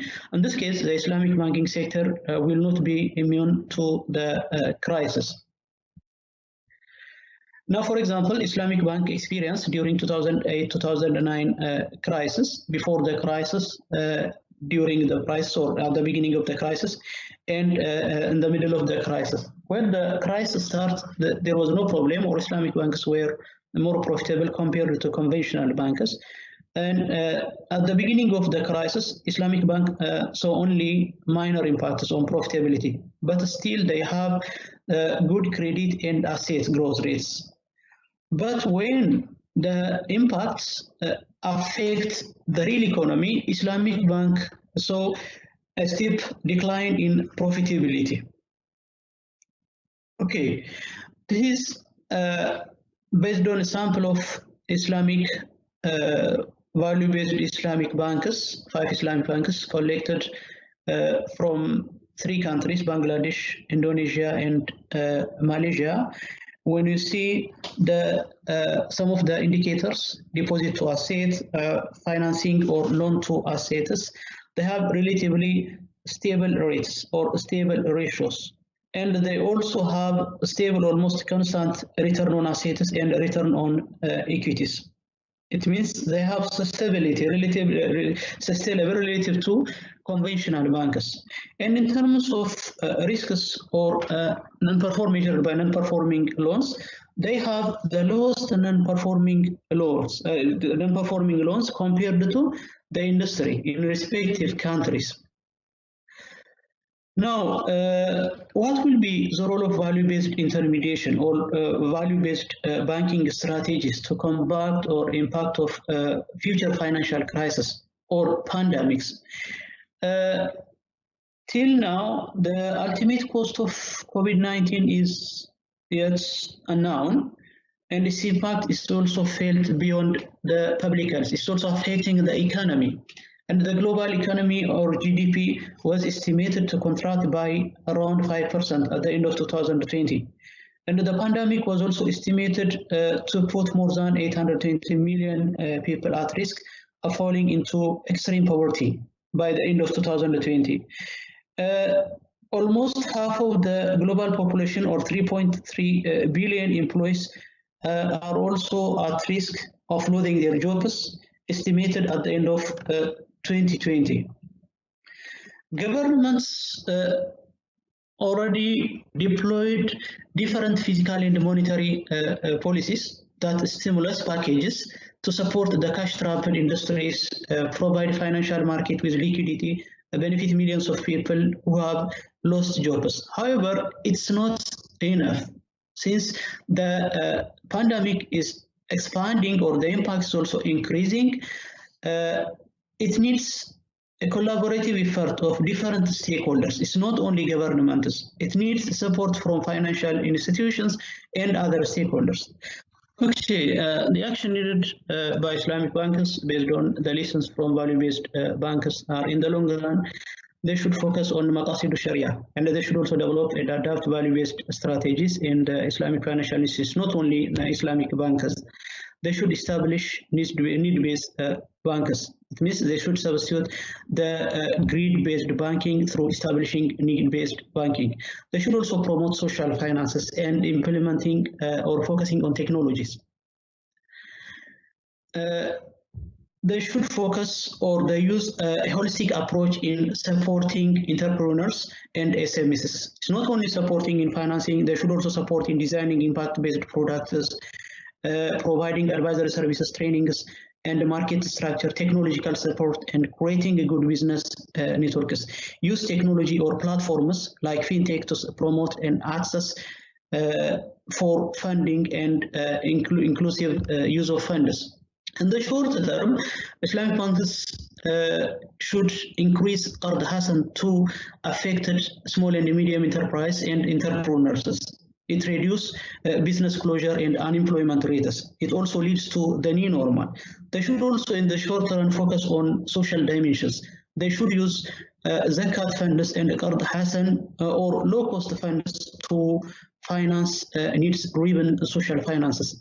And they should create temporary financial solutions and products. There are stakeholders' roles to implement value-based strategies. The first one is financial institutions. They should not resist applying value-based intermediation. And the other one is central bank. The role of central bank is facilitating by establishing different enablers such as value-based intermediation network or value-based intermediation scorecards, a series of guidelines, and so on. In conclusion, value-based strategies are in line with Maqasid al-Shari'ah, and it should be considered as a strategic plan to implement Maqasid al-Shari'ah. Islamic banks should focus on friendly products, friendly to people, friendly to environment, friendly to society in general. If the crisis gets more tough after this, only those resilient and innovative institutions can survive. So that Islamic finance institutions need to be open to use technology as digitalization makes the sector more inclusive and need-based, and they should also use fintechs as fintech enhance usability of funds, affordability, accessibility to everyone, and sustainability of the banks. They need to use digital technologies to support innovative products and entrepreneurs, using a platform in addition to or instead of regular banking to raise funds, for example, using crowd funds, and widen their investment alternatives. Thank you very much for listening. This is my presentation.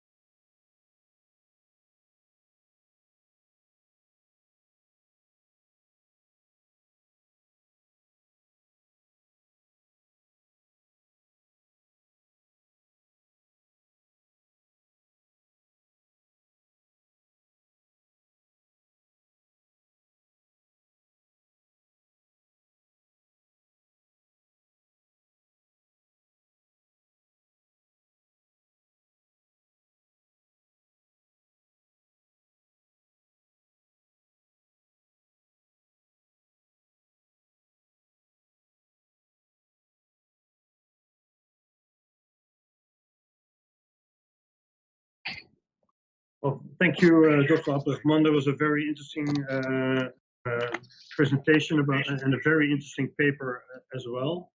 And it relates to our Q&A session that we're going to have now, based on the input of the audience as well. We have around 3 questions which I would like to pose to all of you.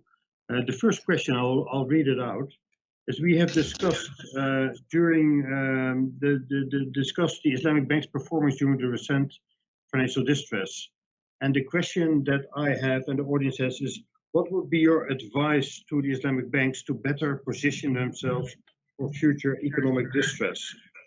And I would like to pose this question first to Dr. Umar, who is the CEO of ILMCC, the liquidity management, Islamic liquidity management platform in Kuala Lumpur.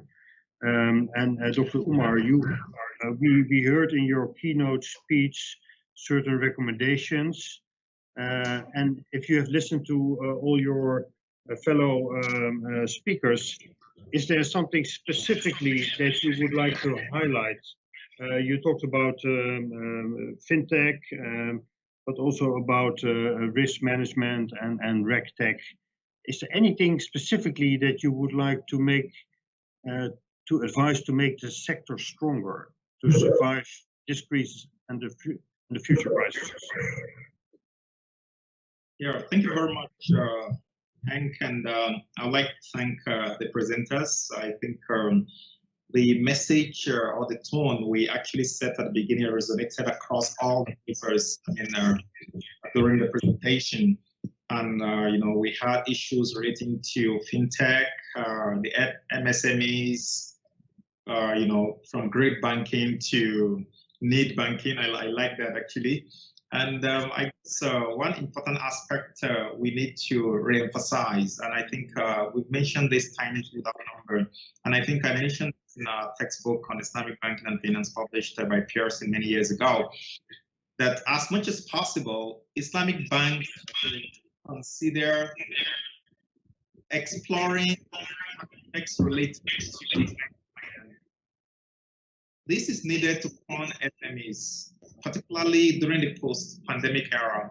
So I think beyond just the traditional kind of banking, and I think the Islamic bank should actually do more in terms of having or institutionalizing Islamic microfinance if possible.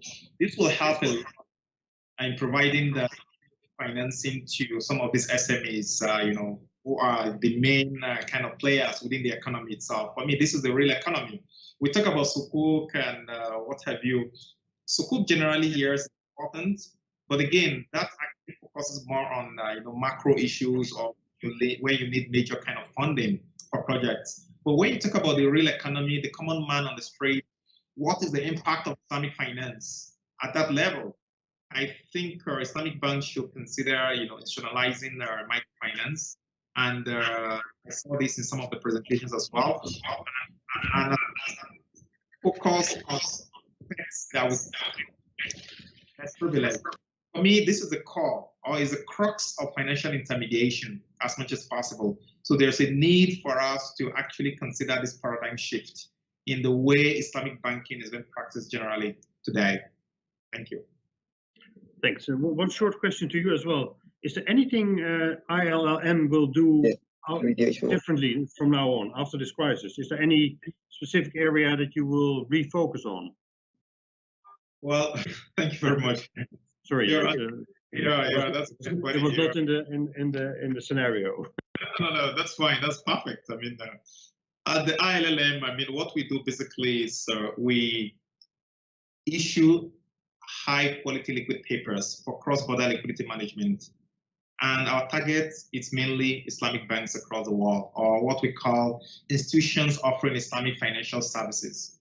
So we actually, deal with Islamic banks at that level. I will say it's more at the macro level, basically. So they actually buy our instruments to, to manage their liquidity. So what we do at that level is to complement the monetary policies of central banks and monetary authorities. But at our own level, it's more of cross-border, not at the national level. And we do this by issuing high-quality liquid assets in form of sukuk. And we've issued a 2-week sukuk, a 3-week sukuk, a 1-month sukuk. This is something unique. You cannot find anywhere. And based on the assets backing the sukuk itself, these are considered as high-quality liquid papers. Now, what we do basically is when we help the banks to maintain or stabilize, or manage their liquidity, I think this will help a lot, particularly in times of crisis. We've been in the market throughout the pandemic. We never stopped issuing every month. So because we cannot afford not to issue, we have to issue to repay the maturing sukuk on a monthly basis. So this is something we do annually, and as of now, I can tell you we issue over $1 billion every month consistently here. So this is something we do at the macro level to support Islamic banks, because they do not really have some of these liquid instruments at that level. What they have basically is commodity murabaha to manage their liquidity. And we all know some of the controversy or the discussion relating to commodity murabaha among the Sharia scholars and practitioners. So the only tradable paper in the market that is Sharia compliant, USD denominated, cross-border instrument is the ILM sukuk, and we benefit from regulatory treatment from different jurisdictions, including in Qatar, in Malaysia, and in some of the jurisdictions it's at level 1. Since we started issuing, the 3-week, 1-month paper, we've seen an uptick, in investors, basically. Why? Because of the LCR requirements under the Basel III framework.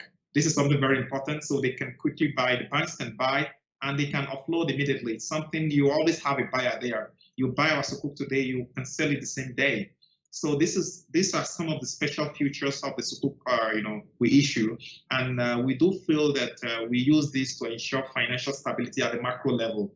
The SMEs discussion I had earlier was more at the micro level. So thank you. Thank you very much. And I understand that you have to leave soon, but stay around as long as possible also for the next question. Thank you very much, and hope to see you soon when we can travel again. Sure. So Dr. Fakonde, I hope you are still online. What I found very interesting in your presentation related to this question, because the question says, that Islamic banks need to do something themselves to prepare. In your model, you really take the government as a decision-making unit. So how do you see the responsibilities, let's say, of the governments versus the individual Islamic banks? Any view on that, or is it a responsibility mostly on the Islamic banks themselves? Thank you, Mr. Henk, for your attention.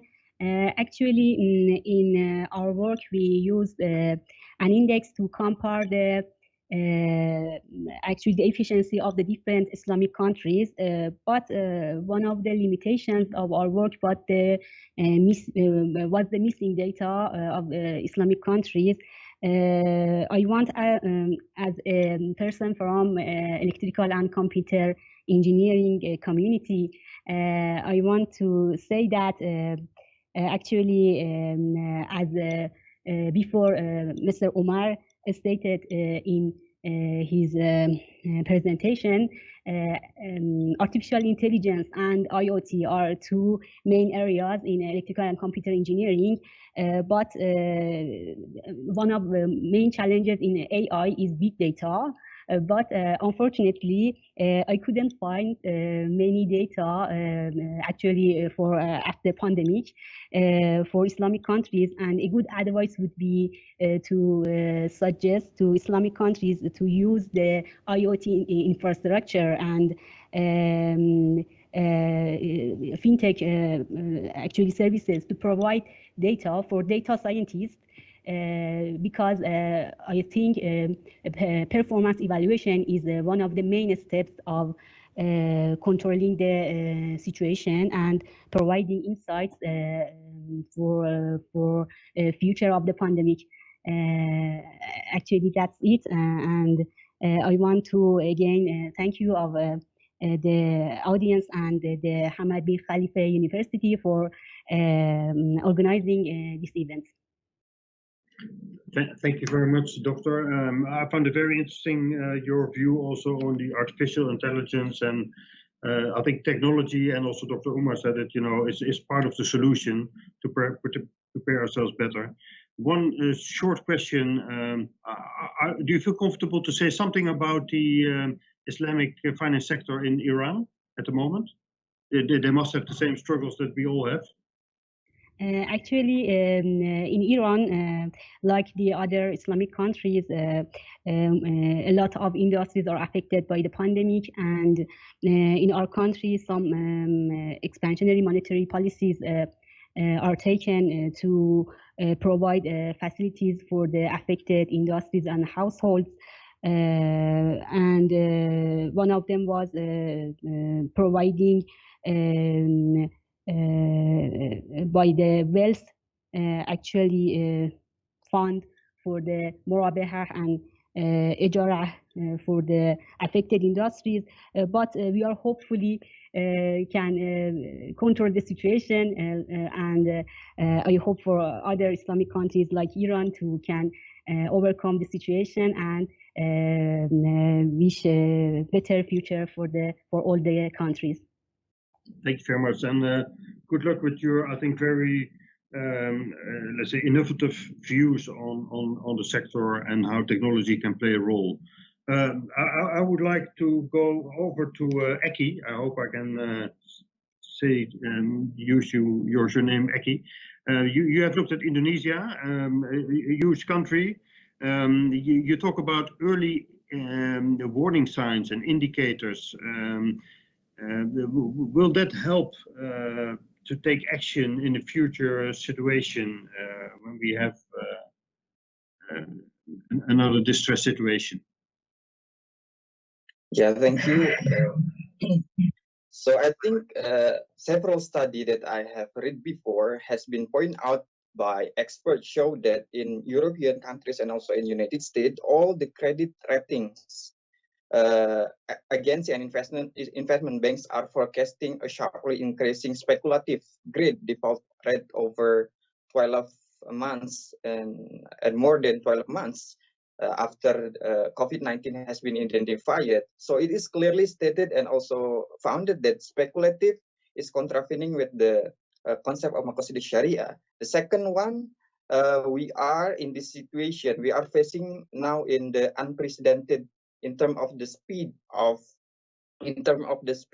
recent asset price decline, subsequent rapid rebound after government credit and job market support, and the expected impact and forecasts for corporate default. So this rapid fire dynamic makes the future extremely difficult to predict, and we may not have reliable models to capture this dynamics based on the historical data. So I think the fund structure of Islamic banks seems to be increasing steadily, even in Indonesia. As we know, several months ago, the state-owned enterprises, the biggest state-owned enterprises in the Islamic banking sector, has been merged to be Islamic banking in Indonesia. But yeah, as I said before, it is steadily. These funds are very important in terms of the real economy. Both the government and financial decision makers have to follow these developments and take various initiatives to bring these funds into the real economy. So it is expected that Islamic banks will strengthen their asset and capital structure with the introduction of potential new players in the sector in the coming years, and will take the role of the market by avoiding the role of following the market. So in order to less affected by the crisis or financial crisis itself, it is very important to increase funding opportunities, I think. So, and also to expand product and services diversity, and to strengthen perception of promotion activities and so on. Yeah, that's my perspective. Terima kasih. Yeah, I think you make the link to the real economy, and I think that's important because also other speakers have said that the impact of COVID is so severe that it will bring many more people to poverty, and to bring in other players and to connect to solve this, I think is a very important advice you give. I would like to, and I hope you're back online, Dr. Ben Salim, because in your presentation you talk about basically microfinance, and we're still in the first question. How can basically, from your perspective, Islamic banks or Islamic microfinance institutions position themselves better? You talked about diversifying geographically. So I wonder if there a recipe to prepare those institutions for the future?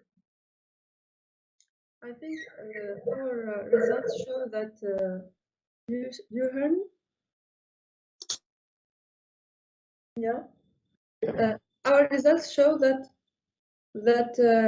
geographic expansion might allow Islamic and conventional institutions to reduce their risk. So they have the opportunity to reach the poorest and to use the tools of Islamic social finance as zakat and waqf to have our source of funding that allow to reduce their risk and improve their resilience. For Islamic banks, they might profit from the same source of funding, I think, zakat and waqf, and make some how to say merger and acquisition with technological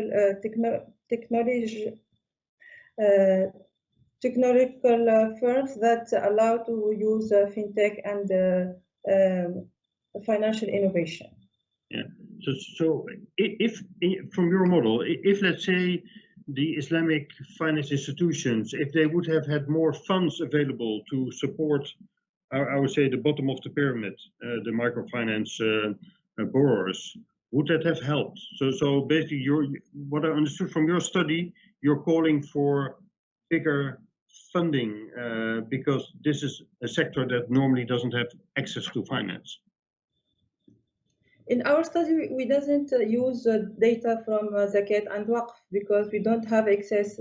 Not all Islamic or Arab countries have this kind of institution. Some countries ban Zakat and Waqf institution, but we focus only on diversification and expansion to rural market to reduce credit risk or to be better resilient during crisis period. Our study stopped in 2018, but it gave for policymakers, it gave lessons for the period of COVID period. I think the main limitation of our study is not to have data for the COVID period. That may be a future research using pandemic effect in the performance and the risk of Islamic microfinance institution. Yeah, thank you very much. I think I would like to call also for financial institutions that listen into this session is to discover this segment, because ultimately I think this is a very although they risk, it's a very stable asset class. And if you diversify your risk as presented, this could be a very attractive financing segment for Islamic finance institutions. I would like to go now to Dr. Abdulrahman. Also, we're still in the first question. I don't know whether I have enough time, but you introduced the concept of value-based intermediation, basically I saw the two circles, making sure that people work together in this. I would like to ask your view on this question, but also specifically to Qatar, because you have worked in Qatar and now the central bank has basically made sure that there are two big mergers. So we create two new, very large Islamic finance institutions. Is that also a form of value-based intermediation in your model, or is this something completely new? Thank you very much, Mr. Hank. In our study, we recommended convergence between value-based banking strategies and Islamic finance principles, or Maqasid al-Shari'ah, to reshape Islamic banking sector. I believe that Islamic banks needs to focus, whether it's in Qatar or not, focus on strategies and innovative products that can respond and contribute meaningfully toward the sustainable and inclusive growth. They should follow value-based intermediation kind of strategies. With the growing popularity of social responsible investing and SDGs, following these strategies will create any opportunity for Islamic banking, which enables them to be more sustainable and resilient to future economic crisis. Again, it's also important to work on product diversification.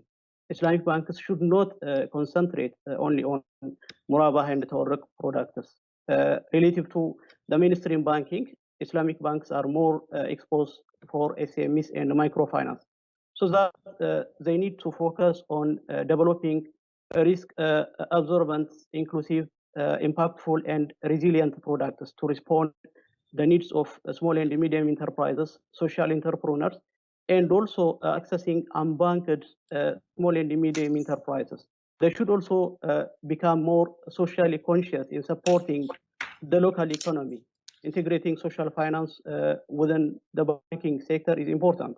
The inclusion of social finance instruments in Islamic banking service offers significant potential for banks to be more effectively mobilize capital towards building social resilience. It also makes provision for funds and financial protection more affordable and accessible to a wider community in any countries, not only in Qatar. Thank you very much. I think that's a very good advice, and it brings me to my second question. And the second question is, what are the main lessons from the crisis? Since we expect COVID-19 will be around for a longer term, and we have the third and the fourth phase already in some countries, unfortunately. What would be the main action to prevent negative impact for Islamic finance and Islamic banks specifically, compared to maybe conventional banks? And I think Dr. Umar left already. If you're still there, then I would like you to take the first question. But basically, Dr. Umar suggested also, like you, Dr. Abdurrahman, to do product diversification, create new products, not necessarily Islamic, he said. So, since Dr. Umar is not here, maybe the first question can be answered by Dr. Fakonde. Well, what is your view on diversifying the products in order to make the Islamic finance sector more, basically stronger?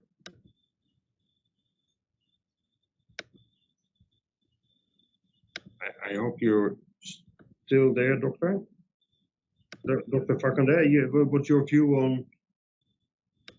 on the suggestion, or basically what is the main lesson from this crisis and the ongoing pandemic? Yeah, hi, good to see you back. Okay, actually, as Mr. Umar said, hopefully countries are trying to provide a vaccine for the COVID-19, and we hope all that the pandemic ends very soon. But as I said earlier, one of the main things to try to handle the situation in the future is to Islamic countries stay connected and integrated. And one of the ways of doing this is to provide data. I use the IFSP repository data for Islamic countries, and I said like Iran, many other countries didn't publish their data. I think NPL is one of the more important, one of most important information for resilience of the Islamic banks, but I couldn't find the information about NPL, CTI, or other parameters on Islamic countries. One of the main lessons, I think, is that for this pandemic or future pandemics, is that we should be ready and provide infrastructures to at least could publish information and provide access for data scientists to use data in different Islamic countries. And this way we could be integrated. We could be provide unique solutions, integrated solutions for all Islamic countries. And actually, I think it would be a good solution to control the situation.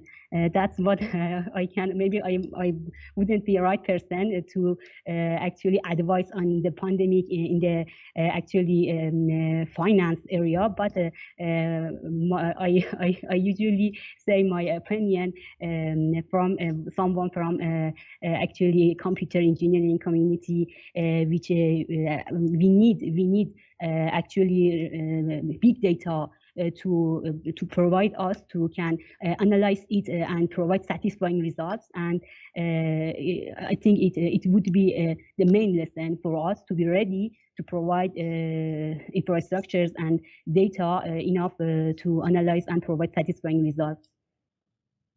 Thank you very much, Doctor.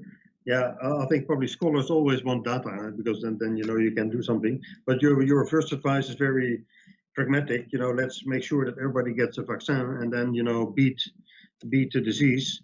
And the second one is also, I think, very much, it's basically cooperation between Islamic countries, and that is something we have learned, I think, in this crisis, that people are on a country level or even on individual bank level try to manage the situation, but it's much better to do this in cooperation other countries and institutions, and I think Islamic finance could be a catalyst to that.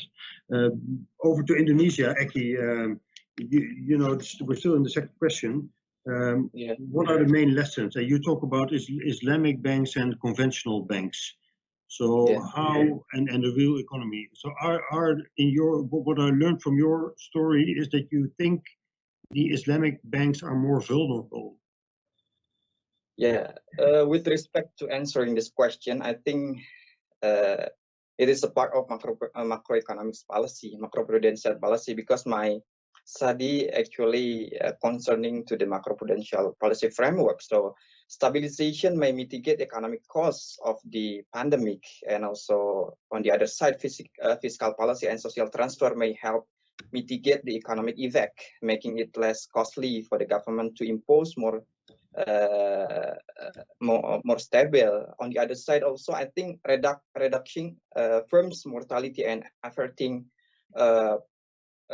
slum is a key element in overall evaluation of monetary policy, and also understanding the interconnectedness and also interaction between economic decision and the pandemic is in terms of the health sector is necessity, because sometimes economists or policymaker has a policy trade-offs perspective between which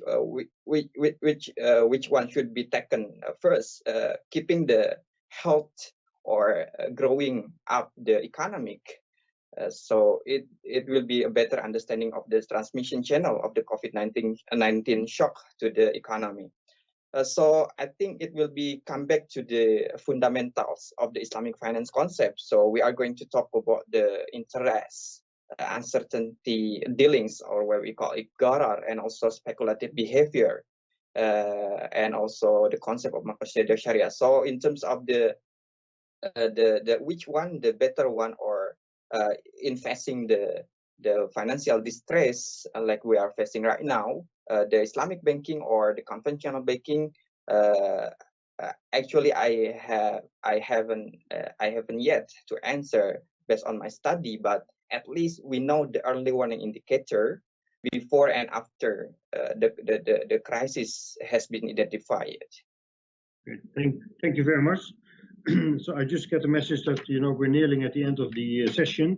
So I take the opportunity to the last two doctors to pose the third question, or basically combine what are the main lessons and the need to develop more tech or Islamic fintech. And Dr. Ben Salim, are you still there? And what is you also mentioned fintech. What could Islamic fintech or fintech in general do to help Islamic finance?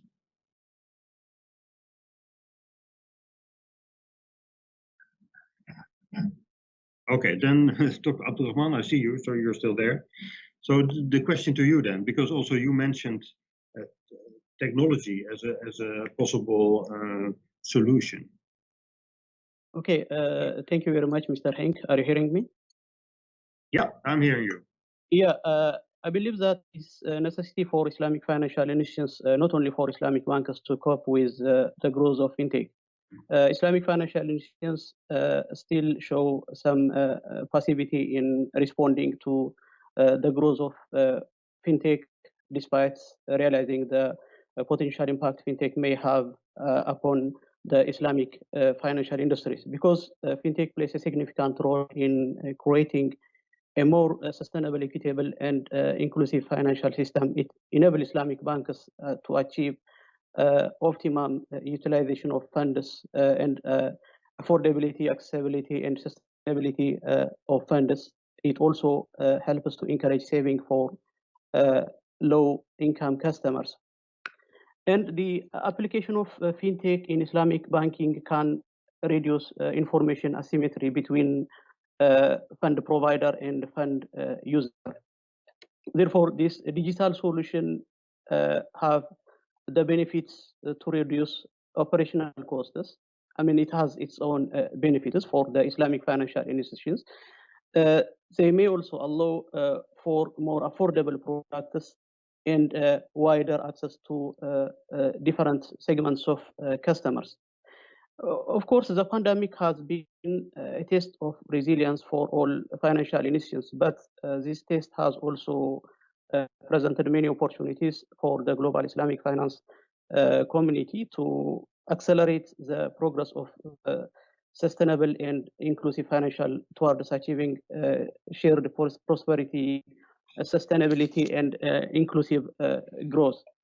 So that Islamic financial institutions should use this opportunity to change the system and focus more on technology. After the pandemic, we may not go back to the before pandemic system. We are heading to the new normal. Islamic financial institutions can introduce new business models. They can bring more transparency and efficiency in the products, and they can also provide more customer-friendly financial products and services to the wider customer segments. The role of the role of fintech for Islamic finance can be explained more than this, so that is essential for me. Okay, thank you very much. I agree with you that basically technology can be a catalyst to accelerate bringing Islamic finance to wider groups and to help be better prepared and to give access to otherwise segments that are not really helped. And I think Dr. Ben Salem, you're back, and I will repeat the question for you because we're nearly at the end. And the question is, what are the main lessons from this crisis, and how can technology or fintech or Islamic fintech play an important role in Islamic finance and in your case specifically Islamic microfinance? So what is your view on this? I think that fintech and digitalization can facilitate outreach to even the vulnerable population by using mobile banking or expanding the market of Islamic and conventional institutions by having access to the people that were excluded from the formal system. And the Islamic financial institution, especially microfinance, might profit from this opportunity by using fintech and new technology to expanding their market and to reducing the impact of this crisis in their credit risk or their sustainability during this crisis period. Okay, thank you very much, Doctor. I have been informed now that we are at the end of the session. I must admit that I read all your papers and studies, and I would encourage the audience to read them. Very interesting views, cases, research. I think this all can help us prepare or basically fight the ongoing pandemic and to be prepared for future economic and financial crises, because this is the world. Those things will not stop, but Islamic finance, since it's cooperative, you work together, you share things in good times and bad times, can be probably a better model to be prepared. So I would like to thank you on behalf of the hosts very much for this session. I wish you very well in your academic careers, and I hope to meet you all soon whenever you are able to travel to Qatar. I hope we can. And next international forum at the College of Islamic Affairs that we can host it in Doha. I'm ending this. Thank you very much. I'll give the floor back to Dr. Nazim and wish you all the best. Thank you.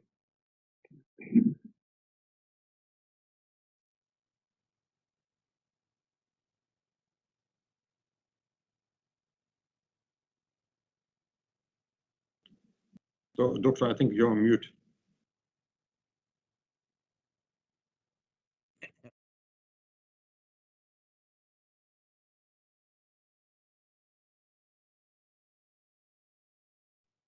Well, thank you very much. I didn't realize that I was muted, and thank you, Mr. Hank, and for moderating this session. It was an excellent session, and the papers presented and the Q&A, it was very, very inspiring. And I think I'll build on the note that you left, to say that if I can request the authors, while you're fresh with the discussion, to revise your papers and send it to us, so that we are actively looking, publishers to publish in a book from the papers, selected papers from this conference. So please, I appreciate making some efforts, to revise your papers and send to us. That would be great. So, and once again, thank you very much, Mr. Hank and the speakers for taking the time, and presenting excellent papers and sharing your thoughts and ideas. And that's the end of the session. And the next session will be, which will be on the Islamic Finance Industry Leaders Roundtable. It's at 6 p.m. Doha time. So Islamic Finance Industry, Leaders Roundtable, 6 p.m. Doha time. And it will be a high-level dialogue on the industry perspective on sustainability in the fourth industrial revolution. And this session, once again, it will be moderated by Mr. Hank. And Mr. Hank comes, from the QFC, Qatar Financial Center Authority, and who is a managing director. He has done an excellent job. And the next session is going to be a very interesting session. And I request to all of you, and those who are not, please spread the word around and to come and attend this event at 6:15 in the evening, Doha time, 6:15 Doha time. Thank you very much once again, and Assalamu alaikum wa rahmatullahi wa barakatuh.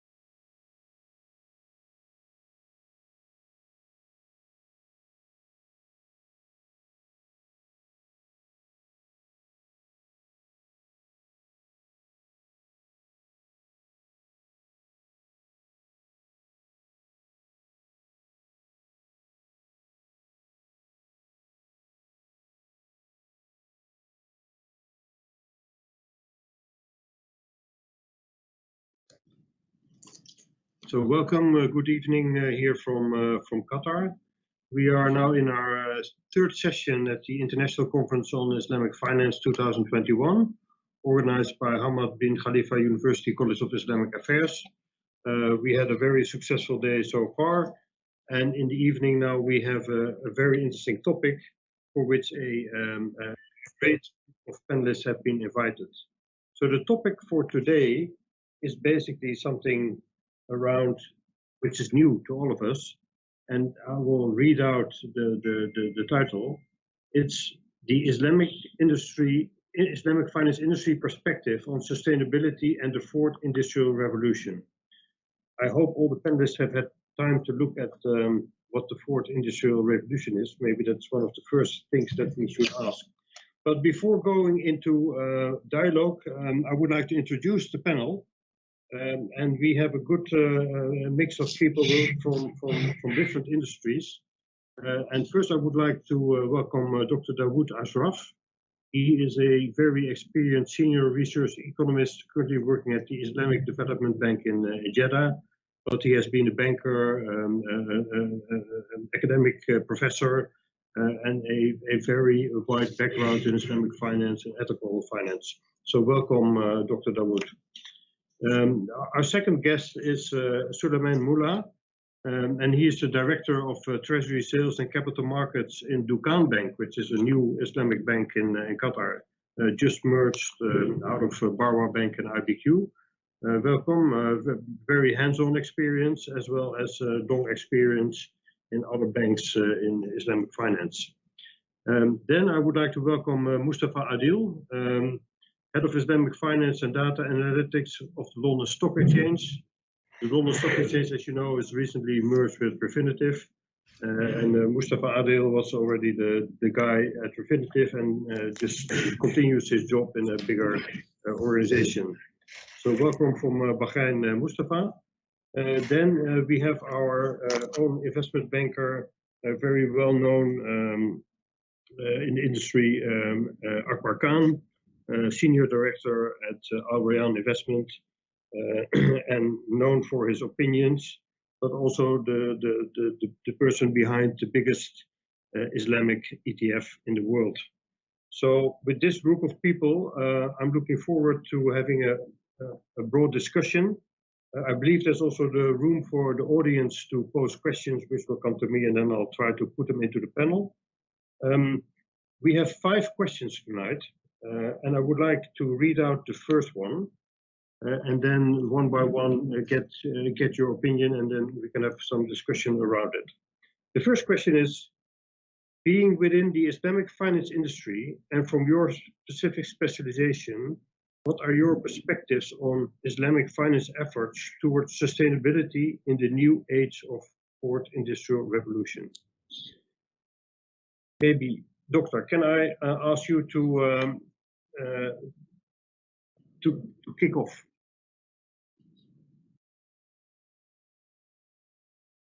Dr. Dawood. I missed part of your conversation, so I'm sorry for that. Did you hear the question?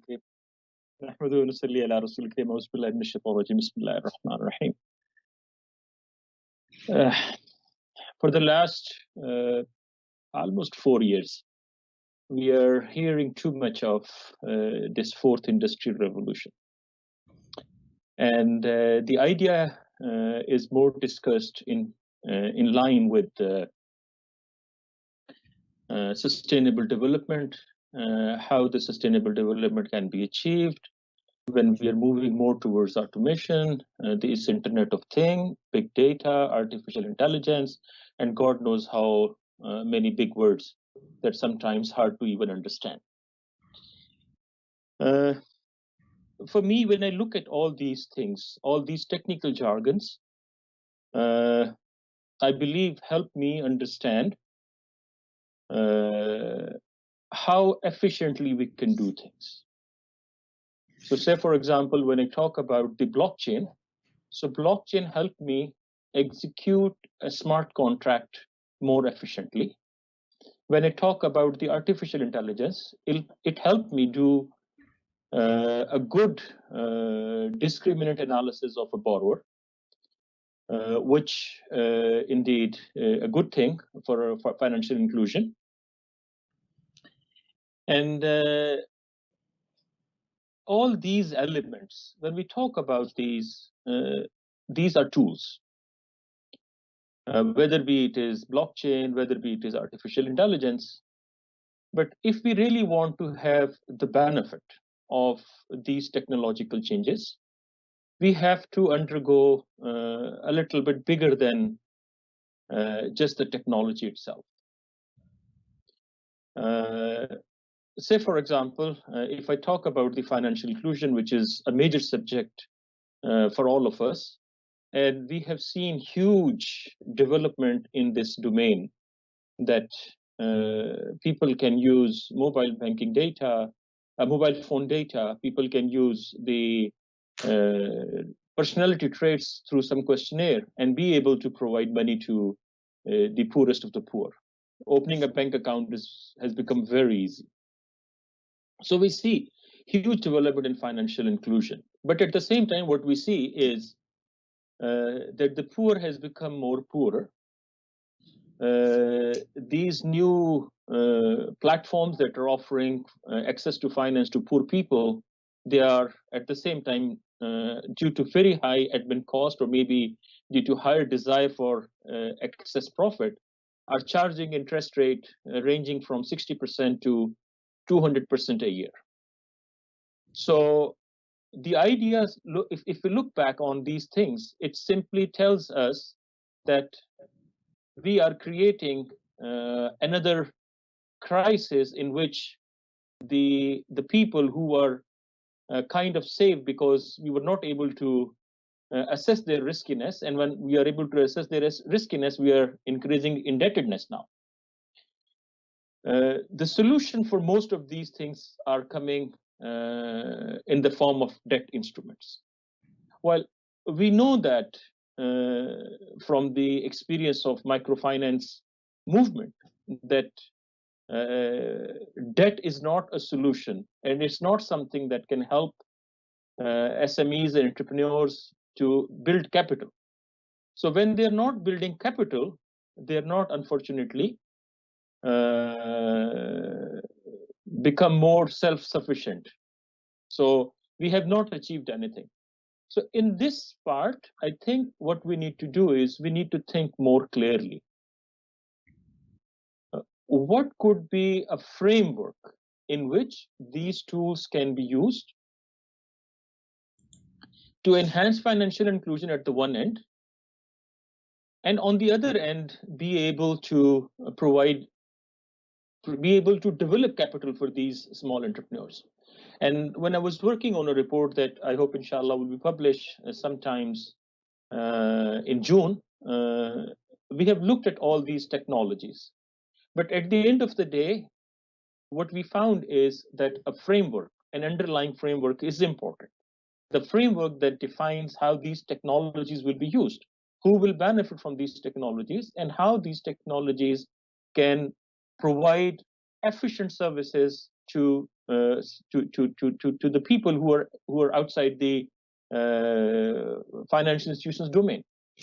And in that case, we see that the Islamic finance, in fact, has provided from centuries a framework which not only help the entrepreneurs and SMEs to build capital, but also help overall economy to grow in such a way in which there is less income disparity.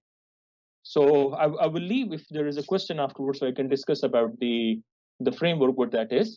But at the moment, my point is that if you want to get benefit of this fourth industrial revolution, the tools are important, but more important is the framework that will use those tools. Thank you very much. I stop here.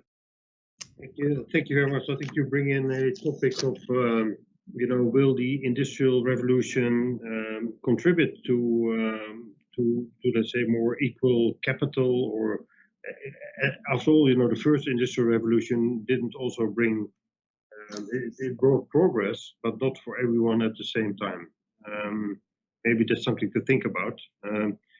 I move to Suleiman, basically. Suleiman, You are now head of treasury sales of one of the biggest Islamic banks in the region. So what you know, if you look at this question, you know, what is your view?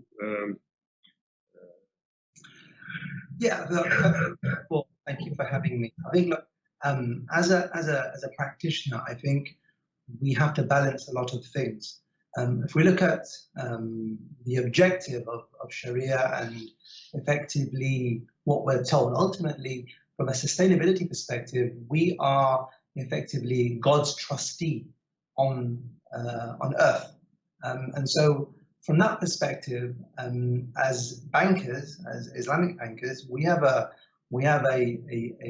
obligation effectively to ensure that we are efficient in what we do. We eliminate waste, we remove inefficiencies in our processes, in our procedures.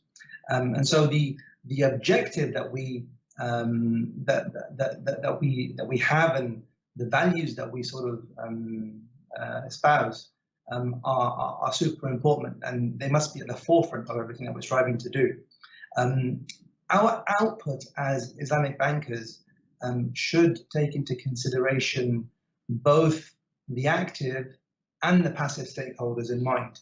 And that's, I think, very important. Very often in financial institutions, whether Islamic or conventional, we look at the short-term objectives, the financial objectives, the gains that we're going to get. And I think sometimes we forget, or very often, and that's why banking has a very sort of checkered past, and we see all these sort of headlines globally. So we forget to marry those objectives with the objectives about creating wholesome and sort of value-based societies at large. And I think those two effectively have to be married. Now, when you put that within the context of the fourth industrial revolution, which I did have to Google, I'll be very frank with you, those technologies that we effectively are seeing today, as they become mainstreamed, we have effectively a transformation of effectively the ecosystem within which we're operating. So we have a responsibility to ensure those technologies are harnessed in the correct way and they fulfill the potential in transforming their lives. Now, Dr. Dawood, I think, mentioned something that's very important, something that's close to my heart. If we look at Islamic finance and you look at the demographics of Muslims globally, i.e. the sort of main market for Islamic finance, the majority of Muslims globally are either underbanked or unbanked. And so as Islamic banks, as Islamic institutions, as Islamic finance globally, I think that when we look to the future, we look at sustainable ways of growing, and we sort of unlock sort of new pathways to prosperity, we have to take into consideration the target market, the primary target market. I'm not saying there aren't any others, and we have to really take into consideration our financial objectives, because we all have shareholders that we have to report to, and we have to look at the economic impact of it, but we also have to think about the value-based considerations at society as a large. So that's really, I'll leave it there and maybe move on to some of my panelists. Yeah, thank you very much. I hear the sort of same pattern where we should not waste this fourth industrial revolution and not only think about technology and financial objectives, but also talk about, you know, the ethical and the human part of it. So let's not waste this industrial revolution and make it a crisis or make it worse. Moving to London Stock Exchange, basically, Adel, you have written many reports. You guys always ahead of the future, I would say, you know, in your views. So I would love to hear your view on the fourth industrial revolution and sustainability as a trend. No, thank you so much, Hank, and thank you for having me. I completely, you know, agree with the comments that were made by Dr. Dawood and by Suleiman, and I want to tackle this from the sustainability perspective first, right? Because I think that, you know, what we're seeing in the industry is that sustainability is becoming increasingly significant in Islamic finance. It's not something new. Over the last 3 years, there have been on average about 35 sukuks issued every year that are sustainable in some nature, whether they're green sukuk or ESG or now transformational sukuk. Islamic Development Bank recently launched the largest sustainable sukuk in the world at $2.5 billion. On the fund side, there's been about 130 funds launched every year for the last 5 years that are Sharia compliant and sustainable in some nature. And the overall size of the what I would call sustainable Islamic finance funds has grown from $63 billion to about $122 billion in the last 5 years. And again, these are disclosed. So you still have the private funds, the undisclosed funds. So the number is much, much larger. So we are seeing increasingly Islamic finance aligning with the principles of sustainability and recognizing that sustainability sits at the core of what Islamic finance is meant to deliver. I think what we're seeing is the right stakeholders are pushing the industry in that direction. So you have increasingly regulators that are requiring Islamic finance to be distinct from conventional and to be more aligned with the principles or Maqasid al-Shari'ah and adopt sustainability mechanisms in their investment criteria, in their risk assessment criteria, and so on. You see increasingly Sharia scholars that are driving the industry to embrace sustainability, not to simply consist of negative Sharia screening, to simply say that from a legal perspective, this is not in contradiction to any rules of Sharia, but it's something that is more positively aligned and will have a positive impact that is aligned with the principles of Sharia when it comes to things like investment making. And lastly, which is the most interesting and most exciting part, is that you have this push from investors. So when you look at the launch of sustainable funds coming out of the GCC, coming out of Southeast Asia or other parts of the world, and particularly also from the West, where you have a huge Muslim diaspora who have significant savings as well that they want to target towards Sharia compliant investment avenues, you see them pushing sustainability on the agenda. So from that perspective, I think it's very, very interesting. What I would say we observe as the biggest challenge here is the availability of data and information. And that's something that we are very much involved with and we're trying to tackle, but also an absence of standardization. And why that is important is because without standardization, you allow all the different Islamic financial institutions to disclose their sustainability initiatives in the manner that they want to, right? So they put the best picture forward and they brush away all the negativity. And then essentially what you end up with is you have series of funds, you have series of investment opportunities or institutions that cannot be compared with each other, right? So without standardization, you cannot have comparability between the different investments and the different initiatives. And without comparability, the sustainably sensitive investor cannot direct their funds in the most efficient manner. So I think, increased transparency and increased standardization would go a long way in helping drive this trend forward. And when it comes to the fourth industrial revolution, we talk about technology, and a lot of what the technology enables is the ability to have transparency that you did not have even 5 years before, right? The impact of your investment on a company in terms of the numbers of jobs that you create or the number of exports that you create or the number of value you add to the economy can be measured in a manner that could not have been done 5 years before. So, for the first time, we find ourselves with the tools that can provide the transparency that you need, and with all the key stakeholders driving towards, being more aligned with the principles of Islamic finance rather than simply the legal requirements. So I think it's a very, very interesting time. The only other thing that I would say, sorry, before I hand off, is that given the current situation that we have with COVID and with many of the fiscal and monetary reactions to COVID that governments have produced, right? We find ourselves in a new economic paradigm, right? We find ourselves in a period of potentially long-term, low interest rate environments, the availability of liquidity, more available than ever before. So what that impact will have on the banking industry and the Islamic finance industry is something that's going to be very, very interesting for us to see. And, as we go through the discussion, I'd love to share some of my views on that.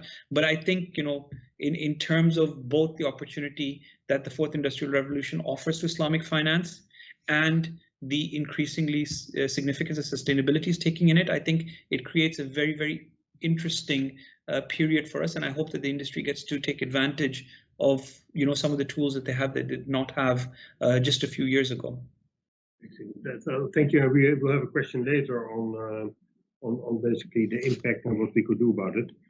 So I would like to go to Akbar, and basically ESG I think is close to your heart, and some of the products you develop are related to that. I just would like to read out to you because that basically it's more transparent. We'll get a more transparent situation. I have a definition here which says the fourth industrial revolution is a way of describing the blurring of boundaries between physical, digital, and biological worlds. So that is basically, it becomes more confusing. So, knowing that you have an opinion on everything, well, what is your view on the fourth industrial revolution, ESG, and the way forward? And you're on mute.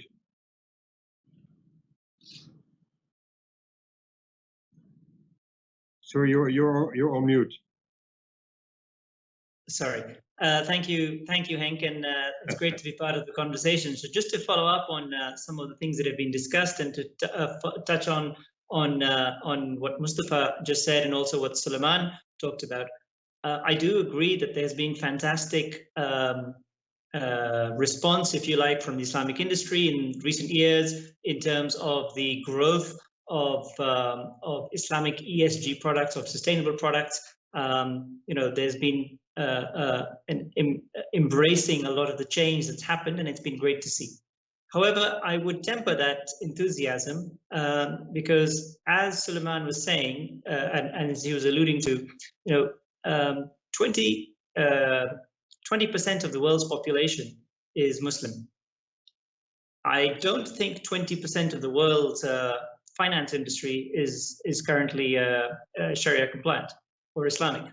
And coming from an investment perspective, I work in the asset management industry. Certainly 20% or 25% of the world's asset management industry is far from being Islamic. So we have a very, very long way to go. I would argue that the Islamic finance industry hasn't fully embraced the third industrial revolution, which was the onset of the internet.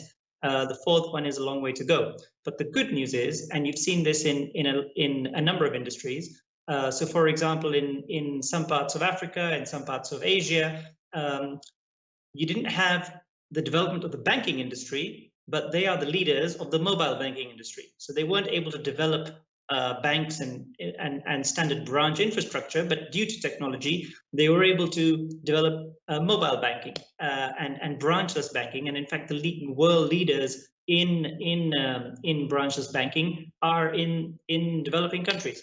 So technology is a fantastic enabler and a fantastic democratization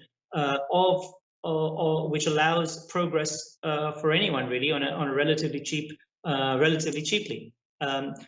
What Islamic asset managers, again, looking at it from my perspective, should be focusing on is not we want to make the best product for Muslim investors. It should be we want to make the best product. We want to have the best asset management firms. We want to have the most attractive products. It will also be that these products are Sharia compliant. I guess what I'm saying is we don't want to be the best halal restaurant. We want to be the best restaurant that also happens to be halal. Because if we take the mindset of we're only competing with other Sharia compliant investment products, then we're never going to be achieving, we're going to be setting our goals far too low. As an asset manager in Qatar, we are not targeting, we're not satisfied if we just are taking market share on the Islamic front. We want our investors to be agnostic towards being Sharia compliant, but they should be coming to us because they think our products, our services, our professionalism, our transparency, our disclosure, what we do should be world class, and that's why they come to us. We happen to be Sharia compliant. The wonderful thing about the fourth industrial revolution is with the internet, it should allow global brands to be built and to be created in the Islamic asset management space, in the Islamic banking space, in the Islamic finance space. We don't have any global brands in this space at the moment. If you're an investor in Europe, if you're in America, frankly, even if you're in Asia or if you're in the Gulf, the majority of your Islamic finance business, apart from perhaps core banking, if we're talking about investments, is done with European and American financial institutions. Those are the big global firms. That's where people turn to. So the internet allows, and particularly as was mentioned earlier, whether it's blockchain, whether it's a number of the other initiatives, it allows the globalization at a relatively low cost of what is being offered. So the technology is there. What we need is the product. What we need is the brand. What we need is the investment in technology, in the investment in brand building, and in the investment, frankly, in providing the products and services that people want, that the investors want. And that, frankly, for the last few decades, while that has been improving and improving significantly, we're very far behind. So I guess the silver lining is there's a massive opportunity ahead of us, but that's only because we haven't really been, as an industry, up to mark so far. Okay, thank you very much. So again, there's a pattern in all of your answers. So I have a next question, which is basically around challenges specifically for Islamic finance. So we have these trends forward. We have 20% of the world population is Muslim, and we see that there's not a fair share in Islamic finance, and so there are all kinds of developments. And even I would consider, let's say, ESG, that looks so much similar to Islamic investments that Islamic finance could take that on as its own thing. But now I see basically other people walking away with this ESG thing, and then how can you sort of defend yourself as an Islamic finance investment product to compete with ESG? So basically what I would like to ask you is, can all of you give 2 challenges specifically for Islamic finance? What are the threats coming out of this? How is there a need to defend, or is there an opportunity to overcome it and to take advantage of those challenges? So, Dr. Dawood, if I can again start with you, please. I think there is no threat of ESG to Islamic finance. I put it this way. We are talking a lot about the sustainability, and ESG is part of the overall sustainability theme. The word sustainability we start hearing around year 2000. 2015 was the biggest year when the United Nations passed the Sustainable Development Agenda for 2030. And if I look back as an Islamic finance professional, I see, I put some way try to explain the difference between what Islamic finance and how SDG is doing.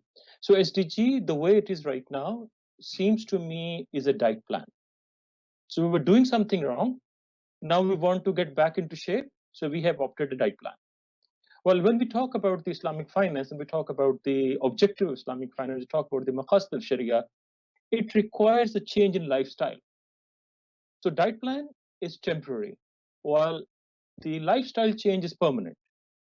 So if we are following the tenets of Islamic finance, we should not be fear of any movement towards ESG, because what ESG is doing, ESG is moving the world to what Islamic finance is dictating for the past 1400 years. So it is, to me, is an acceptance that what was said 1400 years ago, that you need to be careful about the intergenerational responsibility, about the climate, about the poor and all those things. We are realizing it now. So ESG movement, to me, in fact, is a big help to Islamic finance. We just need to be a little bit vocal about what Islamic finance is offering. Thank you very much. And just to get back to it, so what do you then think is the biggest challenge for Islamic finance, or is there no challenge? To me, the biggest challenge is not from outside; it's from inside. Okay, so it's a behavior change. It's the short-termism that we have in the industry. So industry is working hard to earn short-term profits. We are looking at quarters, we are looking at annual returns, and we are looking all these numbers, like very close numbers. Well, when we talk about the ESG and Islamic finance, these are long-term concepts. So what industry needs to do is industry needs to look not just immediate next quarter return. They have to look that if we are developing business, these businesses will give better returns in 5 years, 10 years, 15 years time. People who are in the private equity, they know that the 5-year lockup period is not even enough. While people who are investing in small ESG funds, they're looking at return overnight. So that needs to be changed. We need to educate the public that when we are going towards sustainability, the biggest challenge for us is that we were not able to do that before. So it's a job of all the leaders that to raise this issue and tell that long-term means we have to sacrifice most probably in the short term. I hope I have answered your question. Thank you very much. I think that was very clear. And if I then move to Suleiman, where in a bank, and probably in your line of business, there are weekly targets, and so anyway, so if you compare to this sort of long-term vision, and people need to change the mindset, it's not about today's return, but it's about good for people, good for communities, etc. So what do you think are the most important challenges for Islamic finance? Yeah, look, I think Dr. Dawood really hit the nail on the head. For me, it's about shifting from short-term financial considerations to value-based intermediation. It's about at what cost are we driven by short-term financial objectives. As I mentioned before, I think that's the biggest challenge that we face as an industry. We need to look at the impact that we have on a micro and a macro level, and about shifting the conversation, be it within our small sort of teams, our bigger teams at a bank level, at an industry level, so that you look at the impact that you're having on society at large. I think that's the biggest sort of mindset that really needs to shift and sort of align with what's happening globally. Because at the end of the day, look, Islamic finance has a certain level of uptake, and we're bankers, we're practitioners. But if you go to the layman on the street and you explain to him what it is that you're trying to do, they don't necessarily understand these terms. They think about Islamic finance, about these objectives, the Maqasid, and what their religion effectively tells us, and they try and marry that with what they see banks effectively doing. So for me, that's really the biggest sort of mind shift that needs to occur. I think the second thing, Adil touched on this in his answer as well, is about standardization. Whether it's at a reporting level, whether it's at the Sharia level, we have this disparity in terms of standards. And I think to get confidence within the sector, within the industry, we need to ensure that we're all speaking the same language. It's all well and good for me to say I'm doing X and Y and Z and hold my hand up and so forth, and someone else is saying they're doing ABC. We all need to speak that same language and be comparing apples for apples. And I think whether it's from a Sharia perspective, whether it's from a sustainability perspective, whether it's from an ESG perspective, if we all speak that same sort of language, it goes a long way in helping the sort of industry move on from the challenges and develop product and services that meet effectively the population's needs. Yeah, and I agree, but it's also probably the mindset of the customer on the expectations, because sometimes I hear people say, well, I'm not going to invest in this sukuk because it only gives me a return of 3%. It's so the expectation of your customers is always more, and maybe it's also good to highlight the different benefits of some of the products. Certainly, I think if you look at obviously investors I think are driven by the majority of investors are driven by financial return, and I think that conversation isn't just at a bank level, at a shareholder level, it's also at an investor level, right? That investors need to understand that, look, I might be getting 1% or 2% on my sukuk, whatever it may be, okay? But at what cost is that?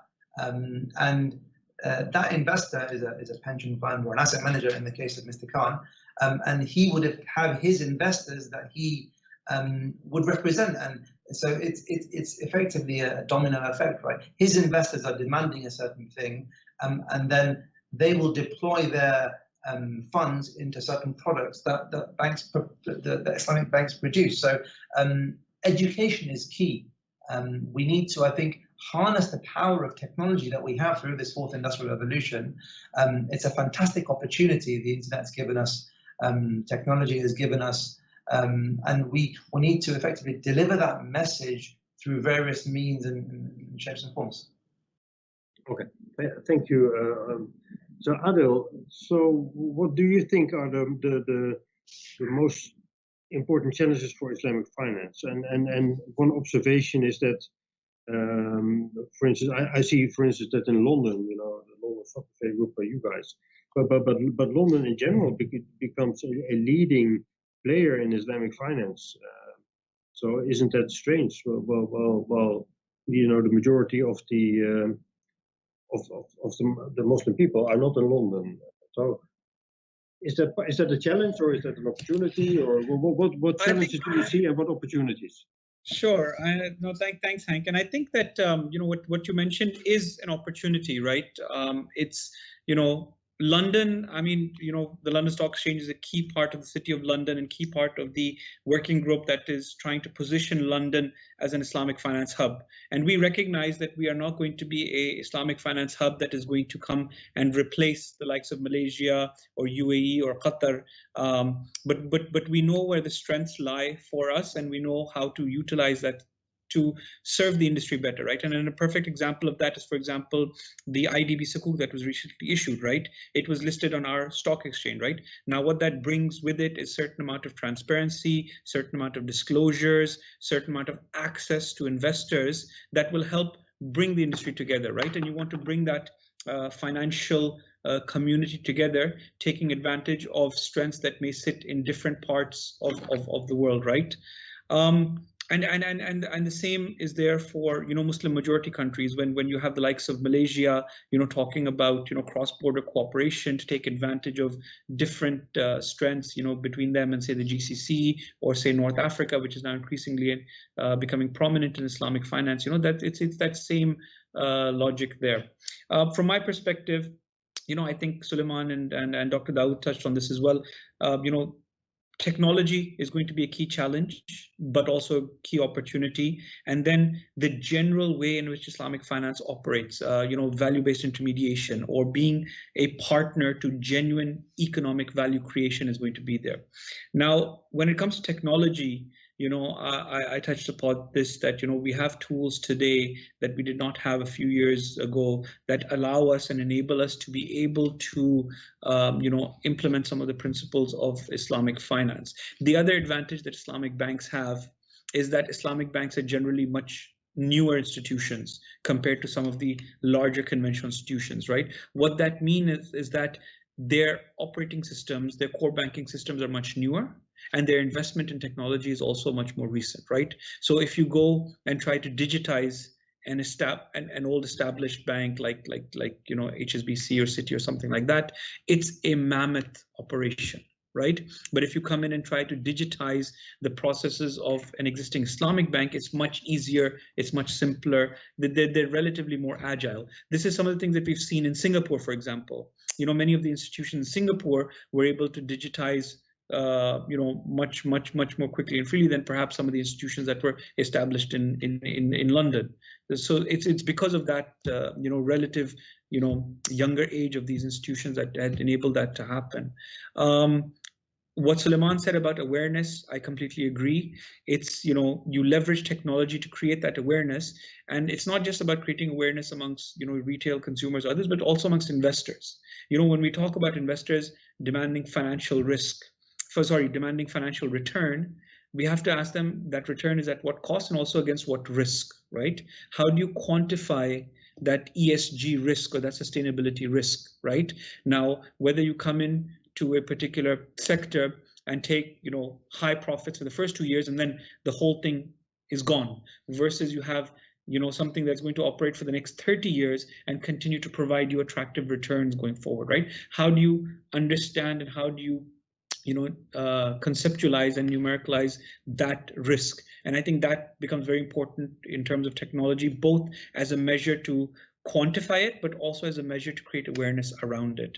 And very quickly, I know I'm taking a lot of time, but on the other aspect about how Islamic finance aligns with economic value creation, I think this is something that is going to be pivotal for us going forward. Historically, the Islamic finance industry has tried to mimic conventional banking. There's been a lot of restrictions that have been placed on it. They've had to conform to certain regulations, which has led them to a particular way of doing business. I think this is a very, very interesting point in time for them to really reconsider how they operate. And I think regulators will have to play a key role in that. And we see some regulators taking steps in that direction to enable them, rather than simply be, lenders at a distance, to be real participants in economic value creation. And I think that is a major challenge, but hopefully we will see the industry moving in that direction. Thank you. I can only echo your words, because I think regulators need to keep up with the developments and regulate, because otherwise things can get out of balance, and regulators are there to keep things in balance. So over to Akbar, in terms of are there any challenges specifically because of these trends for Islamic finance, or do you, like Adil, also see the opportunities? Just like to hear your views. Sure. Thank you. So I think to follow on from Suleiman's points and also Mustafa's points to an extent is, Suleiman talked about the pressure that the end investor places on returns and the blind focus on just returns. But this whole and I don't think of it as a fad. I think of this as the way forward. The fact that ESG is no longer just a niche area, but ESG is the future, and in 10 or 15 years time, we won't maybe be mentioning ESG because everything will be ESG. It'll be the default rather than a specific attribute. ESG is when investors are taking a step back and are willing to say, look, I will accept a slightly lower return if I need to, but I do need to consider the environment, I do need to consider the society, and I do need to consider governance. And it's really the E and the S that the focus has come about of in the last 4 or 5 years, which has driven this. The G, the governance, has been something that all investors have been looking at since time began, frankly. It's the focus on the fact that carbon emissions are heating the planet to the extent that we will cause our own extinction. And then we've had the small matter of a global pandemic, which is also making people question our mortality. So, ultimately, necessity is the mother of invention. So when the E and the S really became pressured, that's when people started saying, okay, let's take a step back and focus on what's good versus what's going to make money. And so this is the best possible opportunity that Islamic finance has of slotting itself in and saying, look, we've been talking about a lot of these things already. You want ESG? Well, we have the S in large doses already. And this is something that generates, and this is, and I'm sure Mustafa has data on this, historically, over time, over the medium to long term, if you look at the Islamic indices versus their conventional counterparts, over time, over the cycle, they do outperform. So not only do you get Sharia compliance, but you do get what a medium-term investor looks for, which is return, and you get outperformance. So and leading on to, so to me, this is the opportunity, but also this is a bit of a threat is that if we are not able to clarify the value proposition of what Islamic finance is, and I guess from my perspective, what Islamic asset management is, and not able to explain this to both Islamic investors and non-Islamic investors. There's no, just because people are Sharia sensitive as investors doesn't mean they fully understand what Sharia compliant investing means. So we need to be able to explain the value proposition, explain, and the simplest way, and if I can take this opportunity to do it here, is, when we are investing in a company, there are certain companies which are Sharia compliant and there's certain which are not Sharia compliant. What's the difference? The simplest way of explaining it is Sharia compliant asset management formalizes a risk management framework. It forces you not to buy companies that are too risky.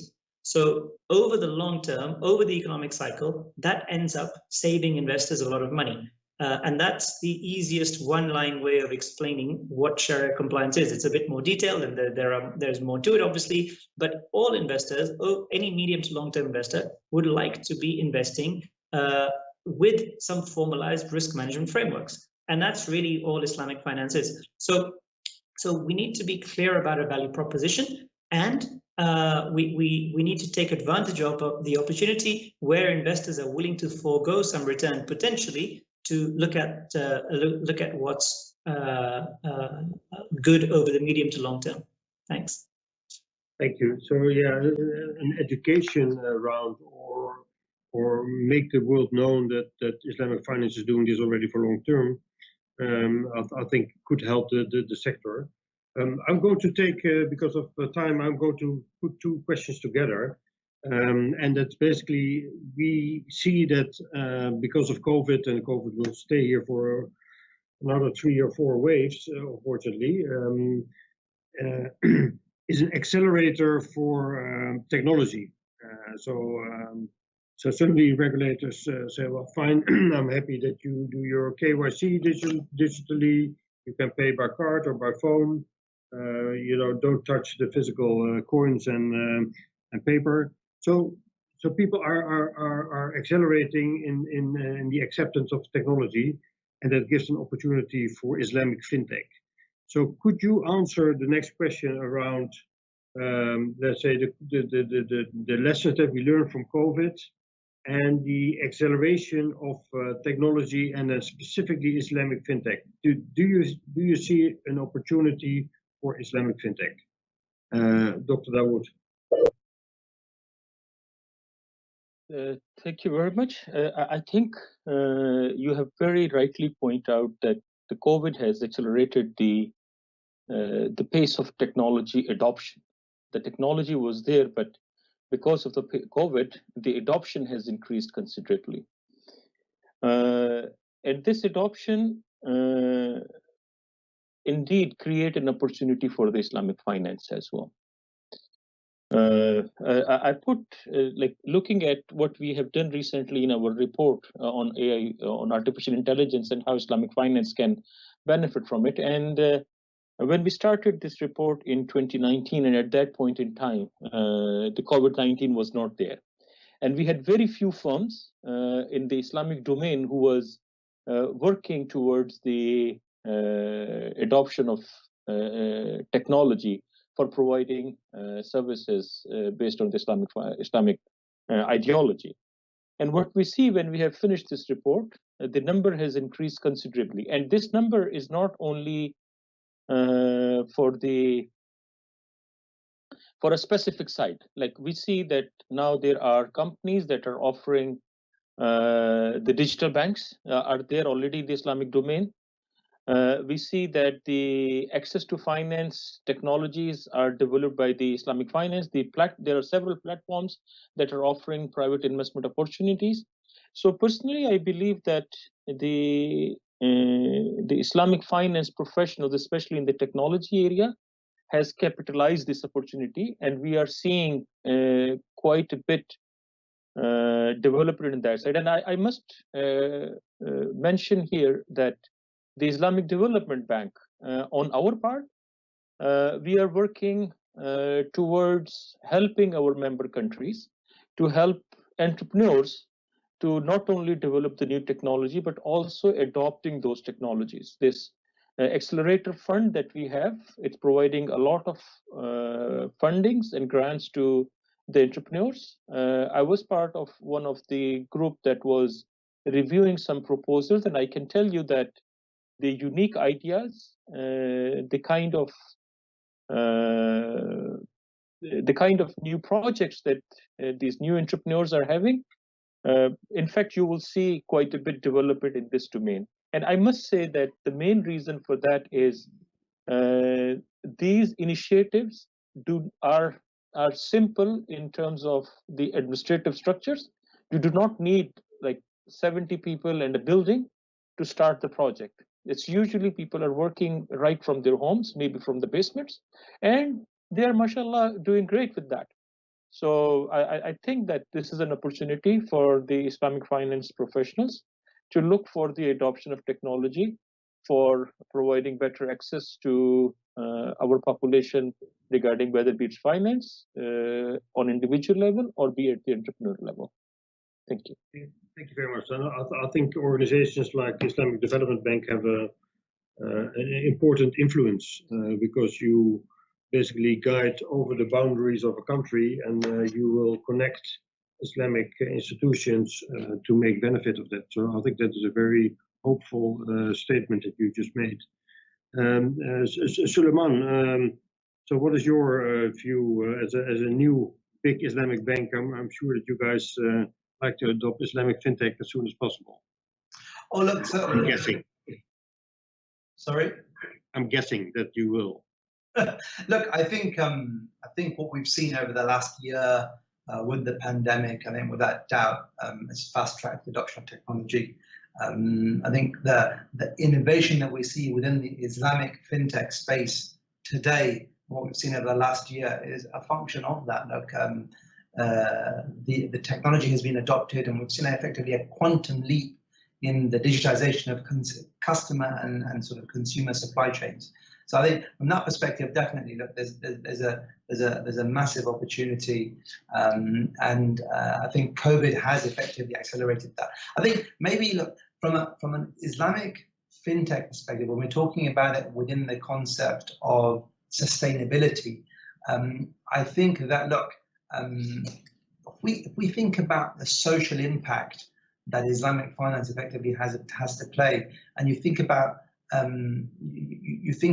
demographics of Muslim populations, they're extremely philanthropic. And if you look at some of the instruments of Islamic finance, such as zakat or charity or philanthropy, I think that the opportunity that fintech or Islamic fintech sort of offers these things the potential is massive. I think, look, there's been some very positive moves within that space within the last sort of couple of years, and I think the experiences and the lessons of the pandemic are that we have to better prepare ourselves and our communities and our society at large, so that if we're faced with these sorts of challenges as a society, what tools can Islamic banks or Islamic finance effectively offer society at large to help deal with these issues? Because look, as Islamic finance or as a practitioner, as Islamic banks, we have to look at what's happening in society around us. And if we can facilitate, for example, a better use of philanthropy or a better zakat distribution model, you're effectively as an intermediary, as a financial intermediary, because that's what ultimately a bank is, you're facilitating the development from an economic perspective of a large section of society.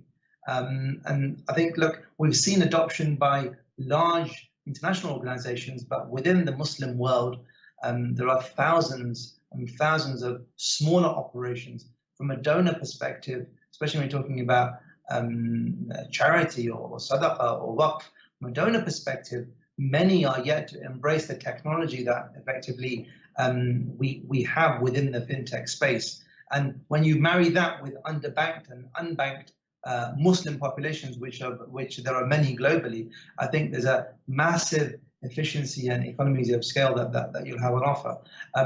Look, I think there are green shoots. I think that if you look in the West and if you look to Southeast Asia, there's a number of initiatives, specifically in the zakat scene and the waqf scene, where facilitators have effectively developed ways through which you have innovation. So you have corporate waqfs being developed, you have cash waqfs being developed, and the potential effectively that these offer are quite significant. I think if you look in the UK, there's recent examples of neobanks and challenger banks, or even waqfs effectively having e-payment gateways and e-wallets, and looking at the impact that you're socially having from a sustainability perspective and from a wider sort of macro perspective. And I think that's the challenges for Islamic banks to facilitate those sorts of things. At the end of the day, look, if you have a cash waqf, you're effectively an asset manager, right? So someone like Akbar will be sitting on funds from investors that want to generate return, but maybe he could be sitting on funds from investors that have effectively created a philanthropic organization, right, and have invested in certain ESG and financial returns and social impact returns, and that effectively will flow into an industry, like into a sukuk instrument or a sukuk into the sukuk market that has multiple impacts at a global level. So I think that's the challenge, really, is taking the technology that we've seen developed and that's effectively been adopted within the last 12, 18, 24 months, and then applying that sort of whole process to the social impact that you can have as an institution. I think that's where the challenge and the opportunity lies. Okay, great. Well, it's very encouraging to see that somebody at your position talks enthusiastically about these developments. And I think there it comes to like Malaysia, they have this sort of, I would say, crowdfunding or zakat funding and zakat tracking. It's already there. I also noticed that in this part of the world, sometimes the regulators don't understand this or don't want to understand this. But I think, yes, and the important thing is that banks still have an enormous trust factor. So if you guys, Islamic finance banks, partner with these Islamic fintechs, I think that's a very strong combination. So maybe I go to Mustafa. Mustafa, we recently wrote a report together, QC and Refinitiv, on Islamic, on fintech, and there was a specific section on Islamic fintech. So what is your view? No, thanks, Hank. I think I completely agree. I mean, this last year has been unprecedented in terms of technology adoption, right? I mean, when we speak to our clients, they have, 3-year digitization plans that they had to implement within a 9-month period or a 6-month period, right? So it's been exceptional change within how banks operate and how they embrace technology. And I think that is only going to be a positive for the industry. It's going to lead to greater efficiency and it's going to lead to greater adoption. And we see it across the spectrum, right? So, as Suleiman was talking about, zakat operations and sadaqah operations, right? I mean, we've seen this last Ramadan, which we had, near the start of the whole COVID pandemic, previously 80–90% of donations were collected through physical channels, right? Either at mosque sites or other places, and the distribution was very, very similar. All of these institutions had to very quickly adopt to digital channels and adopt to social media to take advantage and make sure that there was no, major decline in their donations, so that the people that needed them were able to receive them. So we see, all of these sectors using technology. I think what we would say is that, greater engagement between the traditional Islamic banks and the fintech players is one of the key challenges that I think the industry still has not gotten around. Fintechs obviously operate, with very different requirements and very different regulations than banks do. So it's not like you can just pick up a product and just implement it directly. Who speaks to the customer becomes very significant as well. But I think there are, examples of successful partnerships out there that we can look at, where fintech firms come and collaborate with Islamic banks. It makes both of them stronger in terms of how they reach out to the customers. I think one of the key things that we noted in our report as well, and generally more broadly, is that many of the structural challenges that existed for the Islamic fintech continue to persist while they have often been addressed when it comes to conventional, right? So when it comes to raising capital, one of the biggest challenges that, a lot of the tools that are utilized for, conventional fintechs to raise capital, whether it's preference shares or having multiple tier of shareholders with different rights and so on, the Sharia compliant alternatives of some of these structures are not as readily available. So I think there's some work that needs to be done in developing those, access to talent, having people that have both technological background plus also be understanding of, the nuances of the Sharia requirements as well. I think is something that, we see different jurisdictions investing in creating more training and more awareness, and of course, broader regulations around that. But I think, these are challenges that can be addressed. We've seen a lot of them be tackled on the fintech front, and I'm hopeful, given the focus that institutions like QFC and like Qatar is giving on Islamic fintech and other markets like the IFC and like Malaysia and others, I'm sure that we will slowly tackle some of these structural challenges, but they do continue to persist in the market, right? So as fintechs go beyond the proof of concept stage and hit the scalability stage, they do get hit with a number of these challenges that I think we do need to be a bit forward looking and look to address so that we don't become an impediment to their growth as they hit that scaling stage in their development. Thank you very much. Maybe I asked Akbar before. Maybe there is time now to set up a fund for Islamic fintech, Akbar. Will you do it? Absolutely. Look, I think it is a very exciting time. I think Islamic fintech in general and Islamic fintech specifically is getting a fantastic benefit from COVID, as is everything which is technology related. As having been involved with some fintechs myself, one of the big differences is that fintechs are small, nimble startup companies with some good designers, some people with some good ideas, some interesting solutions. They've got some interesting technology. They've got some interesting, something which can save people money, save people time, and be convenient, etc. There is something there. The problem is that they are interacting with banks. A lot of fintechs, by the time they get through a bank's decision-making process, which can be months and quarters or even years, they go bankrupt. So I think the biggest challenge is not from a fintech perspective, it's to what extent are banks willing to actually engage properly and proactively in a time frame where fintechs remain solvent and remain actually sustainable, if I want to use that word, given that's what we're talking about right now, during the bank's decision-making process. So I've been involved with some fintechs who've had some fantastic solutions for banks in Europe. In some cases, by the time that the bank has made a decision, it's been more than 2 years, and that by that time, even though the bank liked the idea, the fintech disappeared because they don't have funding for 2 years. So it sounds great in theory. It's a little bit perhaps harder in practice. So I think it requires a little bit of proactive, forward-looking thinking from some of the banks and we have examples in Qatar. So the Qatar Development Bank has done this, where they give some funding to fintechs. So some banks have sandboxes themselves, where they encourage fintechs to sort of develop new ideas and new products. There are a number of banks in Europe which have sandboxes. And so does Qatar, so does Abu Dhabi, so does Dubai, so does a number of parts of the Gulf, and we have them outside of the Gulf as well. So I think this is a fantastic time for these solutions, for these opportunities. Suleiman mentioned some great potential applications. There are a number of areas, both in across different aspects of the Islamic space, whether it's in banking, whether it's in investments, whether it's in zakat, whether it's in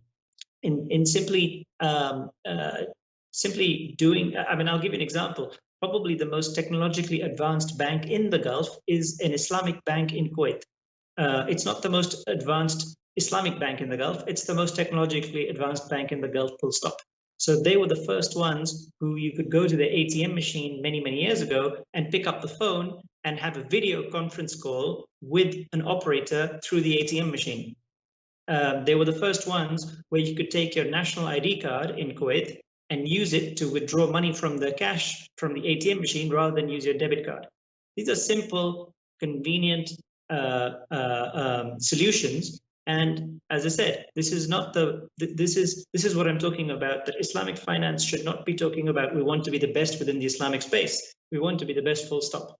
And this example of a bank in Kuwait, I have I'm not mentioning the name because I'm not trying to do an ad for them. I'm just trying to highlight that this is an example of where Islamic banks can take the lead, and technology is a great way to do it because they aren't encumbered, as Mustafa said, with 30, 40, 50, 70-year-old mainframe core banking systems, and they can be nimbler. So I think there's a lot for Islamic banks to think about. Unfortunately, a lot of them are probably more focused on the impact on COVID and on their loans and whether they're going to get their money back and how long the governments are going to keep giving them subsidies. So I'm not sure to what extent banks are actually focusing on the future and about the long term at this point. I think, unfortunately, a lot of them are focused on the very short term and the impacts of COVID. But the ones that are sort of far-sighted enough to think about the medium term will do extremely well, given the majority of their peers aren't doing so right now. Thank you very much. I know that I'm a bit over time, but I have one question to ask to all of you, because we touched upon all the topics, ESG, technology. We see opportunities also for Islamic finance. Yes, there are challenges, but we will overcome it. So what I noticed in the beginning, we talked about industrial revolution, and what we don't want is to waste this industrial revolution and prevent people becoming poorer or disconnected with the advanced technology that maybe better developed or educated people will benefit from it. So we don't want a bigger distance. It's already, the world is not equal, so we need to do something. And I sense that all of you have this close to your heart, maybe financial inclusion, whatever. If you can describe in 2 words, 3 words, what do we miss? What do we really have to change if an industrial revolution is coming? So, Dr. Dawood, I think you have written this probably in one of your reports already, but please share us your ideas or thoughts close to your heart. See, what I believe the most important thing is that we need to see Islamic finance as a complete solution. So if we see it as a complete solution and then use technology as a tool, so that would be really helpful. And then we see the total benefit in terms of sustainability, in terms of more inclusive development of finance, and in terms of lower income disparity. So these are the major challenges that we have seen that has emerged during the COVID. So we need to highlight we need to adopt the Islamic finance not as a just profit-making machine, but rather adopt it as a sustainable solution that provides a proper framework, if adopted, that will yield all the positive results, whether it is the risk sharing, whether it is the adoption of technology for the benefit of all. So these are the things that I believe that we need to do, just the long-term benefit in adopting Islamic finance as a solution, rather than just providing solution, considering Islamic finance to provide some basic solutions. Thank you very much. Suleiman. No, I think the thing that's probably closest to my heart, as I've mentioned, I think a couple of times today, is about it's really about education. I think and it's about educating investors, investigation end users about the need for effectively a shift from short-term immediate financial gain towards a longer, healthier, wholesome return. I think that's part of effectively any financial education or inclusive education that I think we as a society, we as an industry, we as practitioners must not ignore. I think we've all mentioned this today. And that's getting that sort of shift in the understanding from that short-term impact into the value-based impact that you have on society at large. That's really where the biggest the biggest impact can be made, especially within today's world, within what we've seen over the last 12 to 18 months and the impact of the pandemic. And once I think you have that greater sort of wholesome education drive, I think you encourage more solutions, whether they be from Islamic banks, practitioners, whether they come from the fintech space. I think greater awareness about the topics that we're discussing today has a much bigger impact on society at large. Thank you very much. I think education is a key word. Yeah, so over Mustafa, your personal views. Sure, Hank. I think, from my personal perspective, I think it's very much about a mindset shift. Islamic finance industry needs to move from the current, modus operandi where they are lenders who operate at a distance to being genuine partners in economic value creation. And I think, technology will be an enabler in that. Sustainability is going to be an outcome of that, or maybe a driver of that, but really it's a fundamental mindset shift, right? And the way that we see the world, and we talk about COVID and the biggest impact of COVID being technology, but in my perspective, the biggest impact of COVID has been the new economic paradigm that we find ourselves in, right? The US has dropped interest rates very, very significantly, which is a benchmark rate for most of the operators for Islamic finance. It's entering a period now similar to what Japan went through in the last 2 decades, right? There's going to be a lot of availability of, funds. Rates are going to be very, very low. Margins are going to be very squeezed. So really, financial institutions have 2 options. One is that because your margins are so squeezed, you overly leverage, and that will create systemic, uncertainty within the financial industry, and it's going to break at some point. Or you shift towards creating, generating profits through value creation, through genuine economic value creation. And I think that, it's literally a fork with two paths. One is going to lead to greater instability. One is going to lead to economic prosperity. And given the economic environment we find ourselves in, we cannot take the middle ground anymore. You have to take one or the other. And I hope the industry does go towards this direction of economic value creation. Thank you. Thank you very much. Back to the real economy and the benefits, and let's not make the mistakes of the previous crisis. So Akbar, yeah, you're still there. Same question to you. What do you personally feel that needs to really?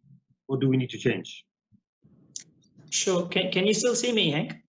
I can see you under. Yeah, I can see you. I don't know whether the audience sees you, but we can hear you. Okay, so you asked for a few words. I'm just going to mention it in a few words. I think have a very clear clarity of your own value proposition as an Islamic financial organization, whichever aspect it is, whether you're an insurance company, whether you're a bank, whether you're an asset manager, be very clear as to what your value proposition is. The second thing that I would say is ensure that you have laser focus on what the customer wants. Remember, the customer is king. Don't make products that you want, make products that the customer wants. And the third thing I would say is ensure that every product that you have historically, but absolutely importantly going forward, every product must be able to have the entire life cycle of the product from a mobile phone. Nothing should require anything beyond a mobile phone. And if that's not possible, it's the wrong solution. Thank you very much. Dear gentlemen, I have a hard stop, but I would like to thank you, Dr. Dawood Ashraf, Suleiman Mullah, Mustafa Adil, and Akbar Khan for the very open and profound discussion we just had. I'm pretty sure you guys will be invited next year as well. I would like to end with saying to the audience that tomorrow we will go on with the second day of the conference. It starts at 9:30, and there are 2 eminent Sharia scholars who will speak tomorrow morning, Dr. Ali Al-Quradagi, I hope I pronounced it well, and on the second session, again on the economic impact of COVID-19, we have Dr. Abdul Azim, Professor of Islamic Finance at the HBKU University. And second of all, also technology is available during this session. Everything is recorded and sent and streamed directly on YouTube. So I hope a big audience, we can reach a big audience with these two important days that the College of Islamic Affairs have organized. So thank you all, gentlemen. Thank you, College of Islamic Affairs, for organizing this topic. And I found it very interesting, and I hope to meet you guys soon, specifically the gentlemen from Jeddah and Bahrain. Have a good evening. Thank you very much. Thank you. Thank you, Hank. Thank you so much. Thank you very much.